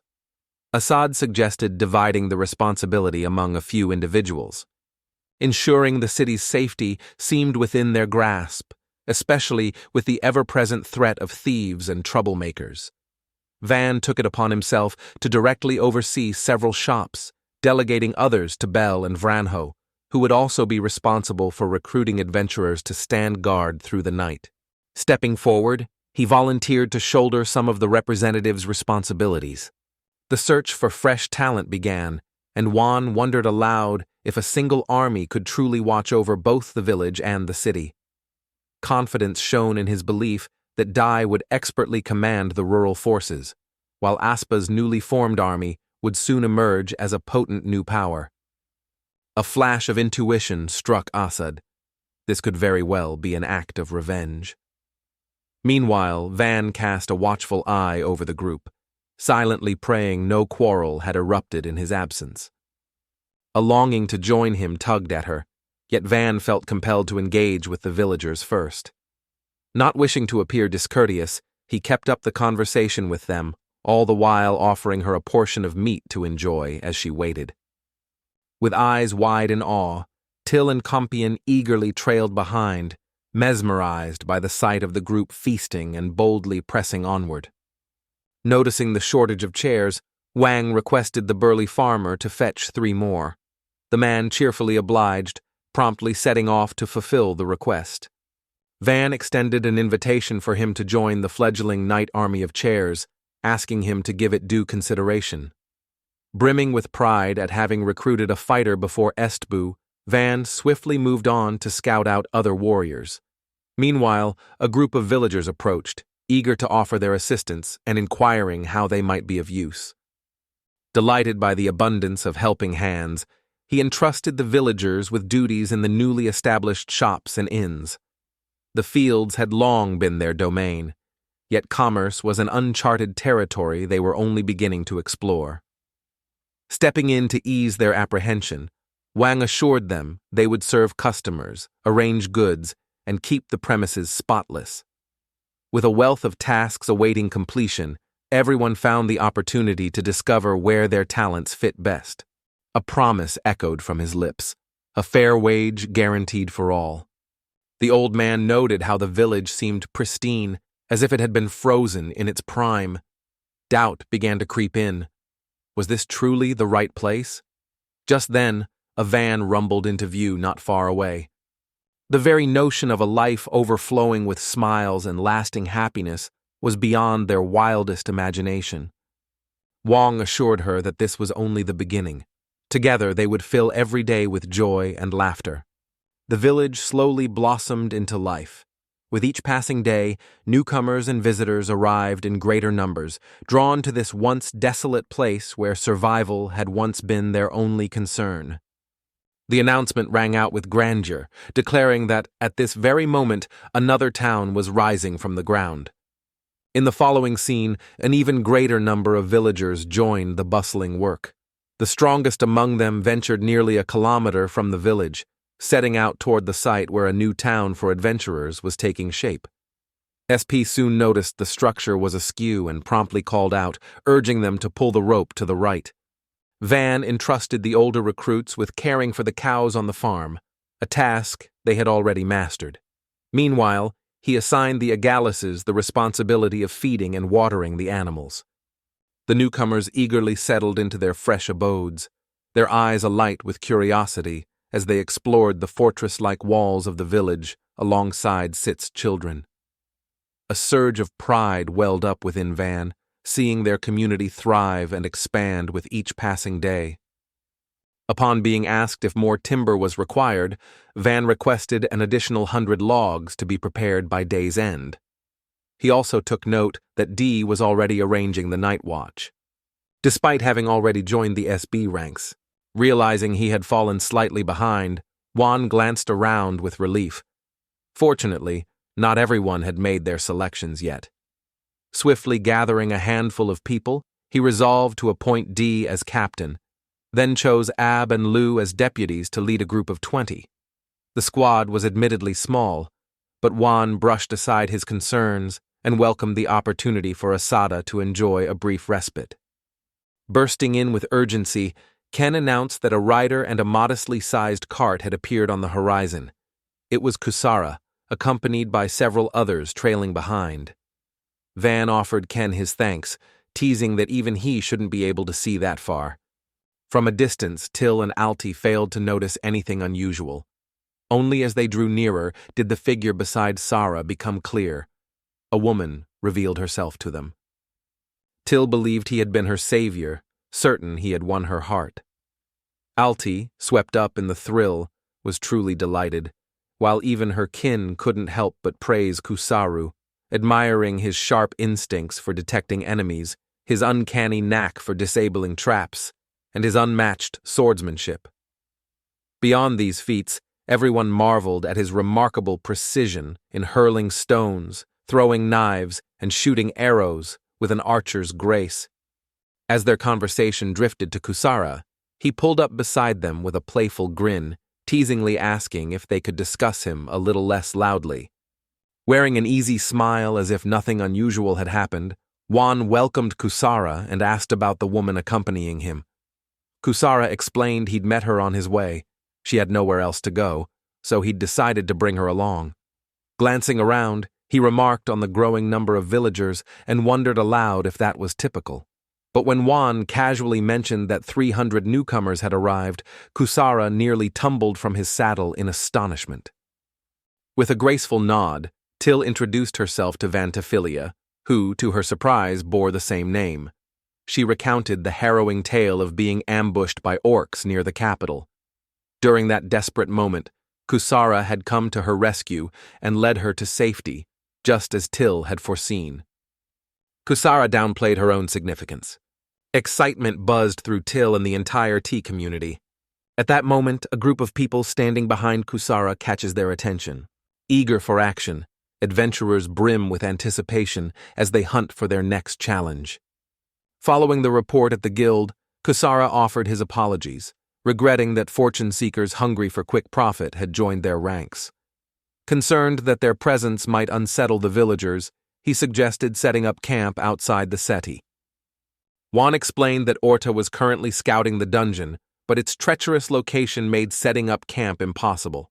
At that, Kusar Agran declared with fiery enthusiasm that his finest hour had finally arrived. With graceful poise, Philly alluded to her noble lineage and courteously requested permission to withdraw. With a hushed whisper, Alti revealed her lineage as a descendant of the Stratos Viscounts. Curiosity sparked in Van's eyes as he asked how she knew Philia. Alti explained that she had heard of her before. Philia's father, a nobleman, had passed away, leaving her family already struggling to survive in complete ruin. Filled with sympathy, Till gently suggested that the two girls must be about the same age. The moment Alti revealed that Philia was already past 30, astonishment swept over everyone. Van made a silent vow then and there to never again inquire about a woman's age. Redirecting his focus from the bustling market stalls to the city's growth, he resolved to prioritize the construction of temporary shelters and defensive walls. Determined to build a wall as strong as iron, he envisioned a barrier capable of halting even a mid-sized monster, one that would grant the townsfolk precious moments to retreat deeper into trouble-hit village. No sooner had he begun to speak than a group of adventurers sauntered over, their eyes gleaming with mischief as they started provoking them. Danger lingered even on the outskirts of the village. They'd all been warned. Strangers, with a mocking glint in their eyes, dismissed the children as mere youngsters and turned their sly attention squarely toward Till and Alti. Van froze for an instant, speechless at their sheer audacity. Someone then inquired whether Till found these people frightening. She admitted their strangeness, but sensed kindness beneath their odd manners. Van confessed to a lingering wariness, yet others hastened to reassure him. The members of the White Oath might appear stern, but in truth their hearts brimmed with genuine goodness. Van speculated that White Oath was merely the name of the paratrooper squad. The adventurers, their curiosity piqued, wondered aloud why they had been brought to this place. Sensing their unease, Van reassured them with a calm, steady voice, promising that the moment even the slightest danger appeared, they would retreat to the village without delay. There was no need for worry, he assured them. Word spread through the guild. A young, affluent VI account holder had taken command of a formidable team. Van pondered the identity of this young, talented aristocrat, someone he had never heard of before. Nearby, an adventurer, curious about Van's purpose, inquired about his business. Van casually replied that he was simply waiting for firewood. Their provisions were laid out for inspection. Despite a rather haphazard appearance, everything proved to be in perfect order. As night approached, a makeshift fence was erected, offering a measure of safety against unseen dangers. Astonishment swept through the crowd. While Van was building the fence, not a soul believed it could hold firm. With calm confidence, The young man assured them that the structure was far sturdier than it looked and would surely last at least a week. Blazing with fury, Dagup unsheathed his sword and bellowed a fierce challenge to his opponent, demanding a duel. Even Juan recoiled in terror. Without a moment's hesitation, the adventurers drew their swords, bracing themselves to meet the challenge head-on. The reputation of the most formidable dragon slayer knight spread like wildfire. Fresh recruits eyed him with a mix of awe and trepidation as he warned them sternly not to stir up trouble. Uncertain of how to feel about his newfound infamy, Van hoped. Orto materialized in the midst of the conversation, clearly taken aback by the impressive crowd gathered before him. Curiosity flickered in Van's eyes as he asked when Orto had made his return. With a hint of sheepishness, Orto admitted their group H. Kuzara and Philia arrived together. Kuzara had come to investigate the reason behind their delay. He brought urgent news. Guild inspectors would arrive within the next day, so a reconnaissance mission was set for tomorrow. At that moment, Philia address, Juan recounted the tale of how Kusara had bravely saved her from the orcs, an act so desperate and valiant that she couldn't help but see him as a true hero ever since. The sincerity in her voice left no room for doubt. Moved by their story, Juan welcomed them both with open arms and even began to contemplate building a small house for them nearby. The sting of their jealousy made him pause, prompting a moment of reflection. Regret flickered in their eyes as they mourned the missed chance to witness the infamous jealous Kusaru. Once they settled in comfortably, the conversation shifted to the mysterious dungeon. Periel shared that the monster lurked deep inside, its lair accessible only by an entrance perched near a perilous cliff, a spot that appeared treacherous and forbidding, even amidst the wildness of the forest itself. The entrance yawned before them, so narrow and deep that only two could pass through at a time. As they investigated, a staircase revealed itself, spiraling up to the first floor, which was ringed by stately columns. Light danced across walls, ceiling. Pondering the peril that clung to this place, he reasoned that no one would dare to establish a village here. Yet a glimmer of promise lingered in his mind. A settlement could one day rise somewhere nearby. Period warned that the surroundings of the dungeon teemed with colossal monsters, and its treacherous natural terrain posed a constant threat. While setting up a modest camp might still be feasible, establishing a fully functional base was simply out of the question. Her tone caught Vanna off guard. A mysterious certainty laced every word, as if she truly believed this place was destined to become his perfect stronghold. Yet Puril solemnly vowed that nothing would go wrong. Her vast experience with dungeon exploration ensured absolute safety. Her persistent coaxing bordered on the suspicious, raising Van's guard even higher. Undeterred by her reassurances, he remained. Expecting Period to decline, he was caught off guard when she simply smiled and promised to have everything ready by tomorrow. The news struck Van like a bolt of lightning. Without hesitation, she informed Orto that Van would be accompanying them and commanded everyone to make preparations at once. The very servants eavesdropping from the shadows found their souls deeply shaken by what they overheard. 3.5 hours had slipped by since their departure from the village. Finding himself deep within the underground labyrinth, he readied himself to transform it into a secret base, a dream he never dared to imagine. While taking in the surrounding scenery, he listened to Alti, marveling at the crisp, invigorating air. The jolting of the ride proved hard to ignore, its persistent shuddering dragging attention away from the pleasure of the moment. The dungeon lay ahead as their destination, and together they assembled a formidable party of 50 adventurers. The travelers rode atop a lightweight, makeshift platform of their own crafting, its every jolt threatening to toss them out at any moment. Beyond the dense forest ahead, the unknown waited, shrouded in shadow and possibility. Caught off guard by the unexpected turn of events, Van Mutterday found himself reminded by Common that this was an agreement he had willingly made. A fierce wave of nausea swept over Vanna, brought on by the relentless rocking. To the girls, it all felt like embarking on a thrilling adventure. Towering mountains soared above the clouds, their majestic peaks leaving the girls awestruck. Yet it was the winged monstrosity gliding among them that truly made their breath catch in their throats. To Van, however, this vision spelled nothing but peril.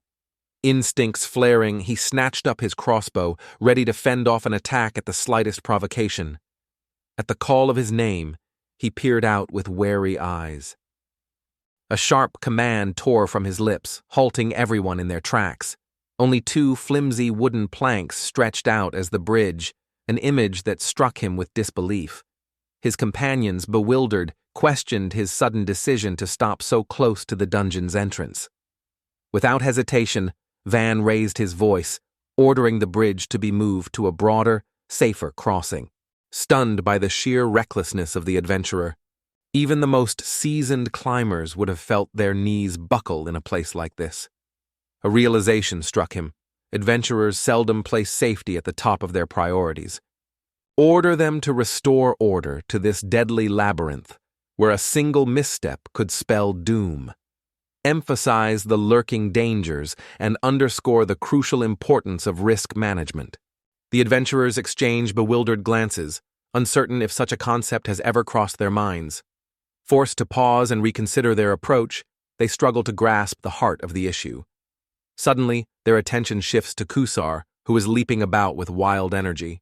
Curiosity piqued, they call out, demanding to know what on earth he's up to. But what if someone gave the log a hard shove? He warned them that even someone as skilled as Kusara could take a tumble if the planks shifted or snapped beneath their feet. Van suggested either reinforcing the bridge or finding a safer path altogether, then turned to the others, inviting their thoughts on how to handle this precarious crossing. Instead of helping, they kept tossing more logs onto the pile, prompting Van to command them to their knees once again, scolding them sharply for their complete lack of common sense. With unwavering conviction, he declared that constructing a sturdy bridge was the only true solution. Emphasizing the importance of safety before crossing, he demanded everyone double-check their preparations. Grumbles of impatience rippled through the group, frustrated by the delays.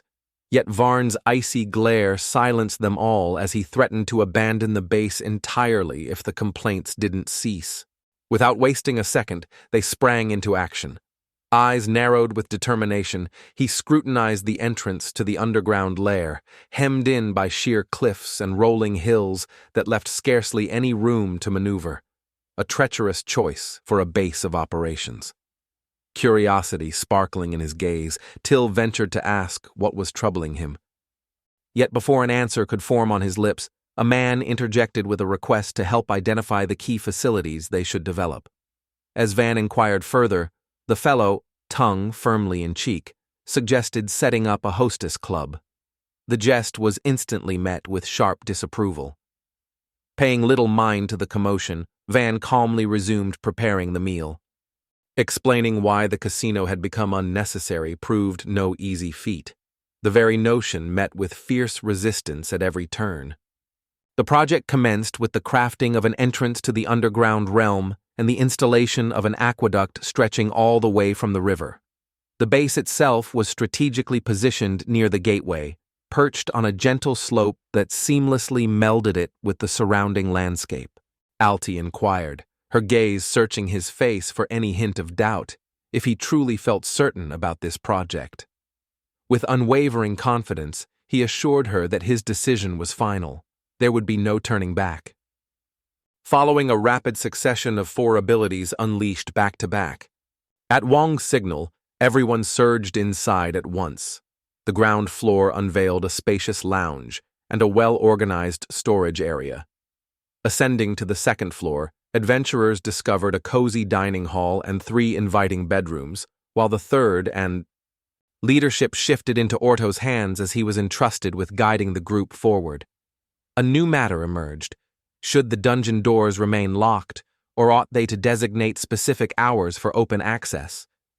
Orto advised that the best course of action would be to discuss the issue with the other groups at the Dove gathering later that evening. Eventually, an agreement was reached. The doors would shut automatically the moment the room emptied, a precaution designed to keep anything dangerous from escaping. Within, walls clad in sturdy mithril promised resilience, enough to hold back even a forest dragon for an entire day. Windows, fortified with sturdy steel bars, stood as an unwavering defense against any monstrous attacks. Even if the glass happened to crack, simply shutting the window when not in use would be enough to keep danger at bay. Daylight had already filled the sky when Van suggested they head back. He ordered the escorts to be readied for departure. Adventure couldn't help but marvel at how bright it still was outside, and the thought of a quick nap crossed her mind. Yet Van, ever the stickler for rules, reminded her of his strict curfew. "Already watched this with you before, so I'll sit this one out." The thought struck them as outrageously funny. A lord, of all people, trembling at the wrath of his own servants. Despite his lofty title, he remained nothing more than a child in their eyes. Van Gotstern threatened to withhold their dinner unless they stopped wasting time, but this only fueled the laughter. His servants heckled him with even greater gusto. As they made their way back, an unexpected obstacle loomed ahead. Another sheer cliff rose up before them, blocking their path. The chasm they had crossed seemed impossible, a true death trap, and how they managed it remained beyond their wildest imagination. 2 more bridges rose at their hands before the forest finally released them, and their journey brought them to the edge of a village. By evening, as the sun dipped low on the horizon, the travelers stepped across the threshold into the heart of the settlement. To their surprise, a refreshing drink had already appeared by Aspa's side. For the first time, a smile didn't appear on a human face, but instead danced across the label of a soda bottle. Gone was the usual expressionless stare that used to unsettle Van. Instead, Asada quietly requested a private conversation. Panic flickered in Van's eyes as he gazed imploringly at his friends, silently begging for support. Yet not one dared to meet Asada's steely stare. Summoning his courage at last, Till decided to join, while Common and Alti declined the invitation. At that moment, Bade summoned Orto, accusing him of causing all the chaos and urging him to step in. With composure unshaken, Ace swiftly subdued Ortag and, grasping Van firmly, dragged him away. The lessons stretched on, lingering well past midnight. On the outskirts of the capital, the Slobidsky settlement bustled with life and energy. A girl untouched by the gift of any of the 4 elements seemed destined for a life of endless chores, confined to the rhythms of singing and dancing within her home. Hunters like her faced even harsher treatment, as their worth diminished with every stone they sold. Meanwhile, rumors spread through the market of a mysterious man snapping up slabs without hesitation. Whispers painted him as decadent, with some insisting that more than one purchase had been a would-be favorite or secret lover. Nevertheless, every one of them was sent off to a distant mountain, tasked with extracting the life-giving ore from its rugged depths. Lost in contemplation, the young woman wondered if she would ever discover the meaning of life in this place, or if she was destined to perish alone upon this mountain. Meanwhile, in the village, excitement stirred as all eyes turned toward the center. An adventurer's caravan had just arrived at the bustling camp. Rango returned, flanked by a throng of horsemen, and a heartfelt reunion, brimming with joy, unfolded between the brothers.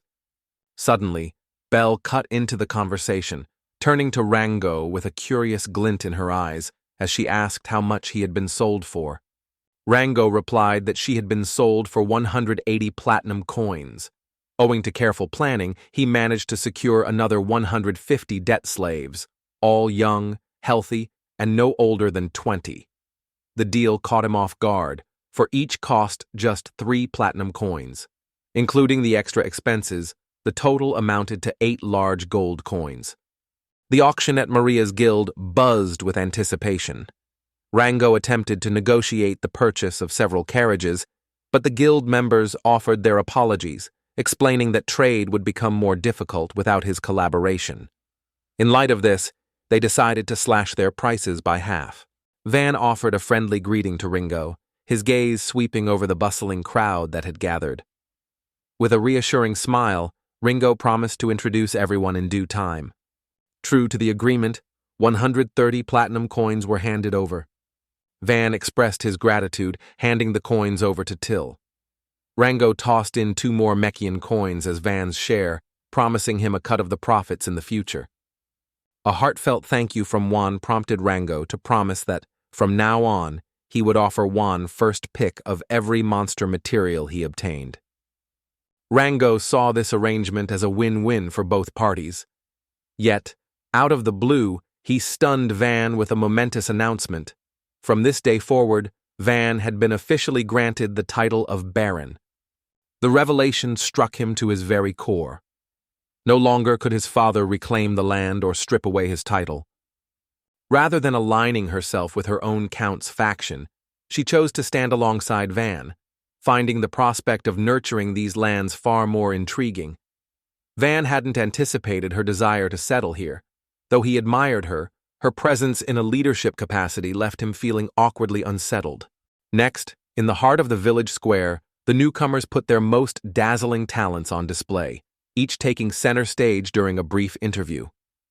Among the newcomers stood an intriguing assortment: the daughter of a former count, a retired knight, a knight's daughter, a mistress of wind magic, a wielder of earth magic, a former B-rank adventurer, the daughter of a ruined company director, and the blonde, born into a family of merchants, shared how she'd managed accounts and overseen the shop's operations since childhood. Impressed by her background, the others immediately suggested offering her a job, provided Juan approved. Curiosity flickered in his eyes as he wondered if her looks played any part in their enthusiasm. Bell suggested opening a weapon shop at the entrance to the adventurers' city of Espa. He believed that such a venture would quickly gain traction, eventually allowing them to hand the store over to the blonde-haired girl. Not long after, their paths crossed with Veda, a young woman who once belonged to the ranks of nobility. Next, turning to Sheep, she requested help in finding employment, perhaps tending travelers at the inn, serving among the knights, or assisting in the Lord's Grand Hall. She mentioned that her cleaning skills were honed thanks to a sweet housemaid named Till. Inspired by this, Veda chose to become a cleaner herself, much to Van's delight, who found her utterly enchanting. Memories of Geram, the maid from his childhood home, flickered in his mind as he watched her. The thought of making her his secretary briefly crossed his mind, but for now, her quiet presence at his side was more than enough. Suddenly, Veda sends something over. It's a small gesture, yet in a world where food is always scarce and daily life is relentlessly harsh, such an act of kindness feels almost miraculous, unexpected, and oddly touching. Juan's bold offer to cook for the entire town every night left her utterly astonished. The idea of Slavs becoming knights seemed utterly unbelievable. Van explained that the area teemed with monsters, making life perilous. Yet he held firm to one belief: with everyone's earnest effort, they could shield the villagers from harm. Never before had Veda heard of Slavs being granted a knightly title, and now, with growing clarity, she understood why others. Wonder filled Vita's mind as she puzzled over why everything unfolded in this peculiar way. Once the roles had been firmly assigned, Van Leoper quietly departed from the gathering. The Night Knights had pledged their loyalty to him, but he made his intentions clear from the start. He was not their lord and had no desire to command their will. All he asked was that they dedicate themselves to the good of the village, find a home among its people, and perhaps, in time, discover a new purpose for their lives. With a compelling voice, he urged them to join forces and strive side by side toward a common goal. Tears welled up in Vita's eyes as she whispered that all that remained were just cold, lifeless stones. Against all odds, his words suggested a belief that life could return to what it once was. In response, Van asserted that, as the village leader, every single person under his protection mattered to him. At last, Veda grasped the true purpose of her existence: to look after others, and in doing so, to nurture the bonds that make life meaningful. No matter how daunting the trials she faced, The one thing that truly mattered to Veda was always making her way back here. For that goal, she was prepared to go to any lengths. Boundless gratitude fills my heart for the wonderful souls whose help made all the difference. Their unwavering support and kindness transformed what could have been a much harsher journey into a path of hope and possibility. As more people settled in, the village buzzed with lively chatter and vibrant activity. Plans were underway to build a lively tavern where bards, dancers, and musicians would one day be welcomed to showcase their talents. Those with a knack for farming received orders from the chief to tend the fields, nurturing the village's lifeblood. Meanwhile, children under 10 were recruited to assist with laundry and take part in lessons, learning and helping in equal measure. The Belgian Association equipped Nubis with the fundamentals of entrepreneurship and divided the crews into 3 separate teams to broaden their operations. Leading one of the routes to the royal capital was none other than Ringo Steinfurt. A welcoming space awaited nearly 50 newcomers. Van intends to first train them to serve as night watchmen, honing their vigilance in the darkness, while also mastering the fierce, rapid-fire crossbows wielded by skilled marksmen. Among those present, Veda, once known as the relentless huntress Bora, stood out, her bow held firmly in hand, a silent testament to her skills, despite the skepticism that had shadowed her selection. Wang explained his choices, first guided by experience, next by keen eyesight, and finally by shorter stature, a quality far better suited for an archer than a sword-wielding warrior or an armored knight. The children had warned this bow was no mere toy. Only the strong could hope to master it. Feeble arms would falter, for drawing an arrow truly demanded unwavering strength. Trusting her keen intuition, Vanagrid singled out the frailest-looking 11-year-old boy to test the light bow. Passing the bow to Ball, she suggested he loosen his shoulders and take aim toward the forest. With her first shot, she encouraged him, a spark of confidence lighting up her face. Brimming with excitement, Bora was the first to test the weapon. Astonished by its sheer power, she declared that with such might at her disposal, even the fiercest of monsters would be no match for her. Wang pointed out they already had a ballista, making the bow unnecessary. Yet a spark of excitement lit up Bori's eyes. She was eager to see the ballista with her own eyes. That thrill was swiftly replaced by anxiety. What if her involvement only complicated things? Wang had intended to appoint an experienced captain, but now doubts swirled over whether Boris was truly suited for the position. For the sake of safety, the command was entrusted to Koman, confident that he would handle the task with ease. With that matter settled, the team plunged eagerly into the study of crossbows. As he worked, Van constantly mulled over new ideas, voicing his thoughts aloud about how to make the crossbow more user-friendly. Alti watched him closely, listening with keen interest to every suggestion that emerged from Van's inventive mind. It struck him he might actually be enjoying this. Mechanics and politics might have been daunting fields, but for Vanagrid, they offered a particular thrill. The sheer brilliance behind the invention of the crossbow captivated him, filling his work with genuine delight. Although his arrow struck true and lodged itself firmly, a nagging suspicion crept in. Some vital springiness was missing. Yet, no matter how he wrestled with it, the staff stubbornly refused to yield. Alti murmured in surprise under her breath, remarking that Van had made a mistake. To her embarrassment, Van caught her words, prompting a flush to rise on her cheeks as she stammered an apology. Van only laughed heartily, admitting with a grin that making mistakes was hardly uncommon for him. Magic stood as his sole source of pride, yet Alti held a different perspective. She pointed out that his swordsmanship and unwavering determination in training were remarkable talents as well.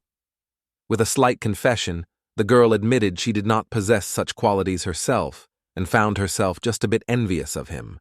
With a sly grin, he suggested introducing her to a demon officer from the captain's ranks, someone who could help her endure rigorous training and match his own prowess. The idea caught her off guard, but soon a soft, delighted laugh escaped her lips. Intrigued, he asked what kind of magic the girl possessed. Although his question seemed casual, a visible shiver of excitement ran through the girl. Eager to put her at ease, he reassured her that no one would pressure her, and she was free to sit this one out if it proved too overwhelming. Alti insisted on answering herself, openly admitting her command over puppet magic. This power was dreaded no less than the infamous theft and mind control spells for which Qin was notorious. Since a certain long-ago incident, such magics had come to be seen as disgraceful, abilities fit only for cowards and sinners. Many believe assassins are nothing more than puppets, manipulated from the shadows by cunning magicians, even when detection spells are actively searching for such magic nearby.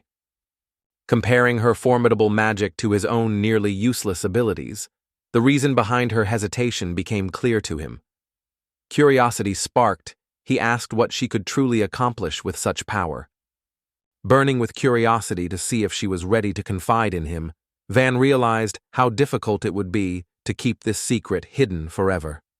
Altipa recoiled, calling it dangerous, yet Van longed to reassure her, wishing she could take pride in her own strength. From the depths of her bag, she retrieved the hidden doll, a secret she's kept from everyone. Uncertainty flickered in her eyes as she weighed whether to reveal it to him or keep it tucked away. Animated by her formidable power, the doll rose gracefully to its feet. Wang inquired whether she could manage to move at all. With a confident nod, she gave her answer, and immediately the doll sprang to life, spinning into a graceful dance. Van watched in awe as its flawless, fluid movements unfolded, astonishingly lifelike, each motion executed with perfect precision, never a single wasted gesture. As she finished, he couldn't help but marvel at her extraordinary potential, his admiration shining clearly in his eyes. Enthralled by the magic of the dance, everyone eagerly turned to Alti, urging her to showcase her own skills. With a modest smile, Alti admitted she could dance, but confessed that her true gift lay in puppeteering. The revelation stunned the crowd, for she manipulated the puppet with a mastery that surpassed even her own graceful movements. Such extraordinary mastery, commanding every motion with impeccable precision, truly borders on the miraculous. It became unmistakably clear, if wielded with ill intent, Alti's magic could inflict real harm.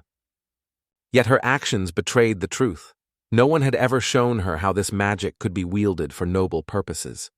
Till came up with a delightful idea, crafting charming dolls that Alti could bring to life during festivals, spreading joy throughout the village.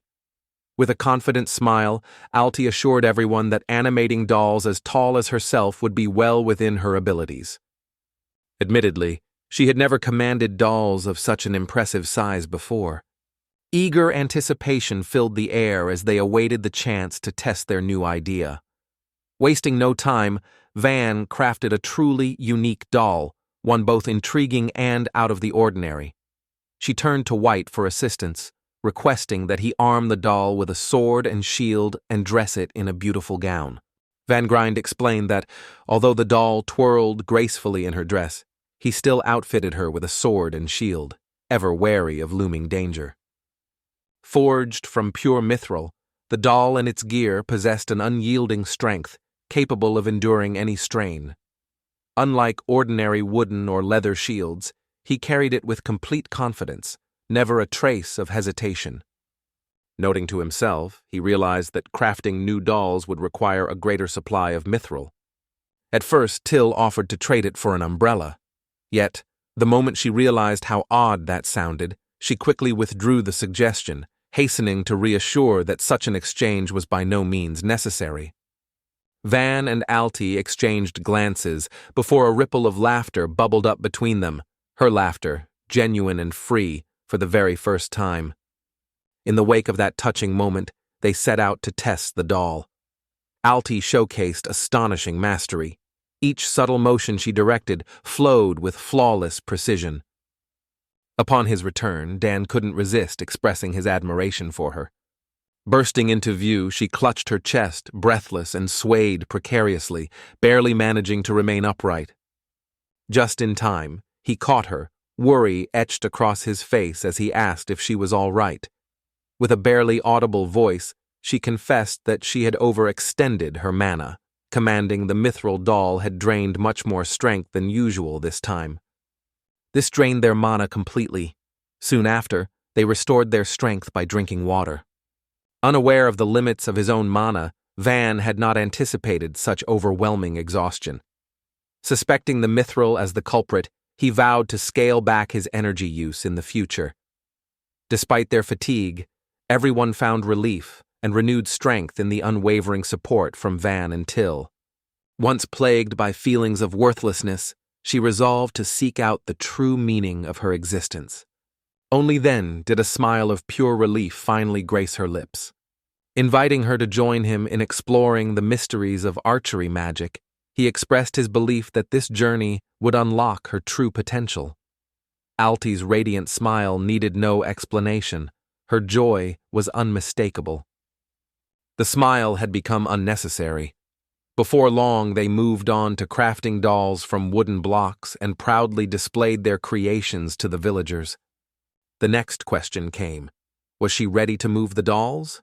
With steady assurance, she replied that she was, remarking that, compared to the ones made of mithril, these felt as light as paper. Shifting the wooden dolls required virtually no effort at all.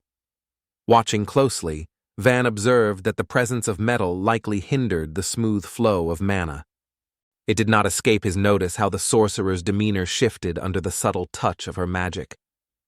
At the age of 10, Alt-E was finally beginning to understand. Was she truly starting to accept herself just as she was? With unwavering patience, she awaited his signal. With a flourish, Van announced the next act, a mesmerizing dance by Miss Alti, donned in the enchanting mascot costume of the village. The villagers stood spellbound, their eyes wide with wonder as the mascot costume sprang to life before them. Some recognized the unmistakable magic of a puppeteer, an art typically shrouded in secrecy and linked to clandestine assassinations. Van urged caution, advising against hasty conclusions. The doll's dance unfolded in a manner unlike anything they had witnessed before. Rising ever higher, Van Price brimmed with unshakable confidence. Her sword guided the puppets with the precision of a seasoned virtuoso, every movement a testament to her mastery. Captivated by the puppets' elegant motions, the villagers stood frozen in silent awe. As the final notes faded, astonishment lingered on the villagers' faces, their expressions frozen in awe. Their performance ended with a thunderous wave of applause. The villagers, utterly enchanted, proclaimed this dance the most breathtaking they had ever witnessed. Meanwhile, the children, wide-eyed with excitement, fervently begged for an encore. The sheer marvel of this magic only served to highlight Van's extraordinary talent in her eyes. Once, fear grunged her heart. She believed her own power to be shadowy and sinister. Yet now, basking in praise, tears shimmer in her eyes. Overcome with emotion, she rushed to Van and threw her arms around him, sobbing uncontrollably. His words sparked hope in her heart. Suddenly, the possibility of embracing her magic seemed real, and she found herself believing she could truly love this part of herself. Wrapping her in a gentle embrace, he infused her with newfound confidence and suggested she perform again during the evening banquet. From this moment on, I promised to embrace happiness. A new mission took root in his heart, to coax smiles from Alti more often. He crafted a miniature stage just for her and inquired about her favorite dresses, determined that her dolls would be adorned in them. Every effort centered on one goal, to witness the pure joy lighting up her face. Their evening draws to a close on this uplifting note, the air shimmering with genuine joy. Meanwhile, a man appears by the van, unable to conceal the spark of excitement gleaming in his eyes. Drained by relentless work, Vance settled down with a cup of tea beside Alti. Curiosity sparkled in her eyes as she asked whether he had ever passed out from mana overexertion. A quick reply came. He'd never lost consciousness. Doubt crept over Alta. Perhaps her mana simply wasn't enough. Till leaned in closer and quietly advised her not to measure herself against Van. Truly, such nuances eluded the naked eye. Those possessing an affinity for the elements had to undergo special trials, tasks like determining the number of mid- or high-tier spells they could cast, or measuring how long they could sustain weaker enchantments. Some mages had command of all four elements, yet their abilities barely scratched the surface. They could only wield the simplest of spells. Only a handful ever managed to master the formidable incantations known as Panamera or Asada. Among these rare sorcerers stood Vancus, a true virtuoso, capable of sustaining the most powerful enchantments for hours on end, a feat that most wizards could scarcely even imagine. A hearty laugh burst from his lips, as if to say that only Asadi's formidable spell had managed to contain him. Yet, the true depths of his magical powers remained an enigma. His feats in the village left everyone awestruck. Any other sorcerer, even the world's mightiest, would have collapsed in exhaustion after 2 hours of such relentless exertion. With everyone constantly chattering about it, Van could already predict that their reaction would be nothing short of astonishment. With quiet composure, Sada remarked that they had always done this, just as they were now. A month ago, amidst the bustling heart of the capital, with the weight of the crown pressing upon him, the elder Prince Celio found himself entrusted by the king to govern the realm for 3 entire months. With a hint of curiosity, Celio wondered aloud if they were dealing with the arrival of the young baron and offered to dispatch someone to investigate. The unexpected presence of Prime Minister Apila Tadu unsettled him. This was a man who rarely invole. Normally, he summoned people to his own court, but this time, since the lord of the small village likely couldn't make the journey, the king resolved to visit him in person. Shilio volunteered to lead the scouts of Group B, pointing out that the neighboring states had been acting with a troubling restlessness. At any given moment, an attack could have struck without warning. Scouts were likely sizing up the border lords, powerful clans, influential nobles, elite warriors, and even the household staff. Age stood out as a particularly telling factor. If a VI, above all, a deep yearning for peace governed his heart. Thoughts of rivalry or contests with others had never once crossed his mind. Tranquility had long stood as the ultimate ideal. Yet in an era when nations amassed power and pursued their own interests, hesitation could prove disastrous. The king understood well. Only strength could serve as a steadfast shield for their homeland. An intriguing realization dawned upon the king. The mysterious Pista and the newly appointed lord hailed from the very same generation. Swords and horses captivated Pista's imagination, while matters of state rarely stirred his interest. The king, however, harbored hopes that the newly appointed lord might ignite Pista's curiosity for politics and serve as a worthy role model. That was the very reason Pista accompanied him on this journey. Addressing Chilios, the king recalled his own youthful days, when he tirelessly devoted himself to the kingdom's prosperity. He stressed that these next 3 months would present a true ordeal for Chilios, urging him to pour all his energy into fulfilling the duties of acting king. Departing from the capital, they set out on their journey. It had been ages since the king last ventured so far from home, and the prospect stirred memories of his youth, a time when travel meant freedom from royal duties and formalities. Yet, with the escort ships impossible to hide, any hope of blending in with ordinary folk quickly vanished. Their presence was far too conspicuous to go unnoticed. The sight of the royal crest sent everyone dropping to their knees at once, heads bowed low to the ground. Those who hesitated for even a heartbeat soon found themselves compelled to join the others in a deep, united bow. All of this made sense, yet the king felt nothing but boredom creeping over him. Ruling through fear held no appeal. He dreaded the thought that losing respect could easily undermine his crown. Strictness, of course, had its uses. It unmasked conspira. Pista called everyone over to witness the sight. Towering village walls loomed before them, leaving the guests utterly awestruck. Apella recalled that this place was originally intended for shacks alone, and watched in astonishment as construction surged ahead at a breathtaking pace. The king, intrigued, asked Apella what he truly meant, and the candor of Apella's intentions brought a smile to the monarch's face. Eager to unravel the fortress's mysteries, he agreed with delight to pay it a visit. The village buzzed with a vibrant energy, far livelier than the somber mood of the fortress.